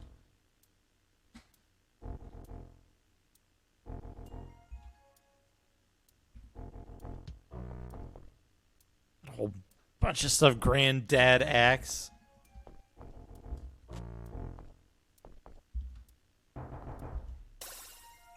Dad found plate armor. Once we start finding magical stuff, not exactly a halberd. A naginata is like a it's a pole arm with a large blade on the end.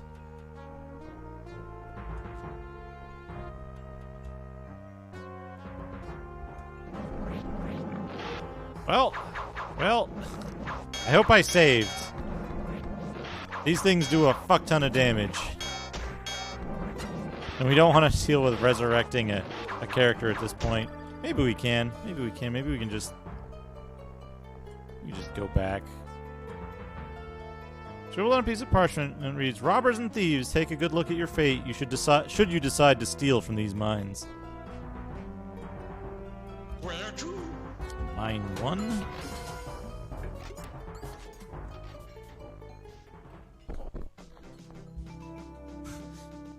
If you've watched every episode of Evangelion, it means you have incredibly poor taste and nothing more. May we help you? 400, we can take that. I don't think there's any permanent penalty for that. What do you want? Nagi not gonna use it. Cutlass. I gotta start identifying some of this stuff. 2 to 8. Longsword is 3 to 9. Cutlass is 2 to 8. Saber is something. 4 to 8. Sabers are really good. Jeez. Scimitar 2 to 10. 3 to 9. I guess longsword and scimitar are both really good. Cutlass. Oh, I should give the great axe to the fucking Right. Two-handed weapon. Which is better? Crossbow 4 to 8. Short bow 3 to 6. Crossbow's better. Scimitar, longsword, I don't need. Katana is 4 to 12. Naginata is 5 to 15, so we can sell that. Fix the broken stuff. Did anyone else get their shit broken? Yep.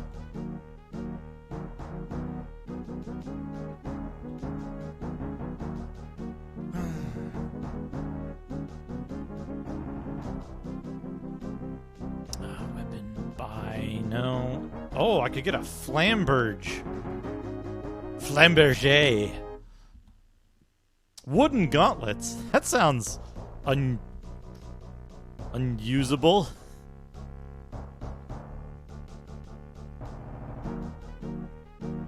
Flamberge egg.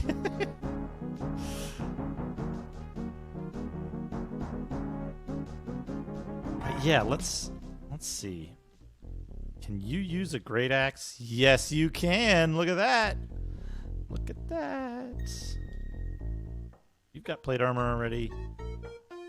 What I like to do in this game is, rather than try to like...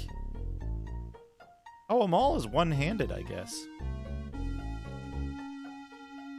Rather than try to like figure out who's got what, I'll give everything to the lead character and have them just sell off all the stuff that isn't great or isn't needed. Good.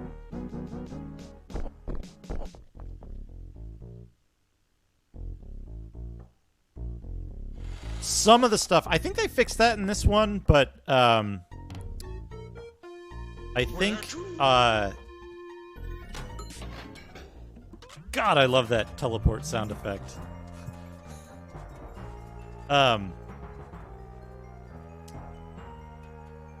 Yeah, I think in Might and Magic 3 you can get items that have full negative. I think unless it gets cursed, you can't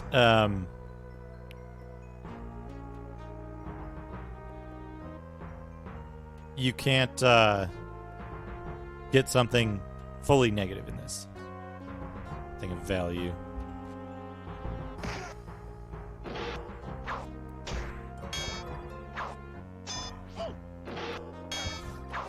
curly noises.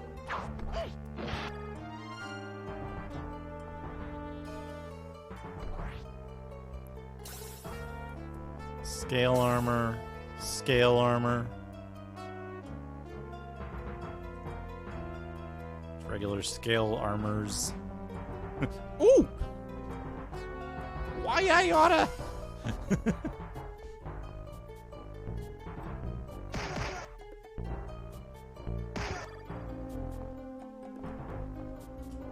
There are many deep mines.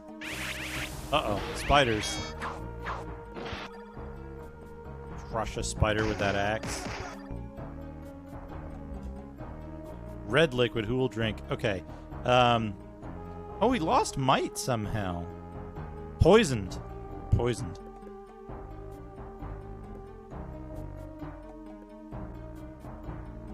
Let's get our ninja some more might.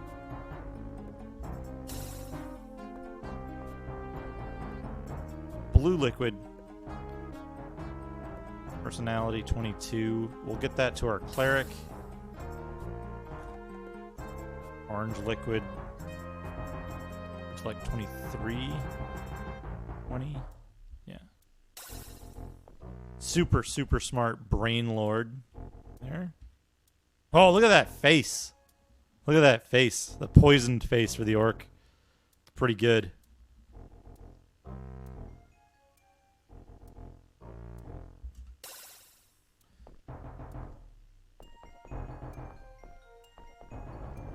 That's a great thing about this game is, like, if you pick...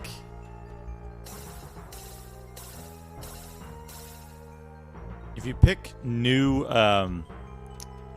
faces that people don't typically use, you get to see, like... You get to see all the different stuff for them. So there's a lot to see in the different ways that you might play this game.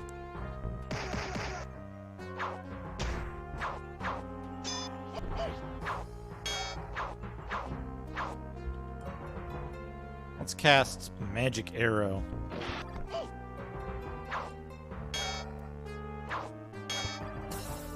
Got him. Found a staff. Free staff upgrade.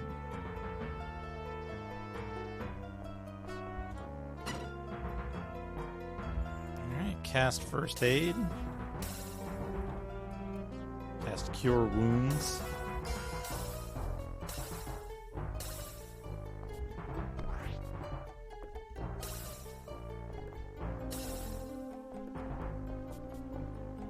One of these days, we'll start finding magical equipment, and then we'll be in a much better situation overall, I think.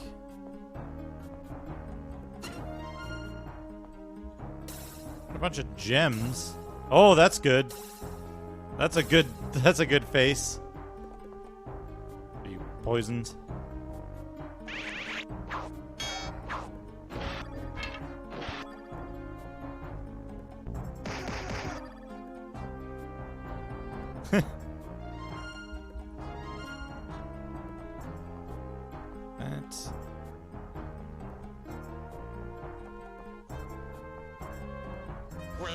So what we always want to do is we want to go to mine 1 and then exit, because it's easier to, like, get back into town. I think you can just rest. No, you can't rest to cure poison. Can we help you? I like that she moves her mouth when she moves her mouth when the, like, choir singing happens. 9 p.m. Go sell stuff. What do you want?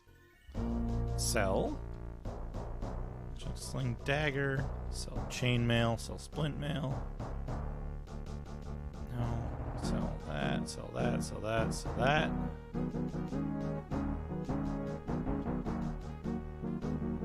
Jewel of Curing, Jewel of Awakening, and Jewel of Magic Arrows we don't need.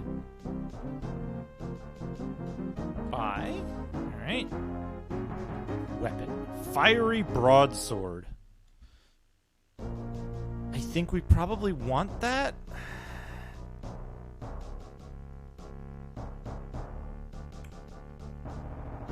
We want that Grand Axe for sure. And yeah, probably want the fiery broadsword. Now the reason we want this, yeah, 6 to 15 damage as opposed to the longsword, which does bullshit damage. We can sell the... Wait, Great Axe is better than Grand Axe? 3 to 21, 3 to 18. Whoops. Swap those around. Fix. Armor.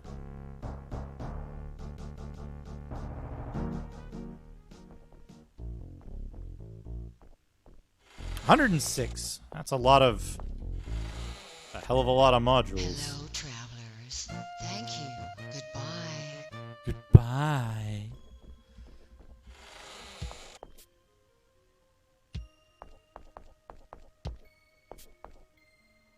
Save.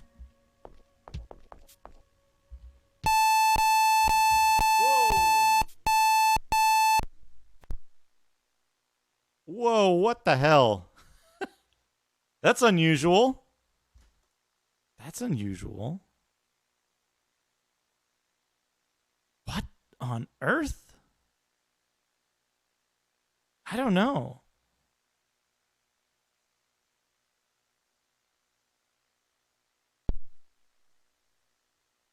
I wonder.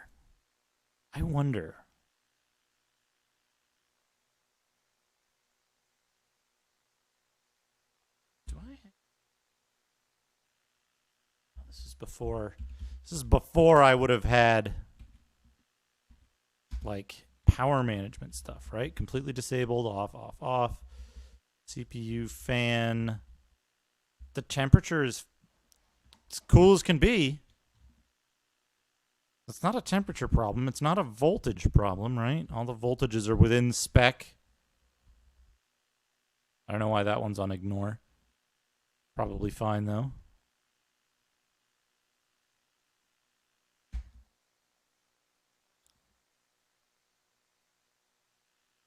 Maybe...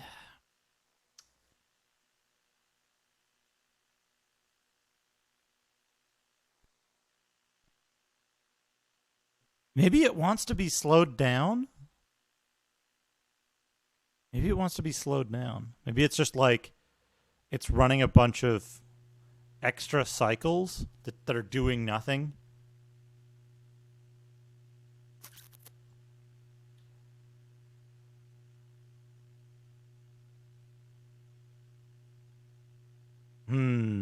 Let's... Hold on. There's one thing I need to do. I need to reset all this stuff, and I need to set PC speaker volume like down 2 more and turn off AGC.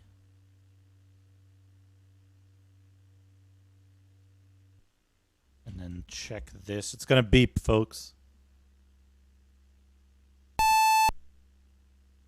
All right, so that's as low as it'll go without not dying. Now, wait, do I want to... Hold on. I think I want to do this. I want to do... Let's try it at like 25%.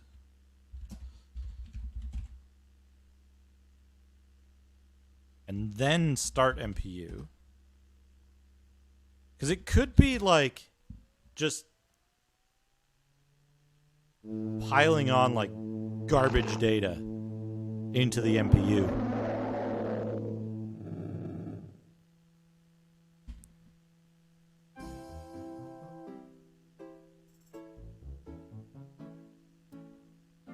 Yeah, but now look at this. We're getting that like stuttering thing in the animation.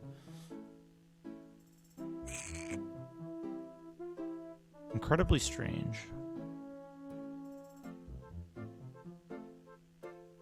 Huh. Yeah, until you get to like PlayStation era, and then stuff just like stopped just working.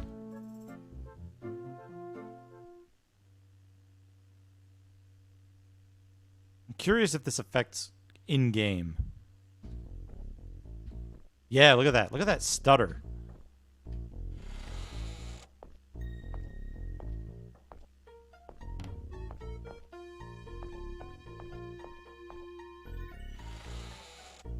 Maybe we want...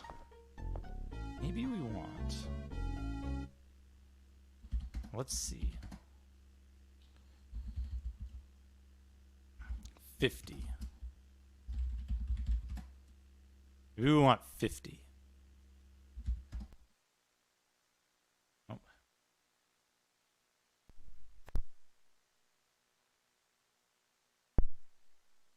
It still resets when you try to run it a second time.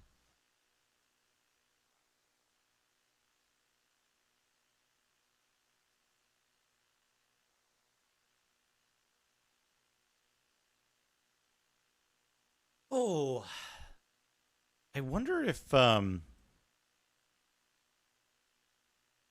the motherboard should be fine. I haven't had any problems with any other games. Tech support stream. I mean, it's been a tech support stream. It's been misbehaving. I don't like the OPL music though. It's like the MIDI is very, very good in this game. Let's see. What did I want to do? What did I want to do? Somebody mentioned CPU killer or something. Oh, right. I was going to try it at... I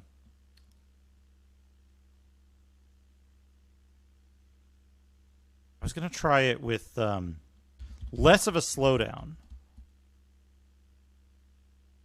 Right? There was two things I was going to do. I was going to start MPU and then try most slow on just Xeen itself.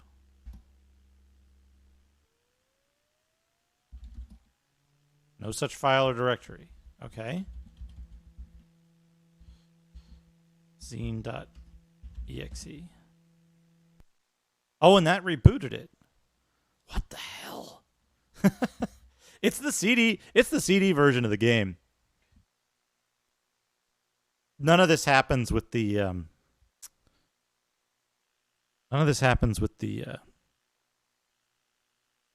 the disc version. But then we don't get the voice acting. We don't get the like incredible voice acting for all this stuff. Does the BIOS have the option to disable L2 cache? Yes, it probably does, but I don't know that that'll be sufficient to slow things down. But we can try. We can try that.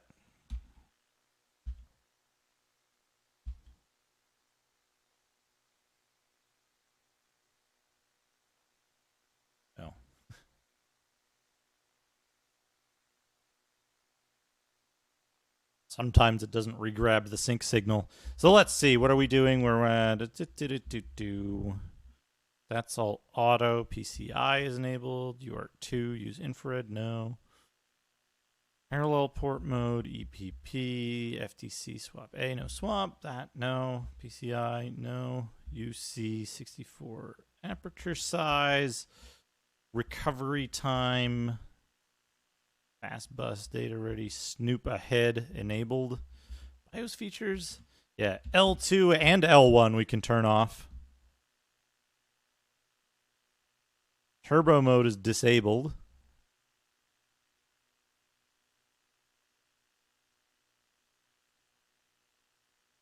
This, by the way, this Typematic rate setting is the thing that Macaw like didn't believe existed. Didn't believe it existed.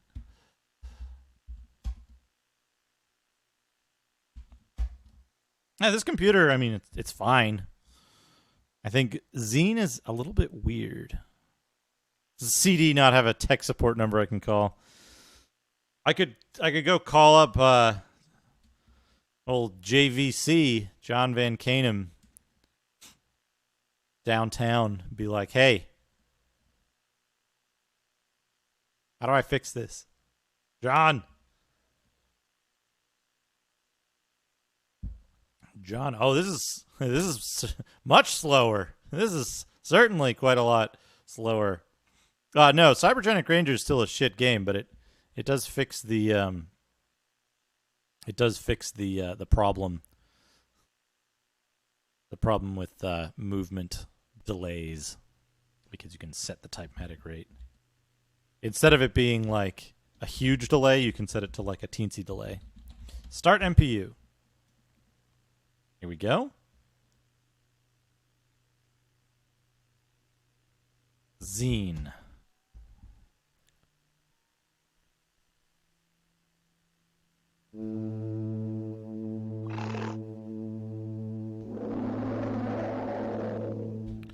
Running DOS natively.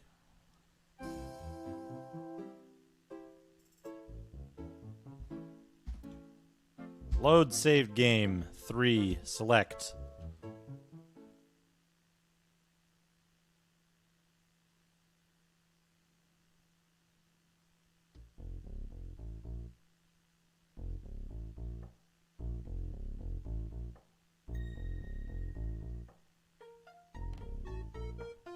Somehow just got a gift subscription to Moonbeam Arcade.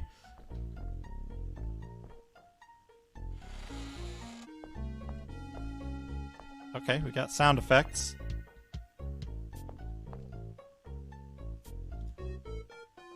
May we help you?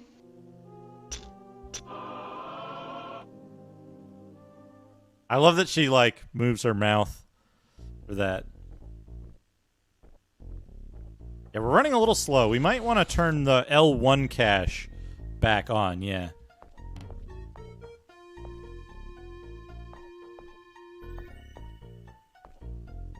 Where to? Where to? Mine 2. What a good... Oh! Error drawing sprite in window. 0001 handle 00065 frame 0024. All right, let's try it with L1 cache back on. See if we can just reboot the computer by running Xeen again.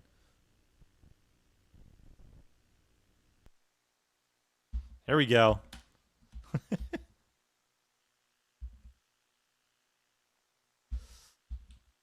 right, let's turn the L1 cache back on. Save. This isn't a simulator. These are real crashes. This is a real deal.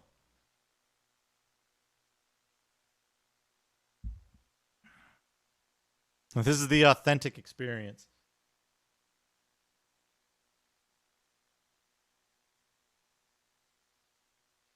It worries me that sometimes it doesn't pick up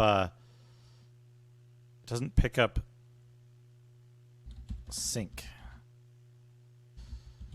I'm loath to do it, but we'll try it with FM sound if this doesn't work. 100% authentic DOS fuckery. This is as DOS computer as you can get because of it. Load inside. It's doing the frame pacing thing. I can see it. Or not frame pacing, but the like. Oh, but it's okay. It's not affecting gameplay. Where to? Mine too. It's so good. It's so good.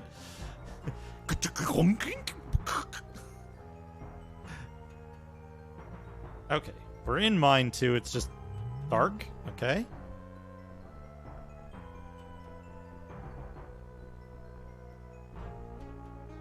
All the computer boot sounds.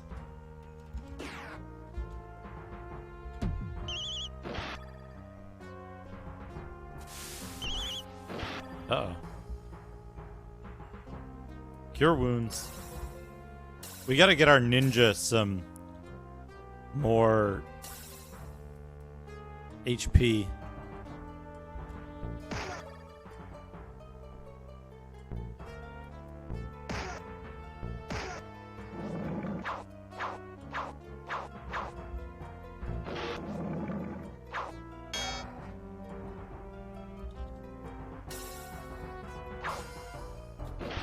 Got him.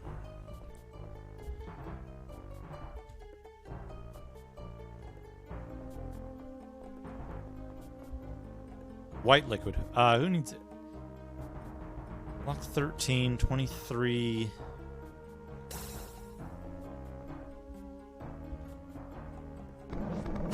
No!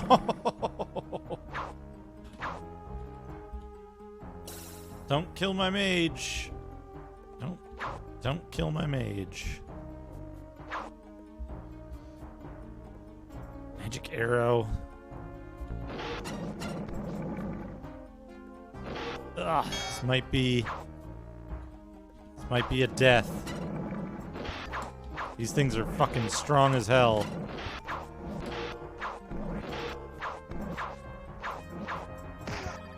Got him. Got him. Okay, let's get out of here.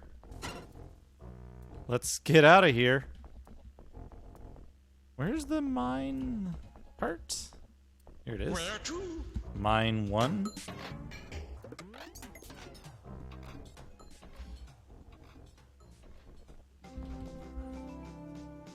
Yeah, everybody's taking a nap. All broken stuff. Let's rest. What do you want? Fix. Armor. Yes, yes, yes. Yes, yes. Eh. Okay. Exit. Wait. Buy? Ooh, a venomous scimitar. A venomous scimitar. Plate armor. It's all blah. It's nothing. Yeah, that's exactly what it sounds like. May we help you? Okay. Don't need anybody healed just yet. What I do need, though, now that I have... Wait. We might be able to level up. Looking to train? Yes. Good job. Good Yes. job. Good job. Good job. Good job. Not today. Good job.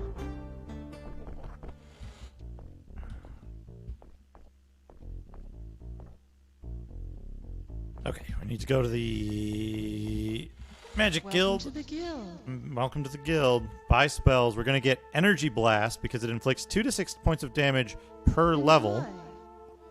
We're going to get Toxic Cloud, which inflicts 10 points of damage to a group of monsters. Sleep. Enjoy. Shrapnel, Insect, Plague. We're going to get... they don't have Power Cure.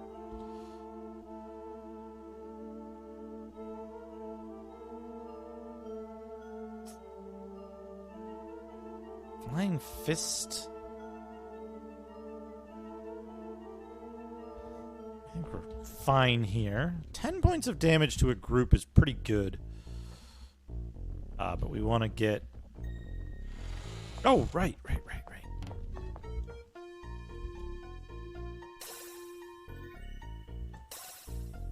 Feel refreshed. May we help you? Oh, it's Wednesday. It's Wednesday. Wait, no. It's still daylight, right? It's like noon?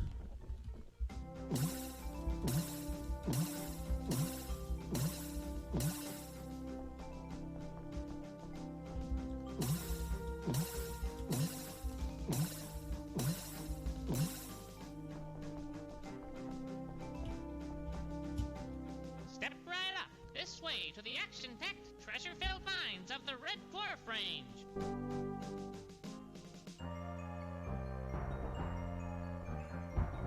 Love that dwarf. Love that dwarf. Mine 2. We're still exploring Mine 2, right? There was like an extremely dangerous area down here.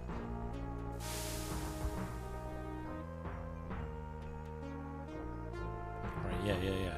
Extremely dangerous area. Not safe, yes, treasure.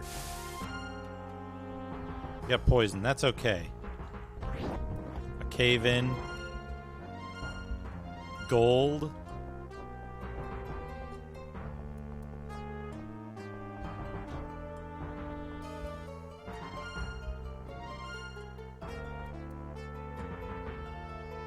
Ah. That's a good face. Good face. I wish I had suppressed poison. I should have gotten that, but it's fine.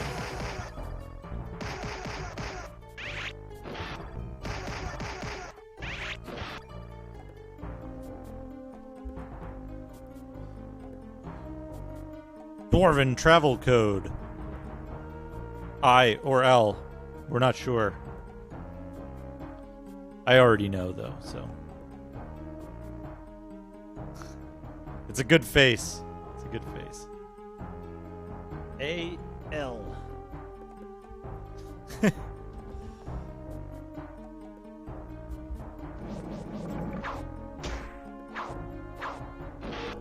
Cast. Toxic cloud. Good.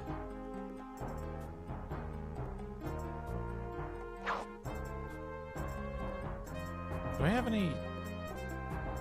I guess I should cast Cure Wounds on the ninja.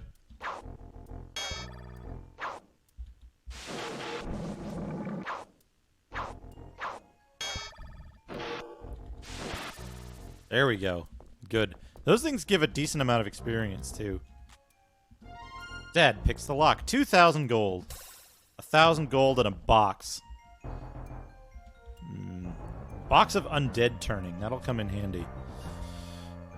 Yellow liquid. Okay. Accuracy. Accuracy. Paladin needs accuracy. Barbarian needs accuracy.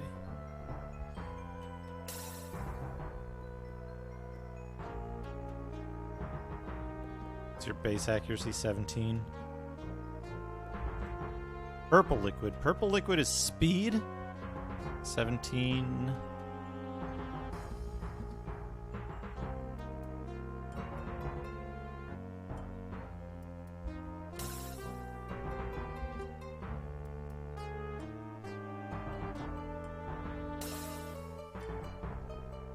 Thank you, Reg.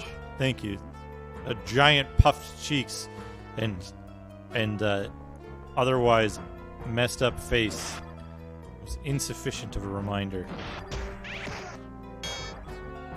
Wait, why did that make it? I knew it! I knew it! I had forgotten to equip one of my character's weapons.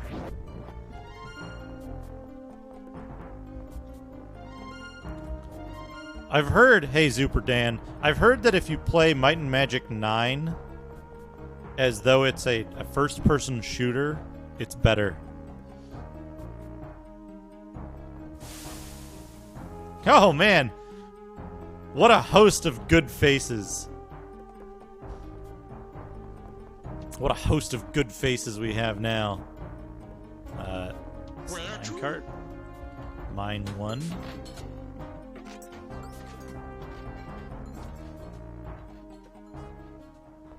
Yeah, 4 and 5 are good. I like 4 with the like puckered up face.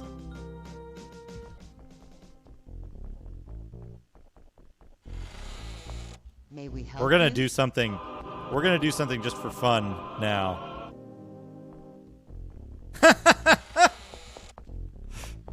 Oh, Kathy, yeah. I got it. Hello, travelers. Now. God, you can drink a lot.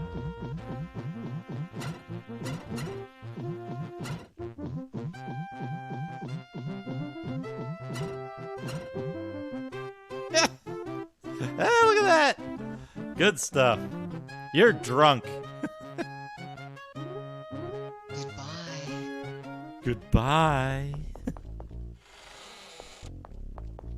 Number 3 looks good because it looks like the whole face is just painted on.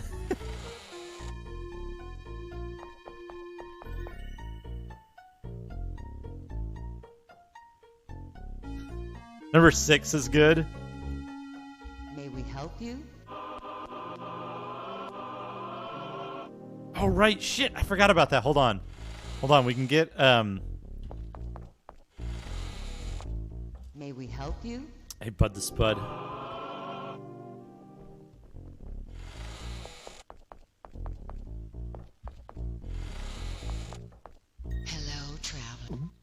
forgot. There's a thing you can do where if you get everybody drunk and then rest, they'll be tired after they rest. So you can get another face.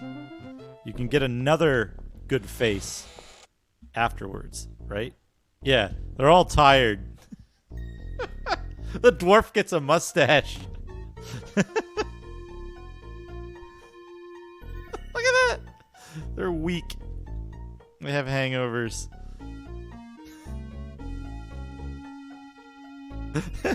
It's so good. Rest. Good. Okay. Now we need more food. Hello, travelers. Thank you. Goodbye. But yeah, the faces are so good. Faces are so good. All right. May we help you? And we're back to Wednesday. That means we're going to have to... Oh, it's 6 p.m. I'm going to rest. I think we need to wait until dawn. May we help you? There we go. Good. I don't think that'll run out.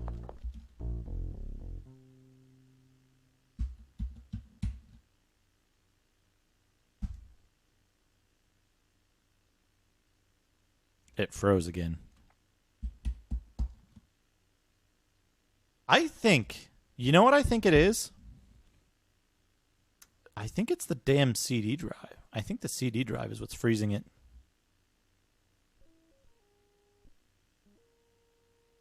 Because it seems to freeze when it's about to spin up the CD drive.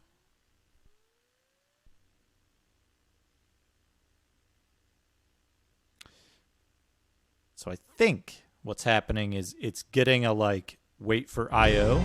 I think I'm being followed. What could they want from me? And then it's just failing because the I.O. isn't ready. Because the CD drive is spun down. Zerafuse, thank you for the follow. I think that's what it's doing.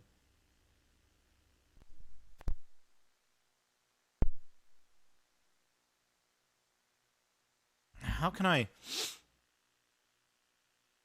fix that? Can I set up? I think I'm being followed.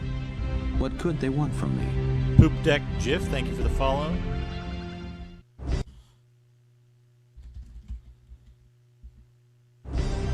I think I'm being followed. What could they want from me? Moon Pie Dumplings, thank you for the follow. That's what I'm wondering is what control I have over this. Use expanded memory to store sector buffers. Recognize CD volumes encoded in kanji. Handles sharing CD-ROM drives on MSNet or Windows for Workgroup servers. Display memory statistics. A number of sector buffers. Search. No.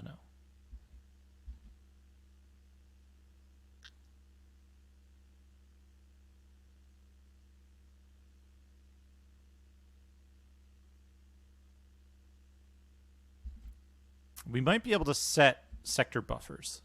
Hold on. It might help.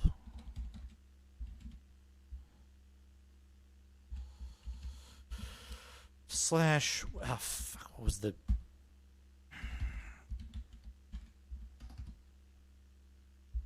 Was it E? Yeah, E, and then M.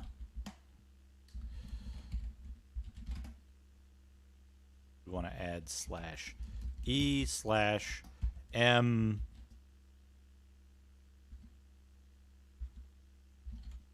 That many. I don't know if that's too many. We'll see. We'll see. I have plenty of memory. Plenty of expanded memory. But, let's see if this loads. Oh, it's...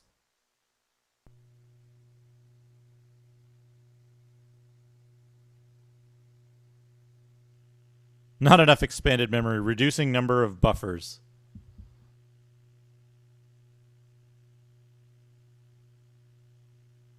I wonder how many buffers we can have. See, this is why I want some kind of... This seems to have frozen. Let's fix it.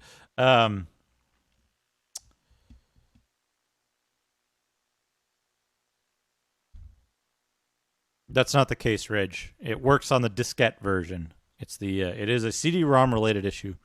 I'm almost certain. Whoops, that's not the button I need to hold. The left shift?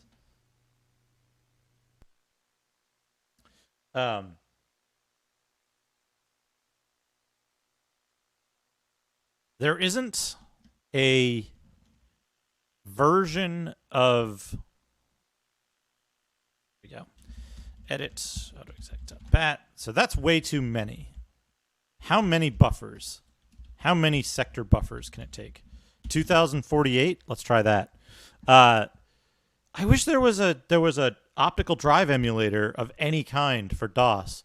The only thing I know of is Fake CD, and Fake CD doesn't handle CD audio tracks. And since this uses, let's have a look here.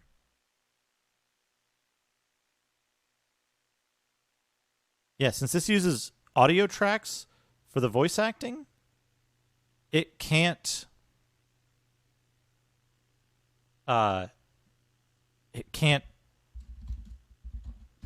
use Fake CD.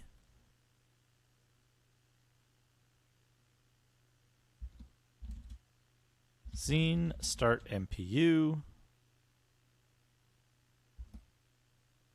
Xeen.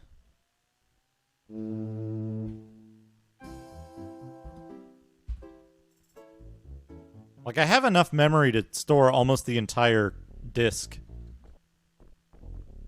in memory. SHSUCDHD. Hello, travelers. Goodbye. I don't know. I don't think I'm familiar with that. All right, so this was before I was fucking around with all the other stuff. But other than that, it should be okay. I think the time of day, we can rest. And then crashed again.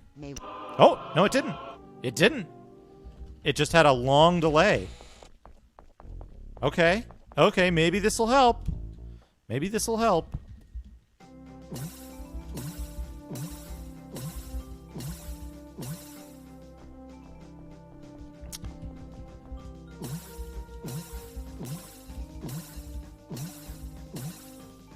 But yeah, I would love to have an optical drive emulator for IDE. To the action-packed, treasure-filled mines of the Red Dwarf Range.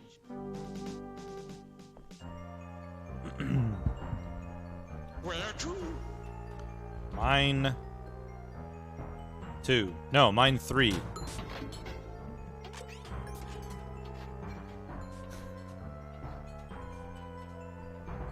right.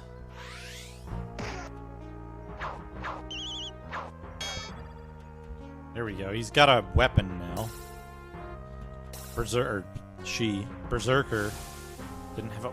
Fuck! Didn't have a weapon.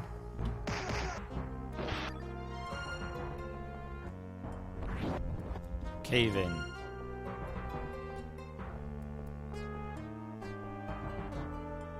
There's nothing in the rubble.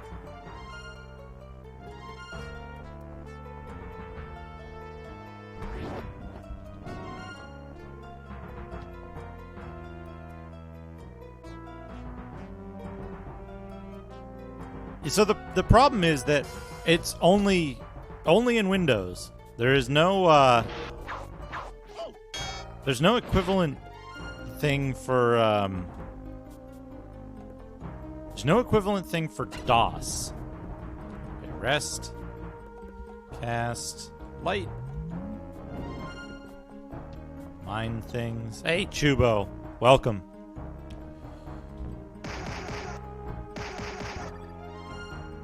Yeah, we have good faces.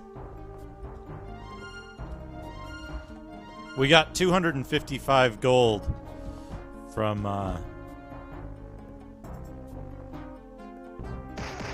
that. Yeah, the key thing is that it needs to be a it needs specifically to be an optical drive emulator that runs on an IDE interface. That is the needed thing. Scribbled on a piece of parchment, a note reads, "Dead men tell no tales." And there's that wall we can open there. This is? Yeah, sure. Yeah, a Tappy compatible, I think. Whatever. Basically, it just presents itself as a...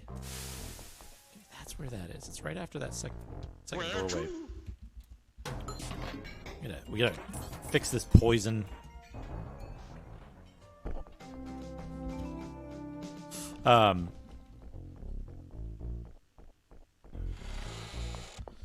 yeah, it would be extremely useful for many purposes. It would also, I believe, it would also solve the problem of like needing to use demon tools if you had a proper dump of the CD, because it would emulate copy protection as well. Ideally, we probably need to sell a bunch of stuff and fix some stuff. Glass longsword, dense plate armor. Oh yes, get those. Buy those. Jump on that opportunity. Okay, I guess I addressed all of this. We just need to fix armor. We're like these folks.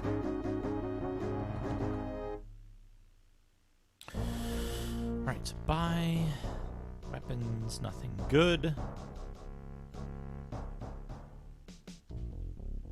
Accessories, ogre ring and an accurate ring. Yeah, might 30, rating amazing. So the rating is what's used to determine whether you can like open something or do a specific action.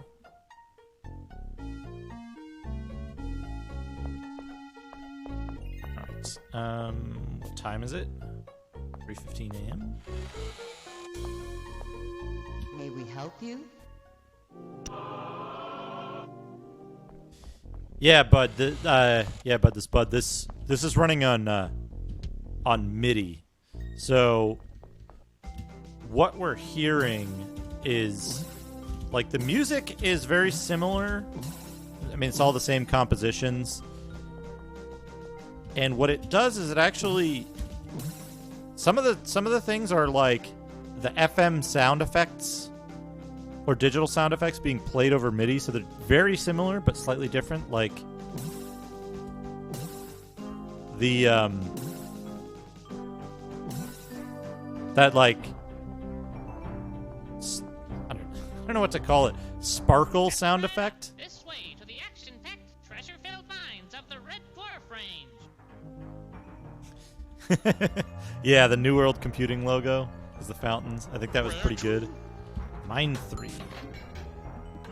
What have we explored here? More stuff down that way as well. Cast. Jump. Spell failed. We can't jump past that.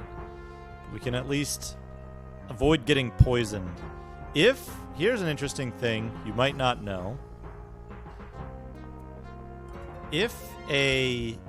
Holy shit, 1,000 gold. It's also safer to mine with someone with higher might values.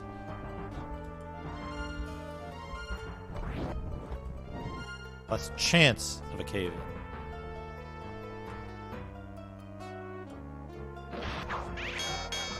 Oh, my shit ran out.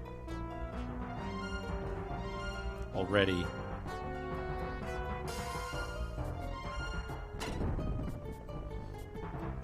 Cure wounds.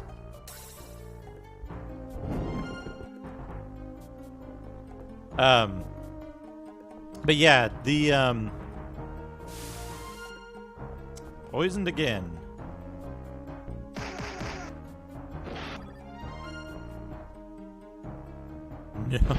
No, this is dangerous.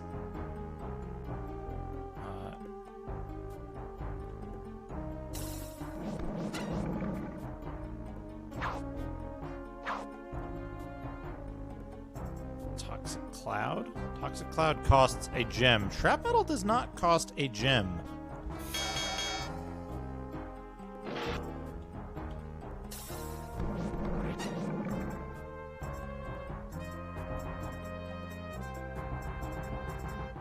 Cure wounds. If a character is in the red and they take physical damage, they can't be killed outright unless it does a lot of damage.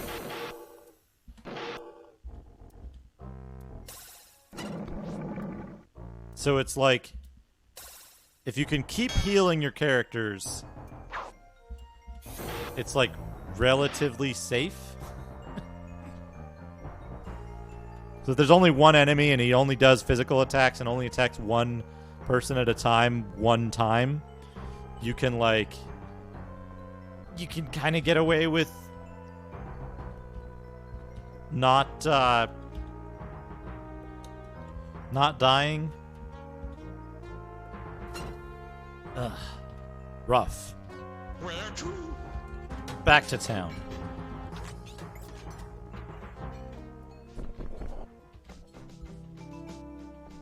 It seems to be running a lot smoother. I'm like saying that it's gonna like... We're gonna get owned in a second, but...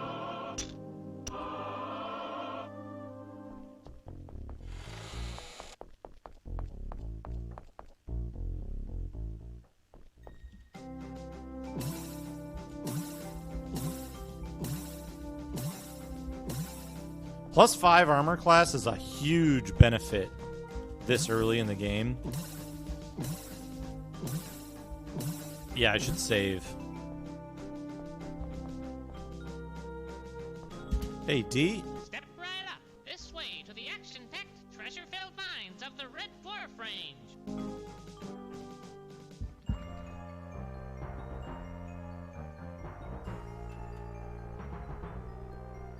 Wait, I'm in mine 1. We want to go to mine 3. I think that guy scares everyone. Is there a gas trap here as well?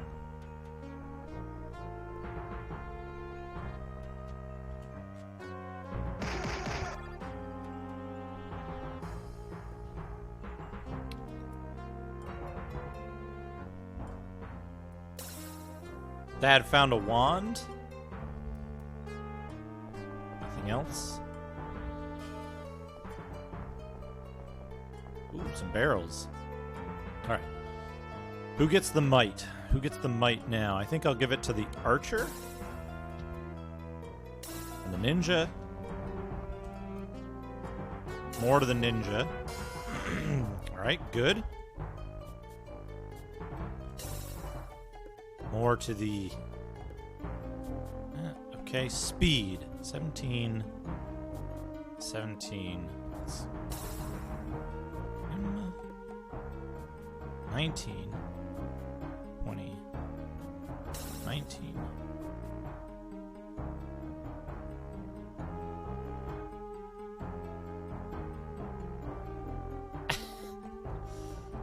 Are they barefoot?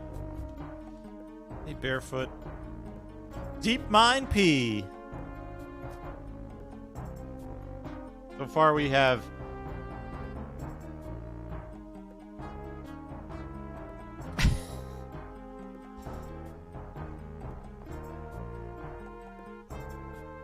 So far we have, yeah, what was that one? Wand of Shrapmetal, that's pretty good.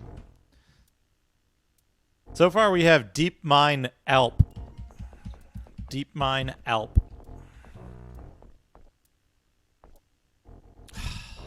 I gotta do it. Okay. It's not bad. Bad. Deep Mine Alf. One of these... This. Did I explore this fully? Yes, I did. Okay, good.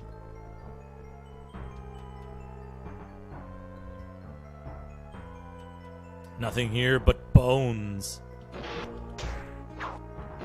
These guys have little booties on. Little boots. Tiger moles. I knew it. Okay, we have 2 people that can act before the tiger moles do.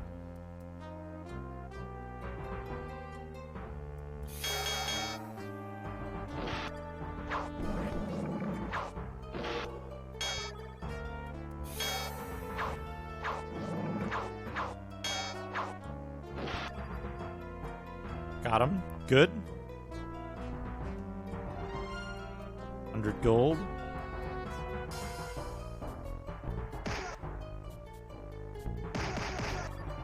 Got him.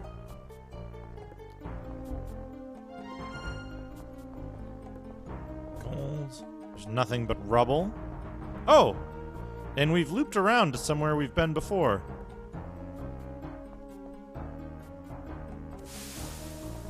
Okay, nobody got poisoned, so that's good. Mine 4.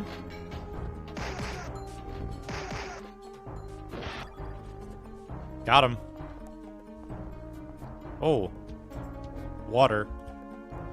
Okay, luck. Luck liquid. Whoops. Well, it's fine. Everybody's going to need to have luck eventually, but Ninja needs super luck.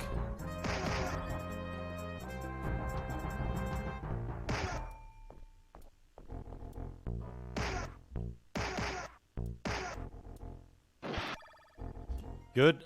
No, that's bad.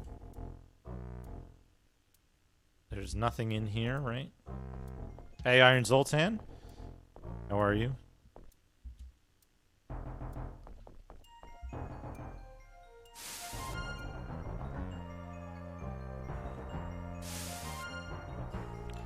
I wonder if these are... Yeah, they're spiders, which is fine, because we want to kill as much stuff as possible.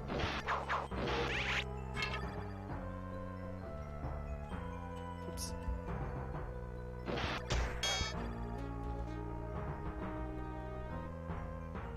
I really need to get cure poison. Nothing but bones.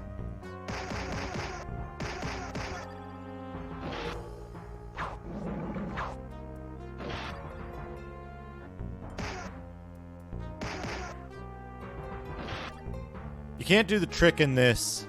You can't do the trick in this that you can do in Might and Magic 3, which is getting basically 2 extra ranged attacks out. You can get 2 extra ranged attacks when you get approached by a monster by mashing the S button. So the ninja has like more attacks per round. Nothing but bones. They have more attacks per round and a different set of weapons and armor they can use than robbers, but they also get thievery skills.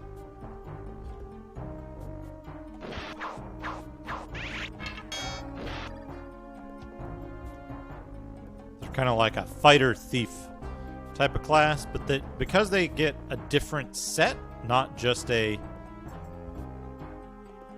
mine 1, mine 2, deep mine H. Mine H. Now we have deep mine Alf. Barrel is empty. There's water here that we can't cross. And we've made a big circle around it. There's some water there. There's like a couple, like one little tunnel here we can mine.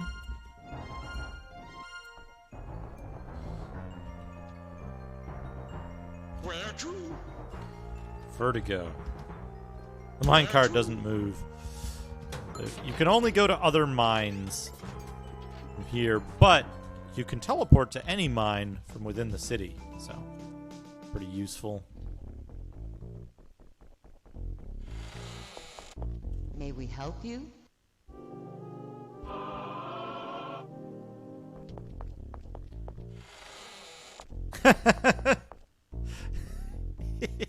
Yeah, this The gap-toothed dwarf, I think, has less interesting faces when he gets affected by stuff. Afflicted, we'll say. Crystal crossbow. That's probably good, right? Let's see. Crystal crossbow. +1 to hit, 5 to 9 damage. We'll give that to icy scale armor, leather helm.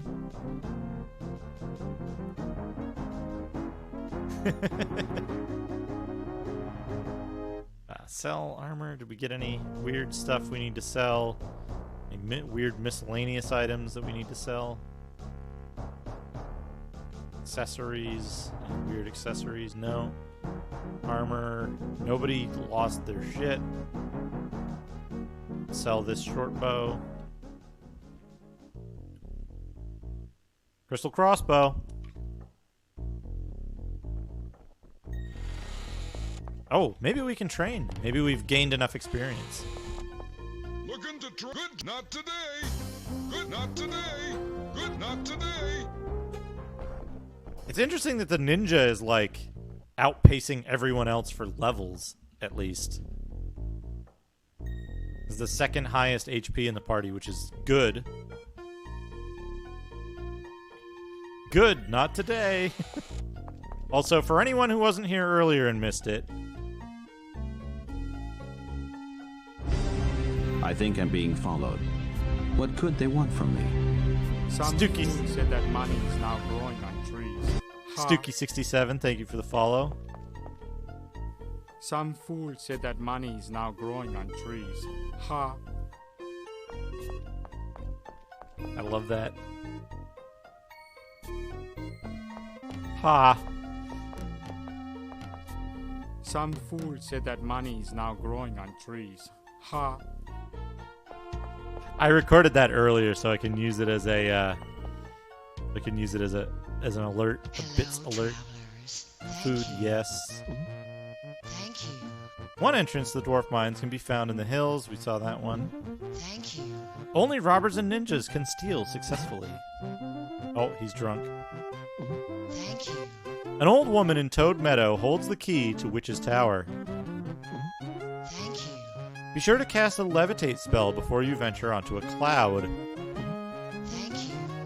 Zombies and skeletons are vulnerable to turn undead spells. Thank you.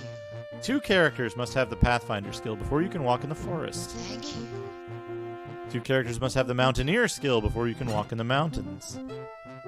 Thank you. Everyone must have the swimming skill before you can venture into shallow water. Hey, Ragadom. Thank you.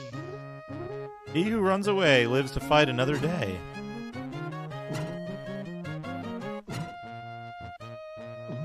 Thank you. Be sure to put your excess gems in the bank. You may need to ask Mr. Wizard for help. Thank you. Use the jump spell to get over traps. Thank you.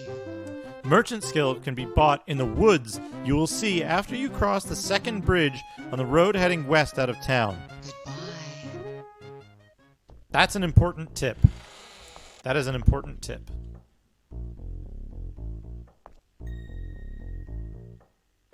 Game saved.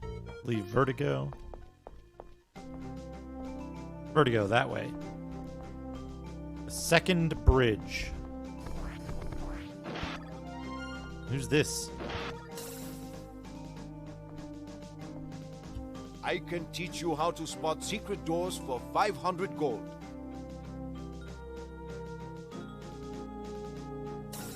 Yeah, why not? We've got the gold. I think you already had spot secret doors, yeah.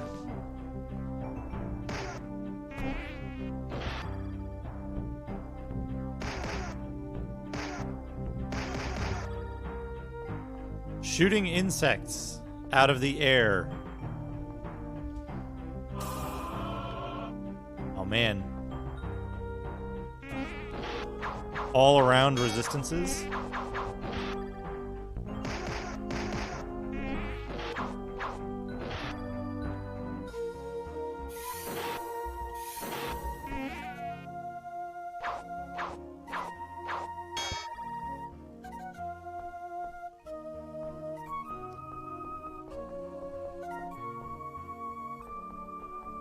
We'll rest again so everyone's not dead. I am searching for my intended bride Celia. She was tending her family's sheep when zombies snatched her and disappeared into the forest of the walking dead. The forest is so large and the zombies so many, I'll need help to rescue her before they turn her into one of them. Help me, please. Giant toad.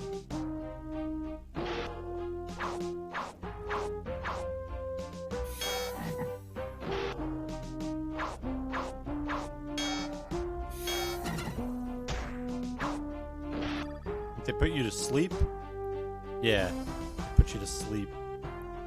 Somebody's got awaken.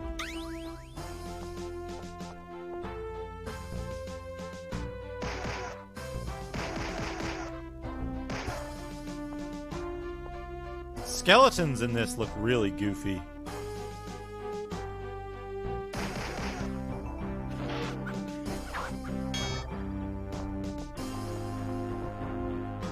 Fountain of Ability. +5 levels. +5 levels. There, everybody's 5 levels higher now. You know what we can do?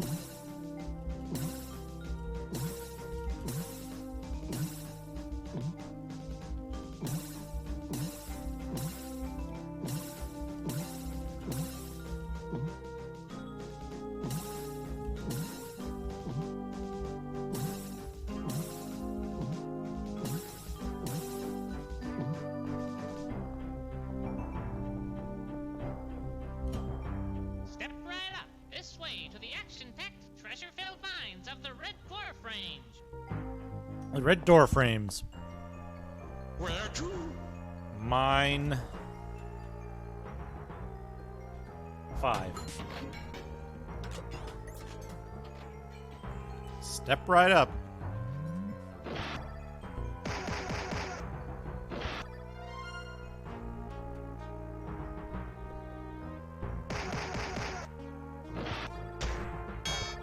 Notice we're just wrecking everybody now.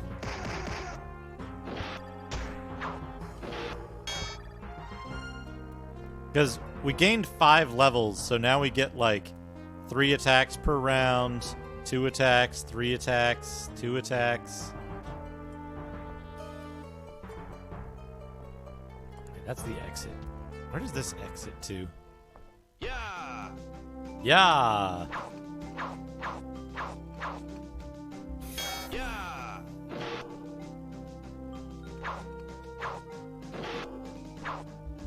Yeah. These guys might be beyond my ability, though. Uh-oh. No. No. You change target. So you use this. Whoops. Wrong spell. Wrong spell.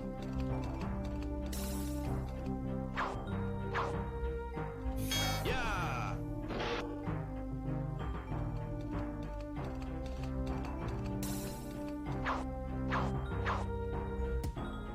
Not enough spell points. Yeah. Yeah. Yeah. Yeah. Yeah. Yeah. Yeah. Yeah. Yeah. Yeah.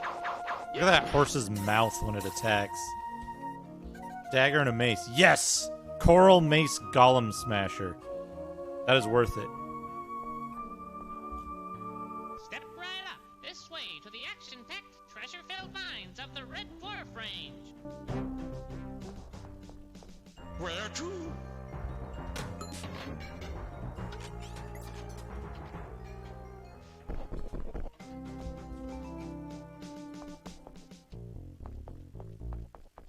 Or wait. We don't need to go here. We need to...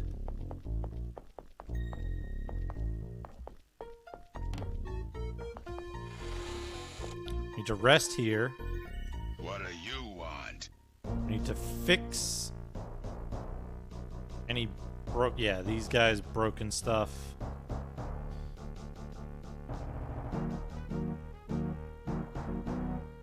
Brass dagger? is +3 but does no damage. It does no damage at all. Fantastic. Okay, so if we go to mine 5, there was something there. Leather helm? Weapons? I think every week you have to roll a 0-sided die as the universe to divide overflow. May we help you? That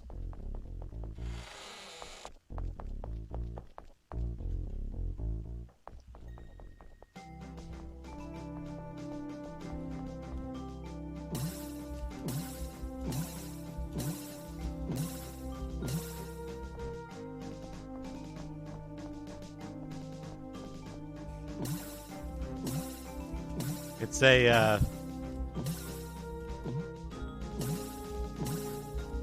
it's like a non-orientable surface with no sides.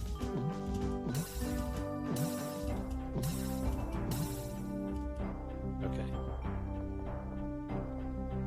Go in. Step right up. This way to the action-packed, treasure-filled mines of the Red Dwarf Range. I love how this guy just fucking charges you. Where to? Mine 5. Save. Where to? Oh, wait, no, not there. Exit.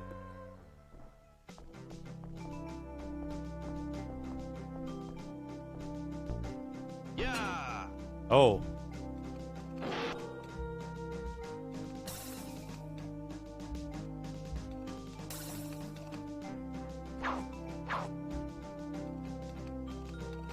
Energy blast. Yeah.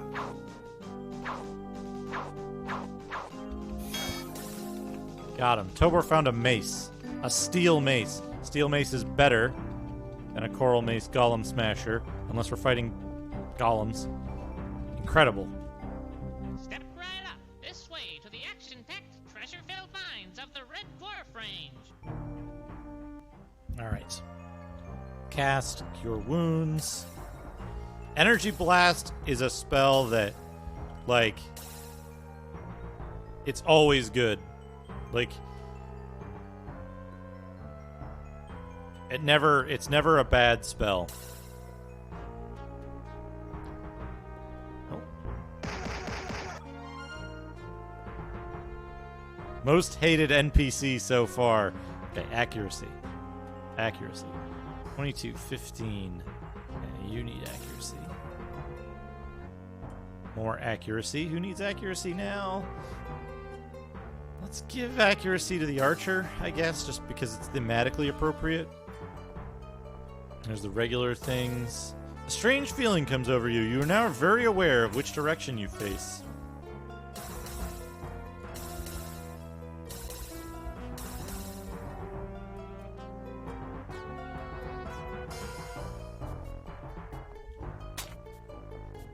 You got zapped. There's nothing but bones. I really should cast protection from poison in this area. I should get protection from elements, and then I should cast it. What a thought, huh?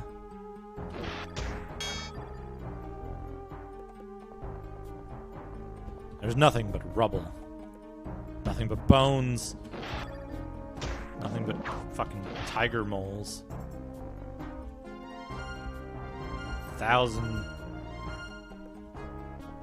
gold, 500 gold, 1,500 gold out of each one of these, if they're a big one.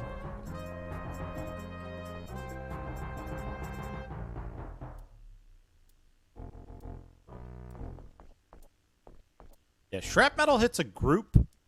Most of the like fireball and lightning bolt hit groups and scale up indefinitely. Shrapnel is interesting because I think it's the only one that doesn't cost gems to cast. So let's see here. Is it speed? What's your speed normally? 18.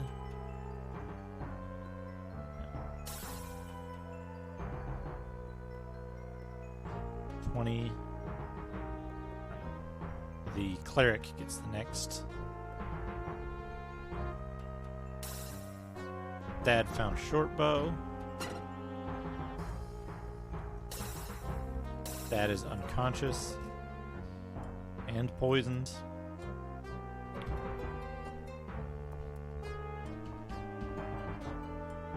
So, I'll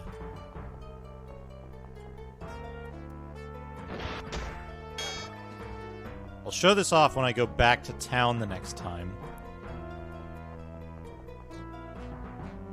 Nothing of value.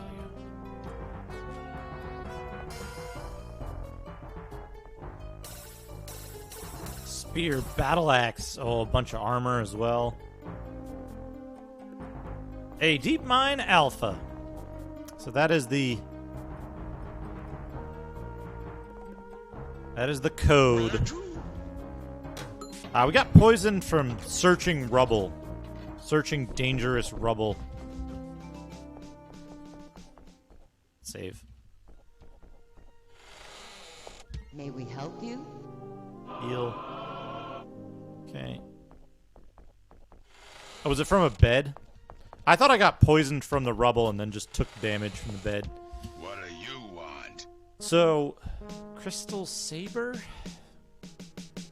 Regular armor, no accessories. Wow, coin of clairvoyance is pretty good. Wand of elemental protection is pretty good.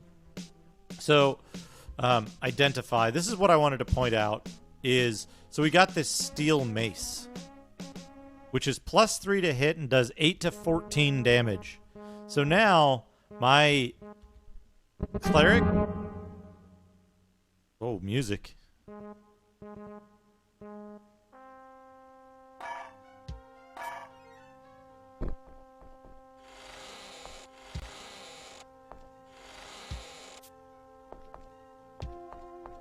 Very strange stuff going on with the music.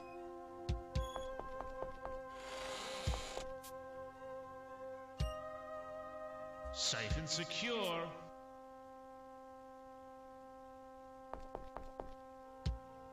Safe and secure. Let's see what happens if I go outside.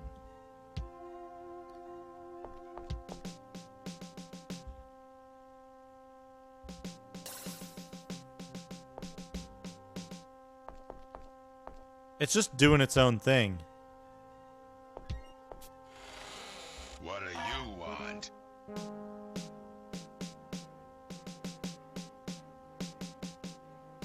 Sell spear, sell battle axe. Plate, ring, chain we don't need.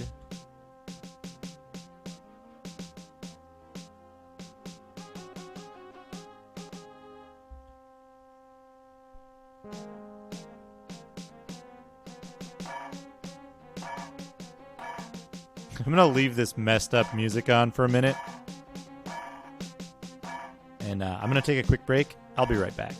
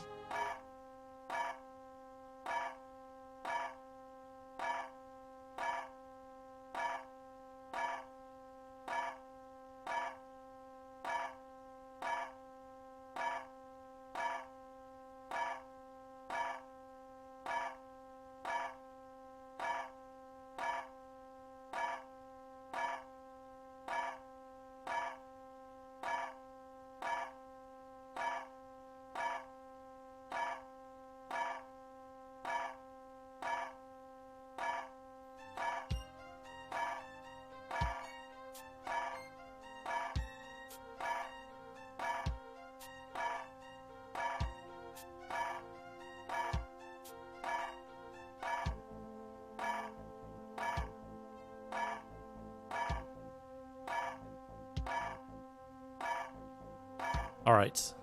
I'm back. I'm back. What I think I'm going to do is I'm going to save the game.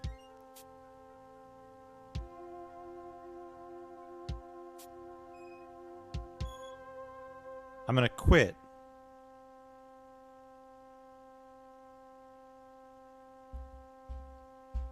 Thought so. I knew it was about to freeze.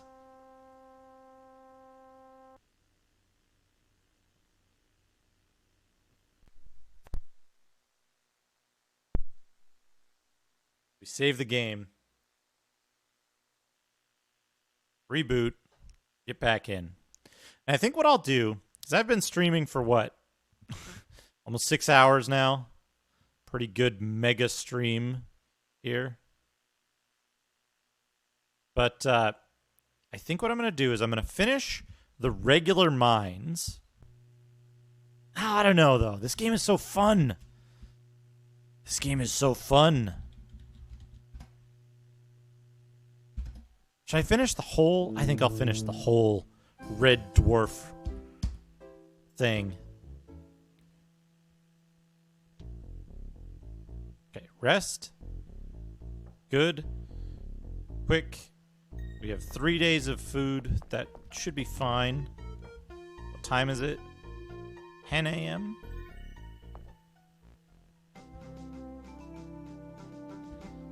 Hey, MTG Dave Smith. Welcome.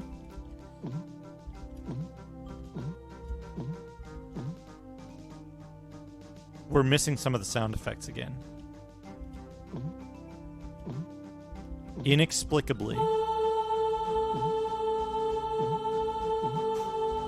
What is it doing?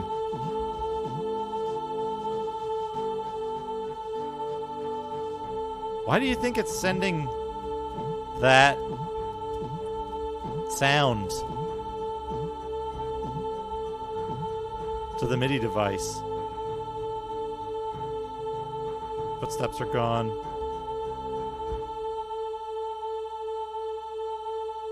I don't get it.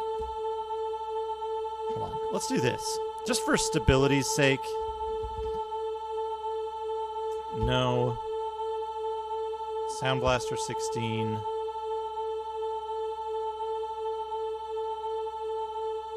Sound Blaster Pro 227. Whoops. No.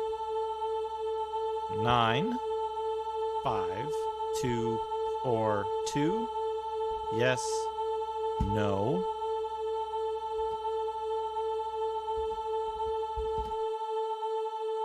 Still reboots it.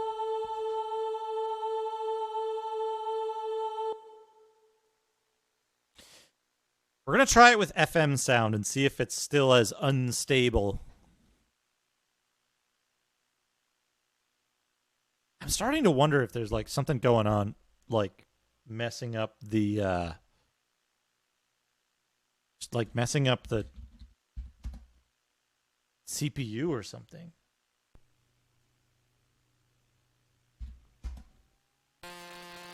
This is with FM sound, by the way.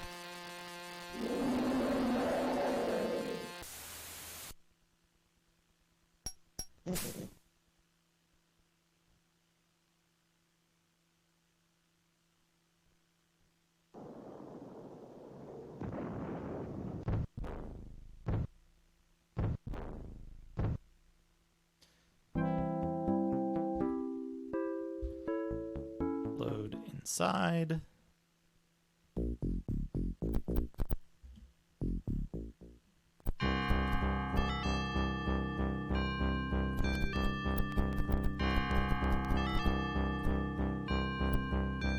Party needs rest. Quick information. It's 2 p.m.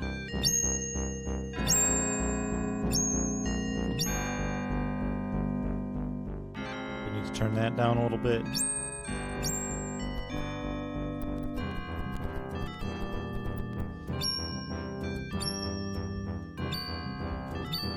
Yeah, so FM sound, some people prefer it. We're going to see how it works for stability. We might go with FM sound overall. Unfortunately, I don't really have a way to balance the sound. I don't have a way to balance the sound well. Step right up this way to the action-packed treasure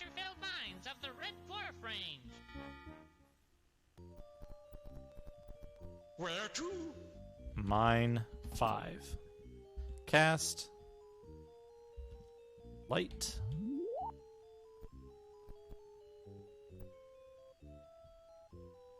Did we already do all of mine 5? No. Maybe...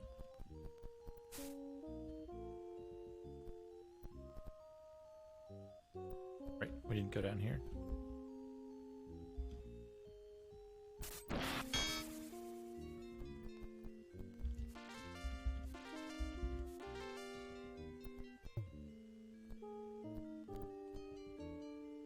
Map.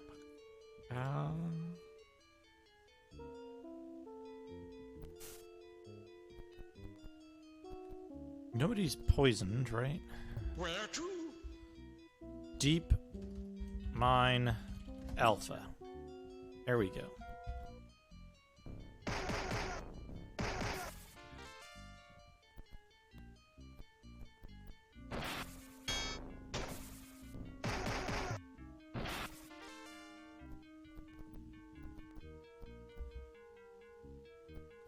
There's nothing but bones. Yeah, so the like sound levels are bonkers.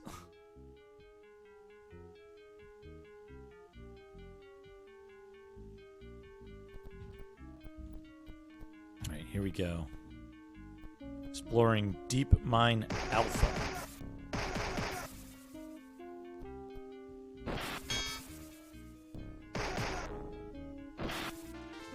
Clan Sergeant. We are fighting now. Scribbled on a piece of parchment, a note reads, Deep Mine Theta.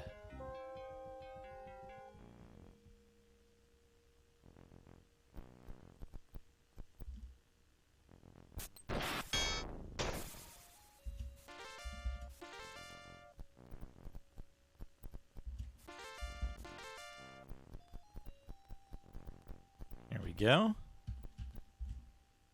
There's nothing but rocks and dirt.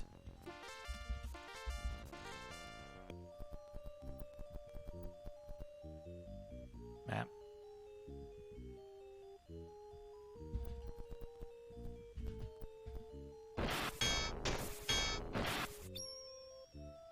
Tobor found a wand of insect repellent. A wand of insect repellent, folks. Nothing but bones.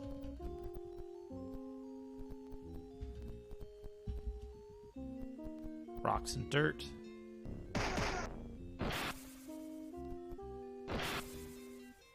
Good.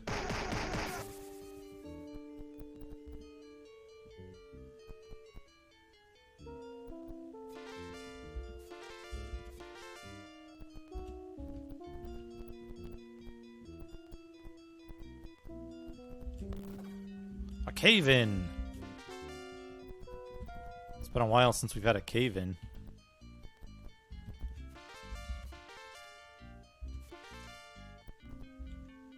What are the things we can do here? I want to show this off.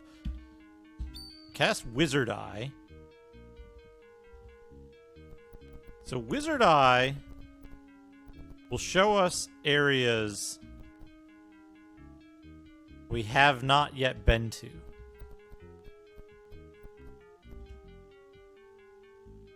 Nothing but bones. Giant spiders.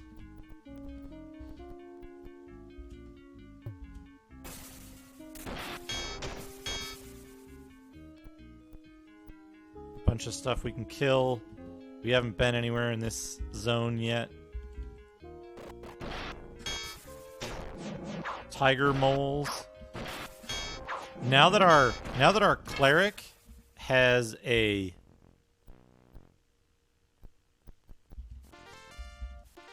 yeah, the moles are super dangerous early on. They can just like wipe out half your party in the first round because they each get multiple attacks, and the attacks carry over if they knock someone unconscious.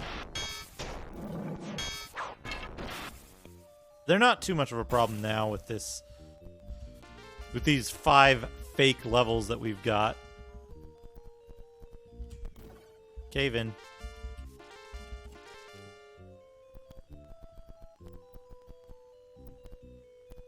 Yeah, I did that.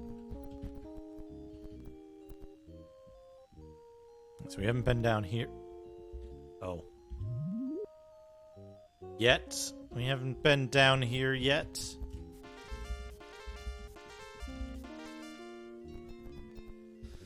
The day just rolled over.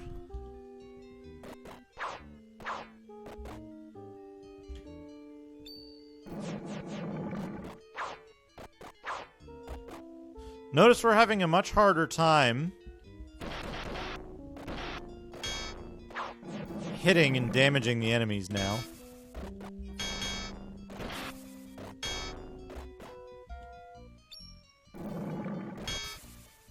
It's okay, we got him. Cure wounds. Good.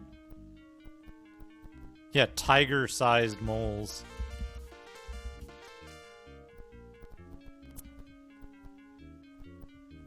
Yeah, there's certain characters that look like photographs and certain characters that do not. And you definitely get that like weird disconnect between the two. Where to? Mine 1. Alright, we can...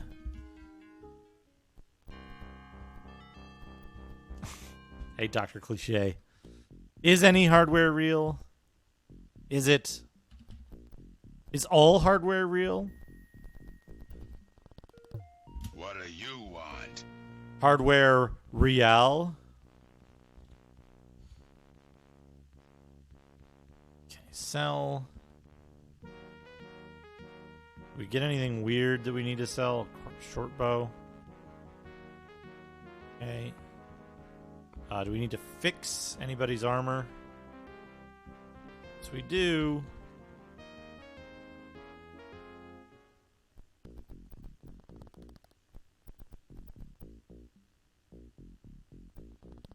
Looking to train? Good job. Good job. Not today. Good job. Good job. Good job. Everybody gained a level. It's good. Go deposit some stuff Safe and secure. in the bank. How about we deposit 20,000 gold and like 200 gems?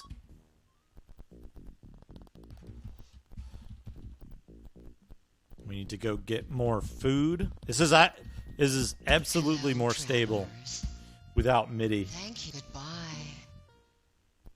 So far.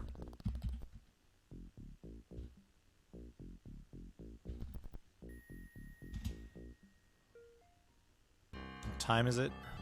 5 p.m. So we should go to the temple. Right? Rest. May we help you?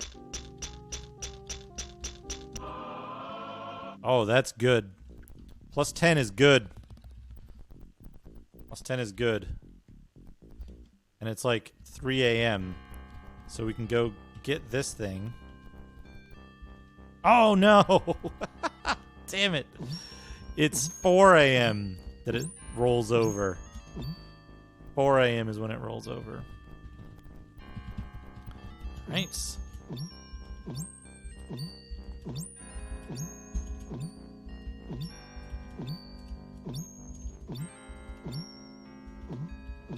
Here we go. Get everybody healed up.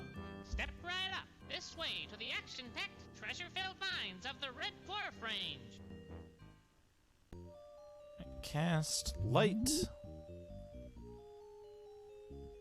Deep Mine Alpha went pretty quickly.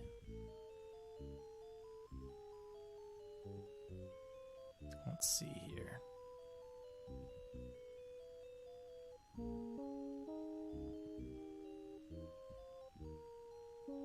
Right. Where to? Deep Mine Theta.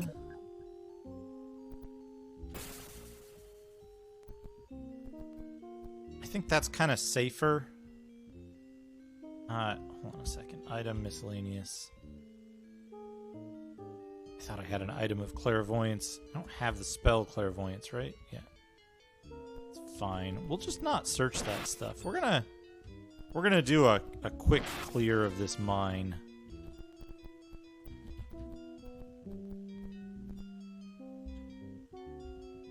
Cast Wizard Eye.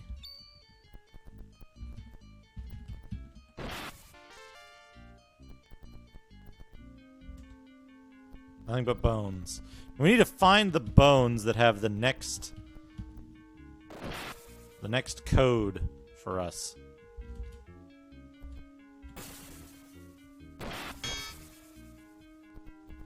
Funny thing in this game is you can actually bash into any wall, not just secret walls, and you take a little bit of damage on your first two characters if you do that.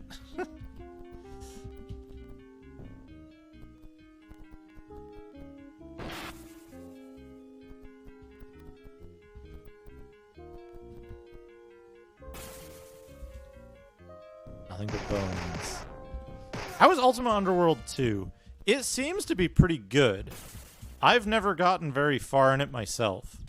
But it seems to be pretty good. Tobor found a katana. A frost katana.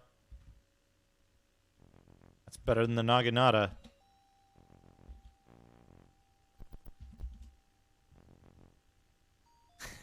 There you go. Everybody. Deep mine, Kappa.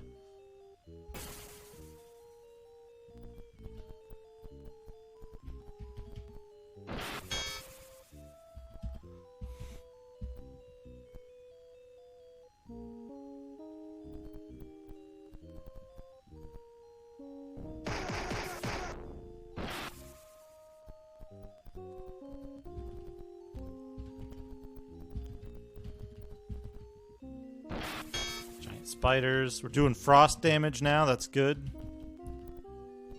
Now, a lot of this stuff, it's just going to be like... It's either going to be spiders or it's going to be... poison for gems.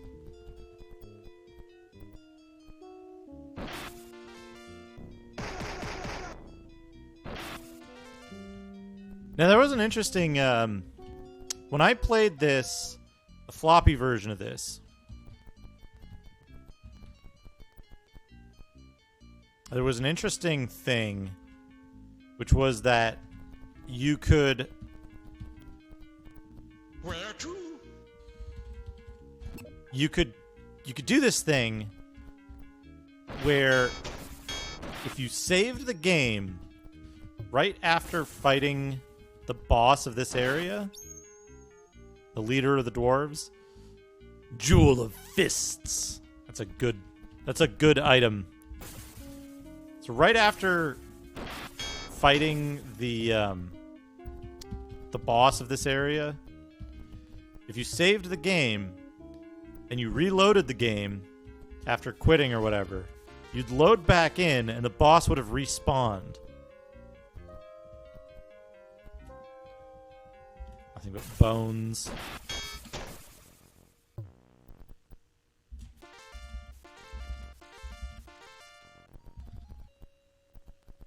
I'm kind of sad that the MIDI stuff in this is fucked.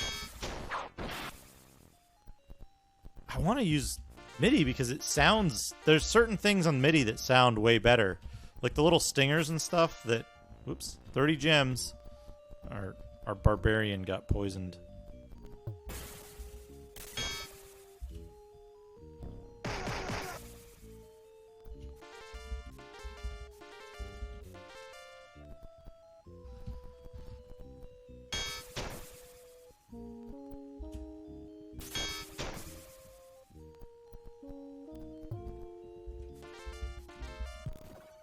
Cave in. Pretty sure you can get the cure poison spell for free from somewhere. Holy hell! 5,000 gold.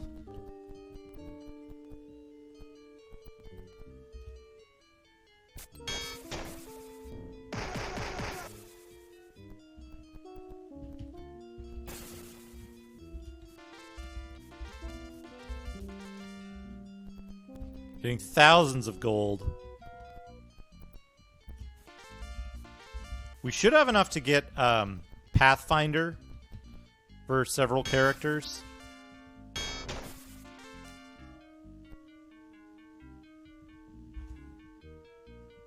Nothing but rocks and dirt.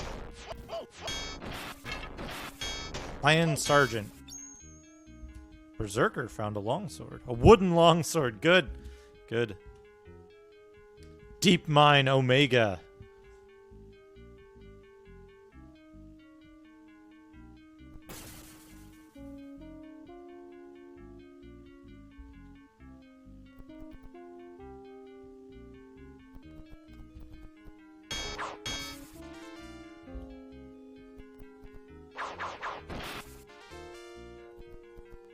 You found a good practice sword.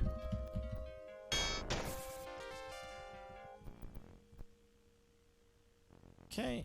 And then does this go back? Yep. Mine 1.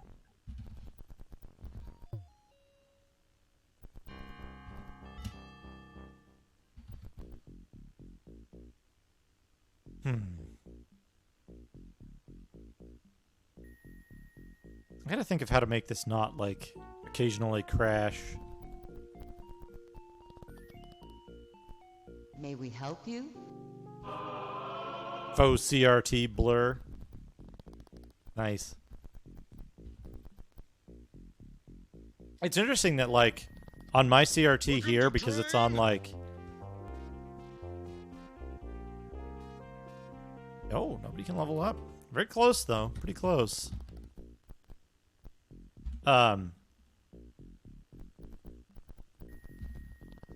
Welcome to the guild. Buy spells. You've learned all we can teach. Enjoy. Enjoy. Enjoy.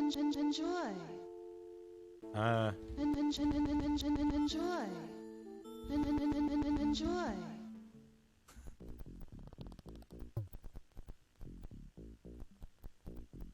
Let's turn the mapping back on. Hello, travelers. Get Thank food. you. Bye. Save. And then enjoy. Alright, what time is it? This is the key thing, is we need to know what time it is. I wonder, can we cast...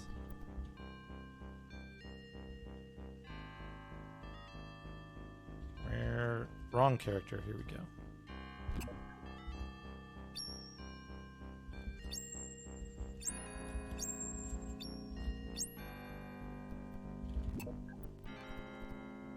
What time is it? It's 4 p.m. So if we rest, it's now whatever time this is. As soon as it's daytime, we drink from the Fountain of Ability. We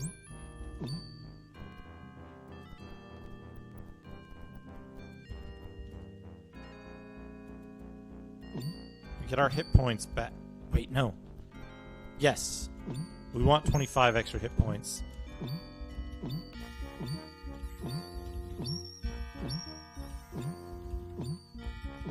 Oops. Okay.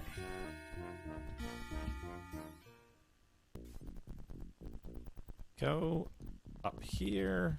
May we help? 8 is good.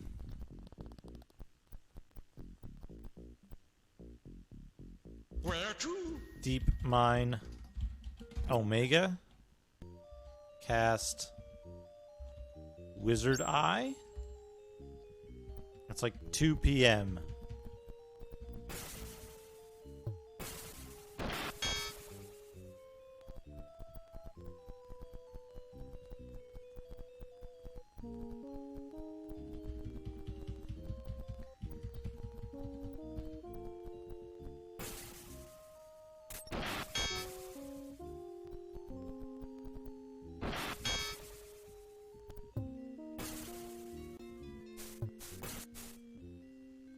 God, I hate those poison traps that are in front of a locked door.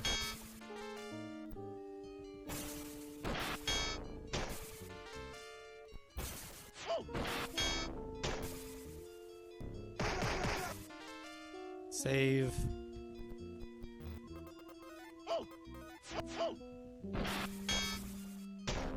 Clan King.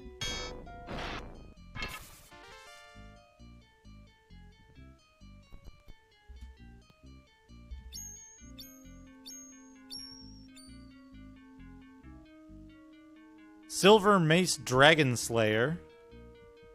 Silver Short Sword. Bronze Great Axe. A Steel Cape. Oh, that's going to be very good. Armor class 17. Armor class 22. Faces are very good. Oh, Silver Shield. He's using a X. Silver Short Sword. Maybe. We'll see. A cave in. And then like 6,000 gold. Now here's the thing.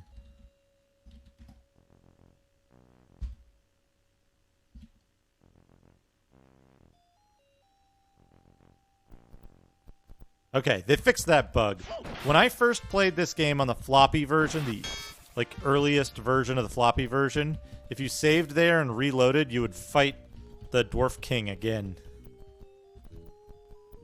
And you'd get owned because you were like you had just fought him once already.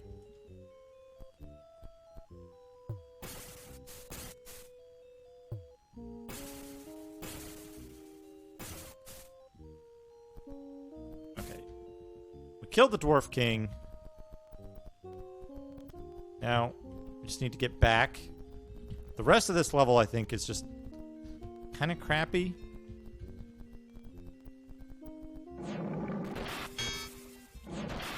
As long as we have these buffs, though, might as well check. Yeah, because every vein here gives you like 6,000 gold. So it is a valuable place to go for money. Steel Cape. Yeah. Steel Cape is really good. It's not armor. It's not armor. Sorcerers can use it. May we help you?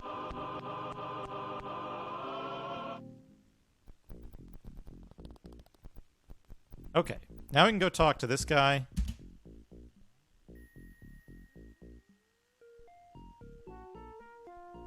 Running the drive. local dwarves have informed me of your great deed and have authorized me to present to you a rare honor, the Red Dwarf Badge of Courage. Congratulations! 50,000 experience. My favorite citizens, I'm always glad to see you. Good to see you too, Gunther. Looking to train? Not today. Good job. Good job. Good job. Good job. Good job.